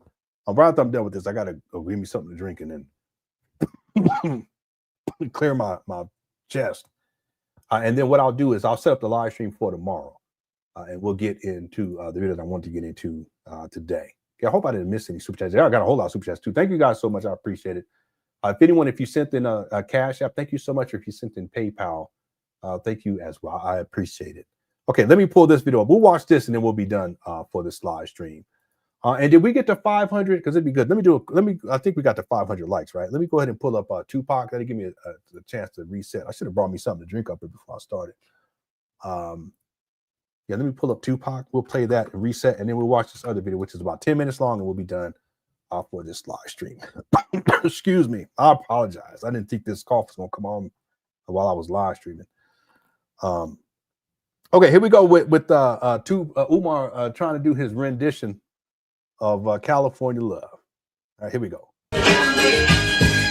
Bells about a bell, California dreaming. And run step in his bed, that nigga who's screaming. Did it from money and alcohol, the feed of the best five balls. I took the body, the rhythm died. College with the champion.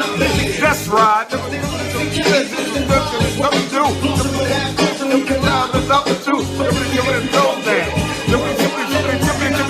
He's a low man. Like a slow jam. It's West Side, so you know that I'm bad down to no man. To the man, put it up on beat from Dre. To the roof of the leg. From Oakland to West Side. The back down. Show me love. Inside about it. Show me love. By the way, just to show you how much Umar be lying, Umar's at a club.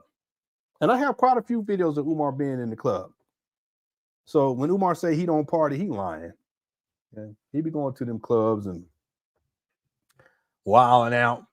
That's what he said. He said, show me love this month. Okay. Okay, let me why this still ain't downloaded? Let me see what's going on with this. Oh, it's okay, there it is. I'll just say, what is going on? Okay, so let me play this. I haven't watched it, but Fairchild sent this to me before. I just never got around to watching it now. Just download it right now. We'll watch this and we'll be done. It's about 10 minutes long. I want to give a shout out to everyone in the Cookie Crush chat. Appreciate y'all. Here we go.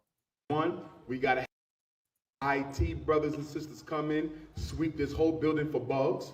We have to make sure no non-Africans are allowed. What is that supposed to mean?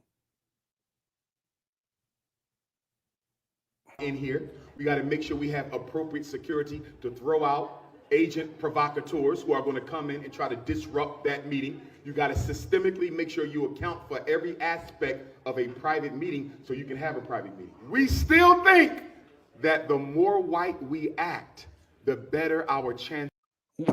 What is he talking about? What's the context for this? Will be, and we are wrong. It is time to reclaim your roots. If you worship blonde hair today, you'll be in your casket with blonde hair on. That's just the reality. So we got to save the babies because most of the adults have already been psychologically destroyed. What in the world is he talking about? And these people, who the Asian brother over here? What in the world going on? What is this guy? Has Umar got security? Is this a security for Umar? He already got Suge Knight over there. I mean, let me stop. What is going on here?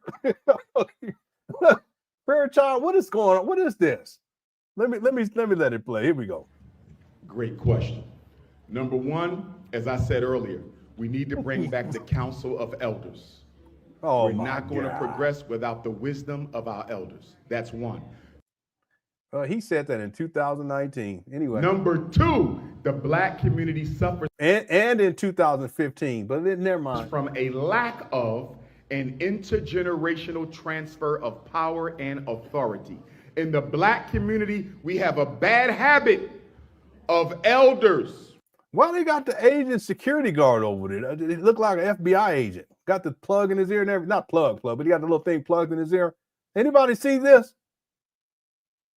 Yeah, is he the FBI? That's why Umar talking FBI talk. Maybe that's what it is. I don't know.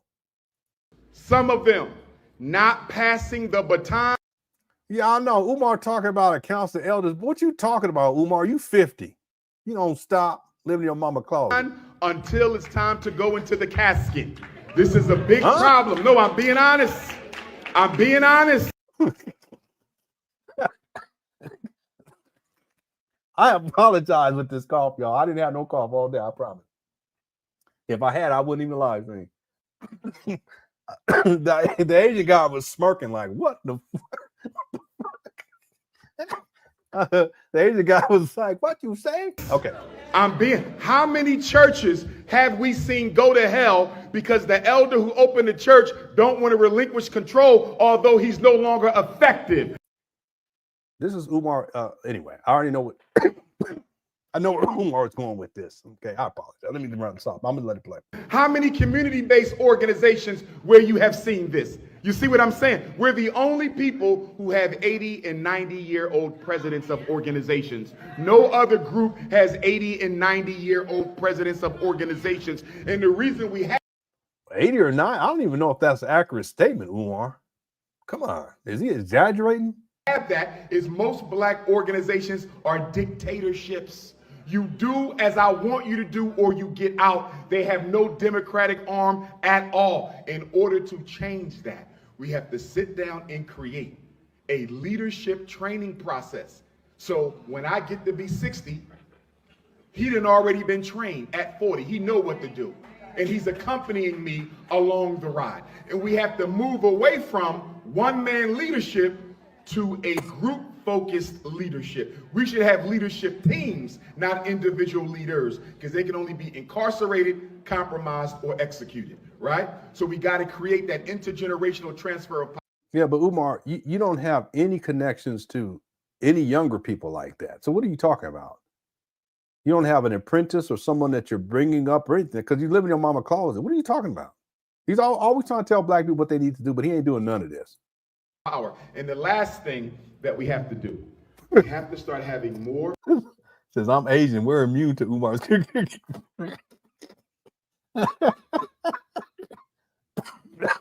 You're immune to Umar's cookie particles.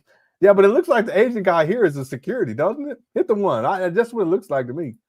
Community I think town hall meetings, non-religious, The problem with that? Yeah, Derek. He wants to be the leader. And the reason why I said I know where Umar was going with this was because this was a similar rhetoric that he would use against the UNIA. Because when Umar was in the UNIA, he was trying to get the younger generation to follow him and not follow the older generation. He wanted to get the older generation out of the way so that he could become the HNIC. That's what it came down to. So that's why when Umar, he's talking like this, this is just him talking. Umar, he's always been a megalomaniac where he wants power. And he wants power in such a way to where it's not like he's prepared for it or that he's brought in to a position of power. He wants to take power and control. That's what he was trying to do with the UNIA. And a lot of people don't know about that backstory. It wasn't just him with trying to scam them out of money for the building fund. It was also about Umar, him creating division division in the division, okay, if that makes sense, but amongst the younger generation, because he wants the younger generation to follow him. Okay, Umar was in his mid-20s at that time. Anyway, when Umar talks about this rhetoric, it sounds nice, but that's not even what Umar really what he's talking about is he wants to be the HNIC. He wants to be the leader. All right, here we go. My dear sister, is we don't own enough facilities where we can come together like this and not have people eavesdrop on or participate in sensitive Black community conversations when they don't belong there. The Black church is the only real estate we have. And unfortunately, most Black churches are too afraid of losing their George Bush FBI money to allow us to come in there and have a frank conversation with each other. Black power. Black power. What is he talking about? So in that vein, if we are The guy laughing over there like this goofy. struggling to find those spaces where we can safely come together and have those conversations, what are we to do? Where do we find those spaces? How do we create them? What does that first step look like? Yeah, Rochelle, he's saying Black power, but ain't he talking shit about Black people at the same time? It's funny. Here we go. Substitute for building infrastructure, so we got to create some. Until we get there, to your question, take a community center like this. If we're going to have a serious conversation here about the future of Black Cincinnati, the future of Black Ohio, number one, he sure do. Our IT brothers and sisters come in, sweep this whole building for bugs. We have to make sure What are you talking about? Oh, man. This guy.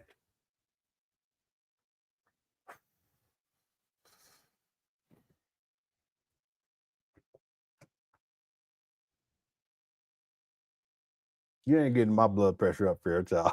Okay, don't do me like this right now. You ain't doing it to me like that. Because he said the IT team, they come in to sweep for bugs.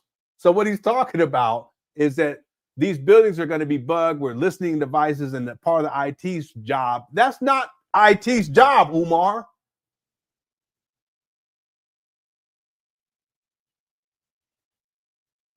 What are you talking about?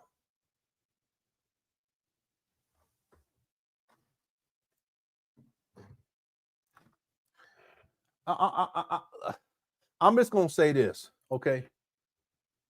If you have a facility that you want secured and you're concerned that it's been bugged, well, you got a security problem. It's not an IT problem. What are you talking about, Umar? That's why it's frustrating with this guy, especially when he brings, I don't like it when he brings, because he don't even know what he's talking about. That's not the IT department. That's your security's job, is to keep people up out of there. You keep, and no, don't say cybersecurity, because that's not what Umar's speaking to. See, Umar's speaking to this idea, this notion idea that goes back to the 50s and 60s, where there were Black leaders who were being surveillanced, right? And they would bug the phones. Oh man, Umar, if you don't stop, they would put devices in the actual phones. These aren't cell phones. These aren't smartphones. We didn't have those back then. I was born in the 70s, but I'm talking about back then. They had rotary phones and shit like that. Some of y'all know what I'm talking about. My grandmama had one of them, and I used to use it. Then they had the push button ones, but they're still attached to the wall. You can't Then they had ones that was push button, and it had a little antenna on it. You can take it and walk a little bit away from where it was. Y'all remember that? But if you go too far, the signal starts. You can't talk on it anymore. This is way before smartphones and any of this stuff. See, Umar, in his mind, he's going back to the old days when FBI was what they call bugging phones. They would put little listening devices in these phones. And you see it in these spy movies. They'll take the little pop the little thing off, the little speaker thing off the top. They put it in. They close it up, and then the people get on the phone, and you can hear the phone, hear them talking. That's what Umar's talking about. That's not an IT problem, Umar. That's a security problem.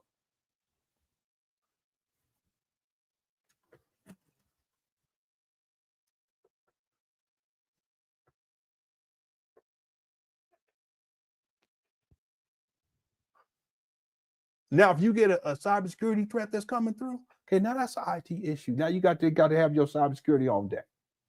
You have your rules and your protocol that you go through step by step. Who to call, when to call in the process. Umar has no clue. Why is he talking about IT? It don't even make any sense, Umar. I don't get it. I just don't get it. You're 50. You're supposed to be a scholar. And you're going to open up a school for black boys, and you don't know shit about information technology, period.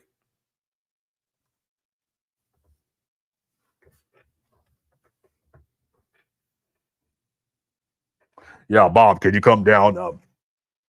I need to get you and other people from the IT department to come on down. I need you to sweep this building for any bugs. We need you to sweep this building for any bugs.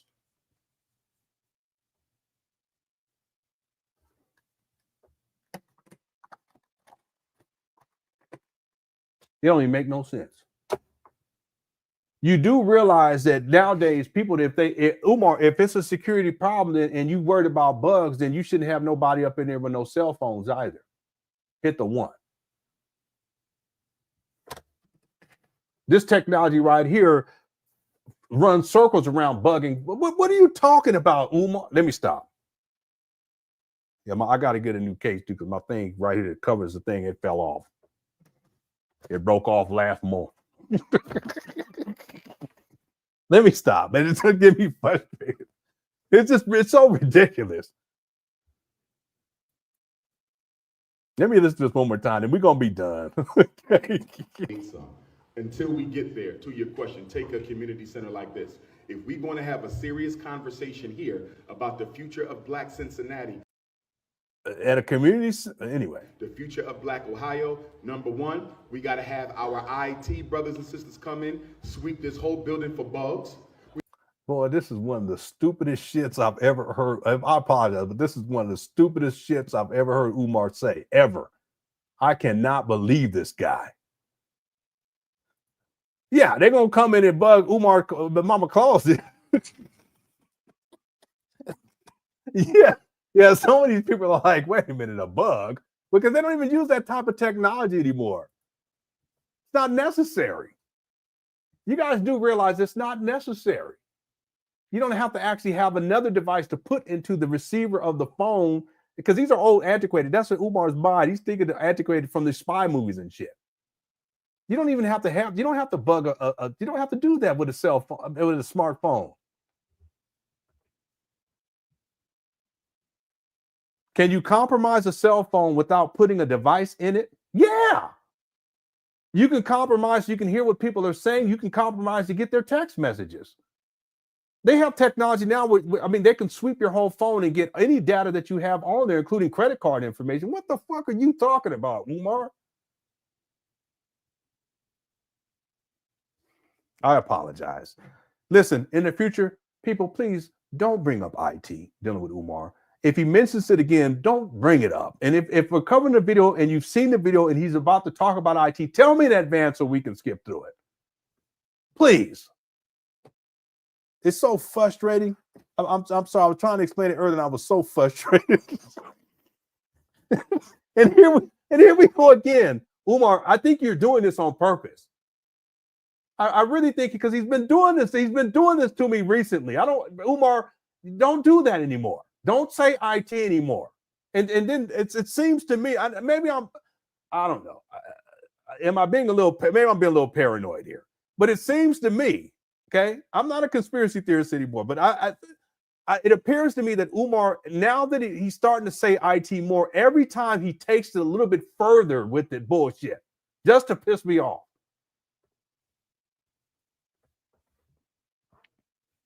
Okay, I apologize. Okay, Umar, please, you're gonna have to stop this. All right, don't bring up IT anymore. I think he's doing it on purpose to mess with me and to get me frustrated. All right, okay. Thank you all so much for tuning on. yeah. Okay. What's up, AC? That video tell you all you need to know about Umar. He's out of sync and goofy. Well, he's definitely out of sync, especially when it comes to technology. I'm sorry, it just gonna got my blood pressure up a little bit. I apologize. I'm not gonna fall into this IT and I'm not gonna fall into this IT thing anymore, Umar. Okay, you can bait me with all you want to, but from now on, I'm gonna. All right. Let's see what else. Make sure no non-Africans are allowed in here. We got to make sure we have appropriate security. Don't do that. What about the Asian brother over there doing the security, Umar? Come on. Security to throw out agent provocateurs who are going to come in and try to disrupt that meeting. You got to. This reminds me of a time where Umar was saying, and someone got to remind me to play it tomorrow. I kid you not. Umar was talking about how the black people need to do these specific things to disrupt the white people and blah, blah, blah. And I kid you not, he says some shit like, and we got to, maybe we can get some sugar and we go, I'm paraphrasing, there was some batshit crazy shit. We go get some sugar and put it inside of their gas tanks. And that way they can't get to distribute all of their products. And he kept going. I said, Umar, you trying to get people to go to jail and go to prison over this foolishness? That's what this reminds me of. If someone could remind me tomorrow, okay, just say something like sugar in the gas tank, something like that. Okay, no Diddy, all right? And I'll remember and I'll go and find it in my notes. That's what this reminds me of. It's an old interview that Umar had. He was talking crazy. Okay. Bug sweeping is the responsibility of completely another function of a company or organization. IT has nothing to do with this. That's what makes it fun. Yeah, I know. It really that's why it frustrates me when he brings up IT, because really that's a physical security situation. Okay. Now, cybersecurity also deals with physical, because you have to have perimeters of defense. That's what they call it, and it's not just one thing. Okay. Yeah. Okay. We get a firewall. Okay. That's more on the internal side, but then you have mechanisms of defense on the exterior too, and that also includes physical aspects of it too. Okay, but that's specifically for cybersecurity to not only limit cybersecurity threats that are virtual, but then also threats to the systems and the IT infrastructure that can be physical. Okay, that's why you would always have, let's say, your server room. There has to be cameras. It has to be regulated. There has to be a locking mechanism. Only certain people can get in there at any given time, so forth and so on. But that's not what Umar's speaking about here. See, he has no clue, right? What he's talking about is strictly physical security, wherein this what did he call it? He said this community center is not compromised by people coming in to be able to bug it, meaning to put listening devices inside of this community center. See, that's a physical security issue. That has nothing to do with cybersecurity. It has nothing to do with IT. It's just, it's mind blowing that the ineptitude, really what it is that, and that's part of the frustrating part, that Umar, he's so antiquated when it comes to technology. And for anyone to propose this notion or idea that he's going to open up a school for black boys, or for anyone for that matter, and be so ignorant when it comes to basic IT infrastructure, it's just mind-boggling to me. Real quick, just to tie this to, and then we're going to be done. Let's tie this back to what I showed earlier. Understand that this massive complex, we're talking about millions of dollars of IT infrastructure that's going to need to go into this massive megaplex. It's 500-acre campus. Umar does not know what IT means in 2025, and he damn sure didn't know what IT was in 2014. And yet, he was going to have an air traffic control tower. That doesn't need IT infrastructure. My goodness. A NASA building. That doesn't need again, he doesn't know what it is. That doesn't need IT infrastructure. A military building. He said that there was going to be 33 trade area, separate buildings for 33 trade areas. IT infrastructure. What about the sports stadium and the track and field facility? That doesn't need IT infrastructure. He's going to have a elementary school, we're almost done, and a middle school.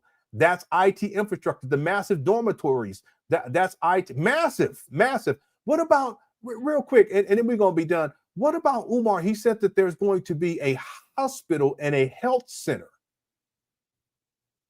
Do you guys realize the levels of IT infrastructure, and in particular cybersecurity as defense, that needs to take place inside of a hospital? Massive, state-of-the-art, top of the line. That's where the big boys play. What about all of the technology and technologies that go into a hospital? We're not talking about just a school, a hospital. And Umar didn't even know what IT meant back then. And all of that, you guys have to understand one quick thing, okay? And I've studied this. When it comes to hospitals, people understand that cybersecurity is of utmost importance because of HIPAA violations that could occur. Furthermore, if systems are compromised, and these are systems that maintain life, okay, we're talking about a tragic situation that can take place, critical situation. So IT and IT infrastructure and making sure that everything is secure with levels of defense, not just one thing, but levels of defense, going all the way down to data servers, and then different technologies that are used specifically inside of hospitals that have to be secured. Otherwise, they could be compromised. And then it can also, if they are compromised, it can lead to death easily. And Umar, back in 2014, didn't even know what IT was. Talking about he's going to have this 500-acre campus that included all these facilities and also a hospital. And he didn't even know what IT was in 2014. And the crazy part is that the video that I just played is from 2025. He still don't know what he's talking about. He doesn't even have a clue.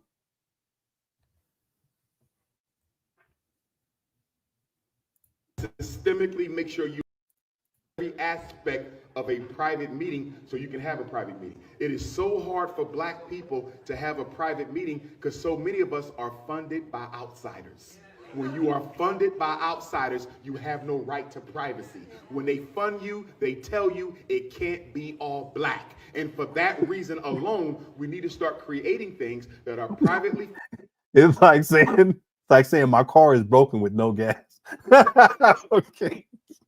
Yeah, that's real talk. Thanks, Jack, for super chat. We almost done, y'all. Funded by us that are all Black, because every other community, by us, for us, by us, they have all Chinese meetings. If you ain't Chinese, you ain't there. If you ain't Jewish, he's taking shots. It's a passive aggressive way of taking a shot at the Asian guy over there. So Umar, he's not going to address him directly. That's the Umar. He's so passive aggressive. You ain't there. If you're not an Arab, you're not there. Only in the Black community will you always find outsiders in our meetings because we don't owe and anything. Black power. I'm sorry. I apologize for this cough, everybody. So going back to the economics, right? When we talk about just particularly like Africa, and really talking about how do we connect the African diaspora. You know, like every time I've been to Kenya, Ethiopia, Nigeria, you know, outside of just getting peace every time I go there, like it's an entrepreneur's gold mine. But also every time I go there, I see how the Europeans are continue to take resources. I'm starting to see now how the Chinese are buying. This ain't nothing new. I thought that the brother, Suge Knight brother, had one arm. because I was looking and it's an optical illusion right there. You see that? I was like, how you gonna be security? He ain't got. I guess it's possible because he looked like a big brother. Which I'm serious. I was looking. I was like, this guy, he ain't nothing wrong with having one arm. In Nigeria, you know, outside of just getting peace every time I go there, like it's an entrepreneur's gold mine. But also every time I go there, I see how the Europeans are continue to take resources. I'm starting to see now how the Chinese are buying and creating infrastructure, whether roads and highways, creating crazy loans. And so my thing is, how do we get black people to start thinking about investing in Africa? You know, somewhere like Nigeria, if you pay somebody $900, $1,000 a month, you changes somebody's life drastically. That's how far the dollar carries. Well, what you need to be doing is focusing on your own personal family first, and then extend it out to the community. I don't understand where African Americans get this idea that somehow it's your responsibility, or that you even have the ability to reach out to another continent to save other people when shit's all fucked up. Let me stop. Anyway, let's go. But for us as Black Americans, how do we start thinking about, hey, how do we go over here? How do we help our brothers and sisters over there, but then also help our brothers and sisters here? Like, how do we, my thing is, I feel like Africa should be like China. Like, we should be manufacturing everything in Africa and then Okay, you just talking. Cut it out. bringing it back here. How do we start thinking about connecting the diaspora from an economic standpoint? Because oftentimes we talk to Black. Listen, just stop. Listen, ain't nobody want to hear you. I know disrespect, but listen, even I don't want to hear you. I want to hear Umar. Okay. People, you know, we not, Africa ain't the top thing on our list to go visit. We want to go to Europe. We want to go everywhere else. And if anything, Black people, we think about Africans as in huts and stuff like that. How do we shift? What in the world? This mindset to see the power if we actually unite the diaspora. Great question. First of all, and you're absolutely right with everything you said. Psychologically speaking, most Black people. Oh no. He said pro-Blacks don't have space stations. All right, Sam. Damn. Boy, that's ruthless, right? It's true though. All right. Thanks, Sam, for super chat. We almost got 2 more minutes on this. We're up out of here. We'll be back tomorrow though. Are not African psychologically. They are Negropeans. Here we go. Okay? We want to be white. Just him disrespecting Black people. He speaks so poorly about Black people. And we're going to marry white and imitate white and act white. We don't want to be African. Let me go back in history for a minute. Our first 200 years in America, everything we built, we called it African. Everything. The African Free Church, the African... Yeah, you're right. Yeah, you're right. The systems can be disappeared with relative quickness. Yeah, it can happen instantaneously. See, and even while systems are being infiltrated, people may not even have any awareness that they're being infiltrated at that time, let alone get to the point where they're compromised. That's the one thing. Umar, he has no conceptualization of that whatsoever. You know, Barry had said earlier, I saw in the chat room that even satellite systems, you know, they could be compromised. Absolutely, anything that dealing with electronics can be compromised on some level.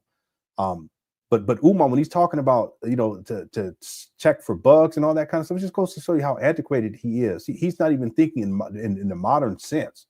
He's thinking, you know, from them old spy movies, you know, 007 from the 70s and shit, where they had them, you know, them old phones, and they would take the little cap off the top, the little speaker part, and put a little plug, you know, they bug it and then they cover it up. You know, that's what Umar, that's how he conceptualizes stuff.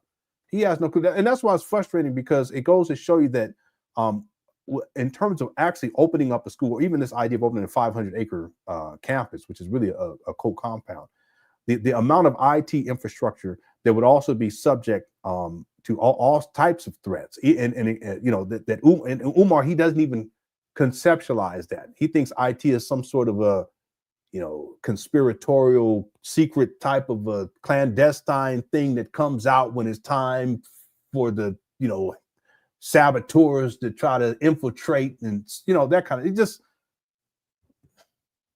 anyway, that's Umar. Okay, we're gonna finish this up right here. Here we go. The African this, the African that. We were proud of our ancestry for the first 200. Yeah, you're right. Around the beginning of the 19th century, the 1800s, black leaders came up with this idea. They said, if we stop acting like we Africans and start acting more like white folks, they might accept us. This is him disrespecting black leaders, African leaders too. And from that day until today, we still think that the more white we act, the better our chances will be. And what does that mean to act white? Because it's not like all white people act the same. Umar, you goofy. we are wrong. It is time to reclaim your roots. Now, for the Negroes in the room who said you don't come from Africa, good luck with that nonsense. Listen, I don't come from Africa. I'm Crenshaw Mafia. Anyway. You look just like Shaka Zulu, and I can... Umar, cut it out. Don't do this to the people. He said they look like Shaka Zulu. Take you to Africa and show you 20 Africans who look just like you. And okay, that's not true either. Listen, people.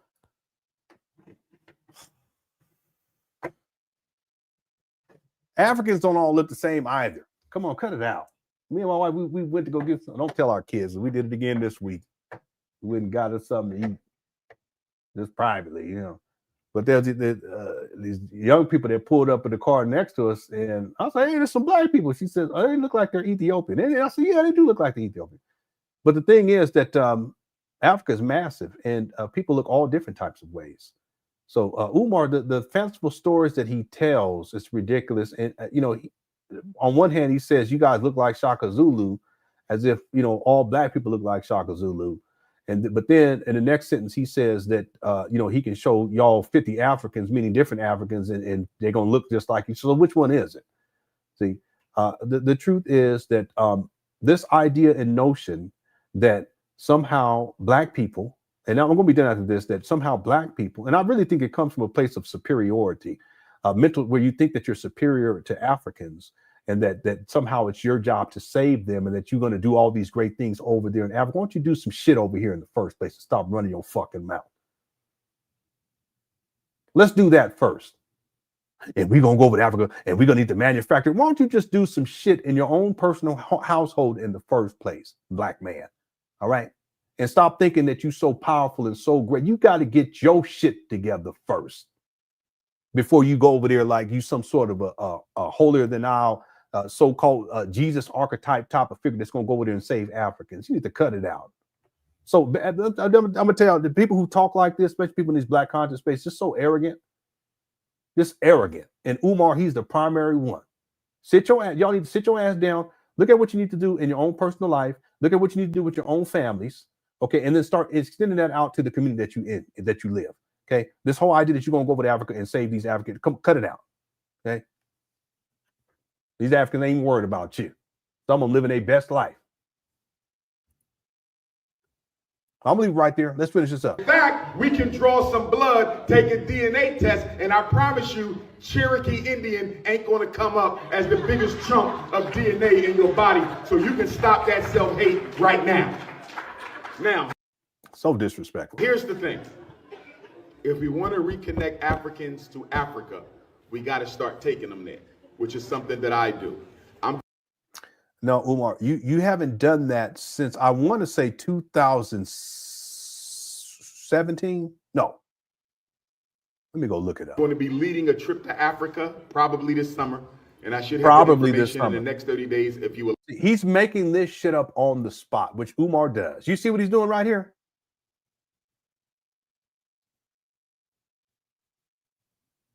No, we didn't sneak out. We were already out.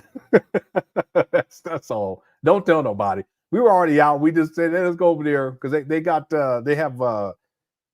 vegan over there at, what is that place? I want to say they do burritos and stuff, but anyway, the point that I want to get there, we've got to finish up here. I forgot my train of thought. Let me see what he said real quick. We got to start taking them there, which is something. Yeah. So Umar, in terms of him taking people over to Africa, watch what he does here. He literally makes this shit up on the spot. He has no plan to take anyone to Africa this summer. Okay. And he said that last year he didn't take anyone. He said that the year before he didn't take one. He took the year before he didn't take one either. That I do. I'm going to be leading a trip to Africa, probably this summer, and I should have the information in the next 30 days if you would like to go with me. Black queens, your hair got to be... I've heard him say this so many times, and it never comes into fruition. He's such a liar. He's making this shit up on the spot. ...natural to get on my airplane. I don't do fake hair. I'm tired of it. 400 years is enough. It's ridiculous. The sisters that's sitting next to him look like she got a little perm in there, too. Just so disrespectful. I don't care! Okay, now... Such a goofy. If we want to build African consciousness, we got to start with the children. So at the Frederick Douglass Marcus Garvey Academy, there you go. We're teaching them Pan Africanism as a course. He's saying we are teaching them as if we are teaching them. You're not teaching anybody. I already told people earlier there's not one black child been educated. See how I'm acting as if it's already open? He's such a scammer. We will be the first grade school in American history that teaches Pan-Africanism as a course. As the children are taught, so are their thoughts. If we want our people to be proud of their Africanity, we got to teach it to the babies. You can't allow our children to be Europeanized for 12 years and then try to re-Africanize them later. Because you won't be able to re-Africanize everybody. Most of you who have been Negropeanized, you're going to die Negropeanized. Yeah. You follow what I'm saying? He's so mean. If you worship blonde hair today, you'll be in your casket with blonde hair on. That's just the reality. So we got to save the babies because most of the adults have already been psychologically destroyed.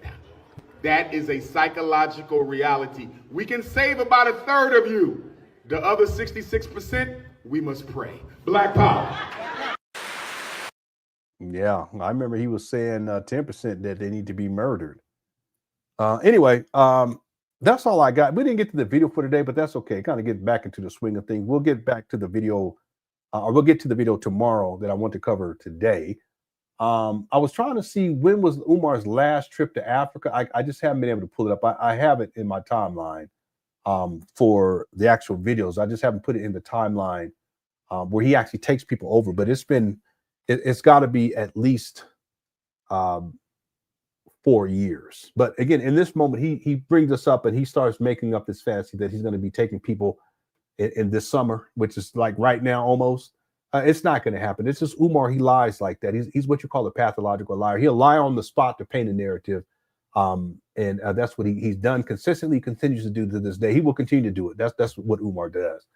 Okay, thank you guys so much. I hope you guys enjoyed the show. I want to apologize not just for not being available last week. I just really, really sick. And I haven't been feeling well for about a month now. But today I felt well enough to get on here, and I want to apologize for the coughing. I wasn't coughing today. It's just that once I started speaking and talking and getting into this, I started coughing. I want to apologize for that tomorrow. Okay, I'm sure I'll be feeling even better tomorrow. So hopefully I won't be encumbered by all of the coughing. I want to apologize for that because it is, I guess it could be annoying. I want to thank everyone again for tuning on into this live stream. Hope you enjoyed the show. I want to thank everyone who sent in super chats. And if I missed anyone, I apologize. But I want to thank everyone. I always appreciate the support. I don't take it for granted. And I appreciate y'all. I really do. I want to thank everyone who hit that like button during this live stream. Also, thanks to the mods for handling business. If you sent in super chats or cash apps, thank you so much. My cash app not super chats, say super chats. I'm sorry. Cash apps or PayPal. Thank you so much. And my cash app and PayPal information is listed down below in the description of this video. And what I'll do is I'm not going to set it up right away. I got to go get me something to drink and kind of rest a little bit. Then I'll set up a link. I'll set up the show for tomorrow and we'll get back in. We'll get into this video tomorrow. This one right here. Peace and Pan-Africanism. Peace and Pan-Africanism. Peace and Pan-Africanism. Peace and Pan-Africanism. Peace and Pan-Africanism. Peace and Pan-Africanism.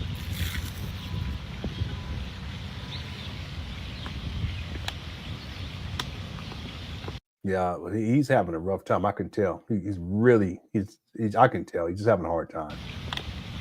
Just how he looks.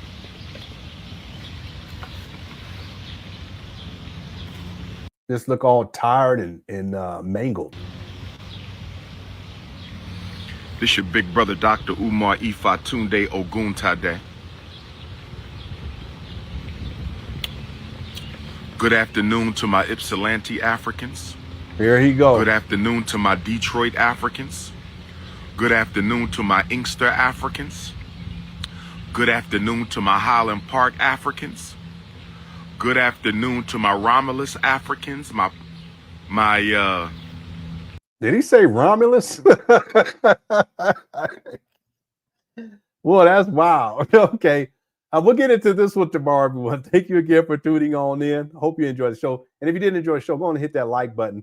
To close out, we'll go to Snow Bunny Love. I think that'd be good outro for this live stream. Here we go. We had, yes, donate to the school, $. Here we go. Oh my gosh, so you're fancy, huh? Yeah, black community activist. Yes, ma'am. Oh, Okay, yes, ma'am. well, good for you. Thank you. Okay, Romulus, Michigan. You know me, I'm into sci-fi. I thought he was talking about Star Trek. Let's go. See her eyes shine, she's my snow bunny please. In the winter light, so she's my sweet dove of cream. Touch to my nose, this lover's got is so raw. Make you go stepping out of control. All right, I'm gonna turn this down a little bit. Just to close out. Thanks, Mr. Independent, for tuning on in. And Cream Scorpio, Third Dog, and Victor. Yeah, I didn't realize that, lady. Oh, excuse me. Cookie Crush Chat. Cookie Crush Chat. Thank you, BH. I appreciate it.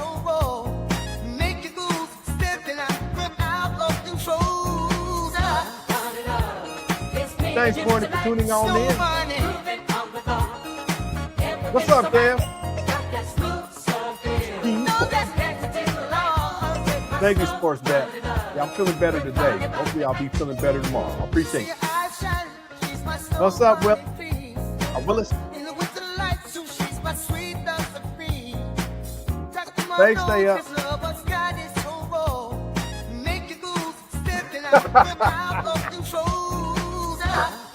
Oh, come on now. Fancy Lager. You crazy. Yeah, we know I did with him. we know how you get down, sir.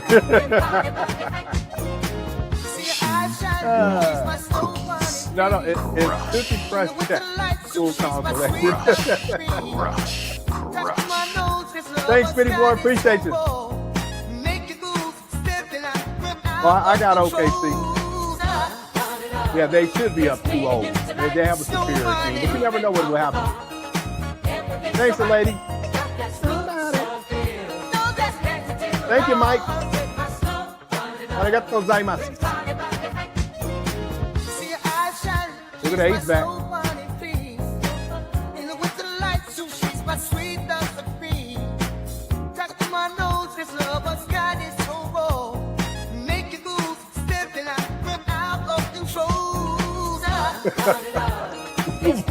Umar, funny.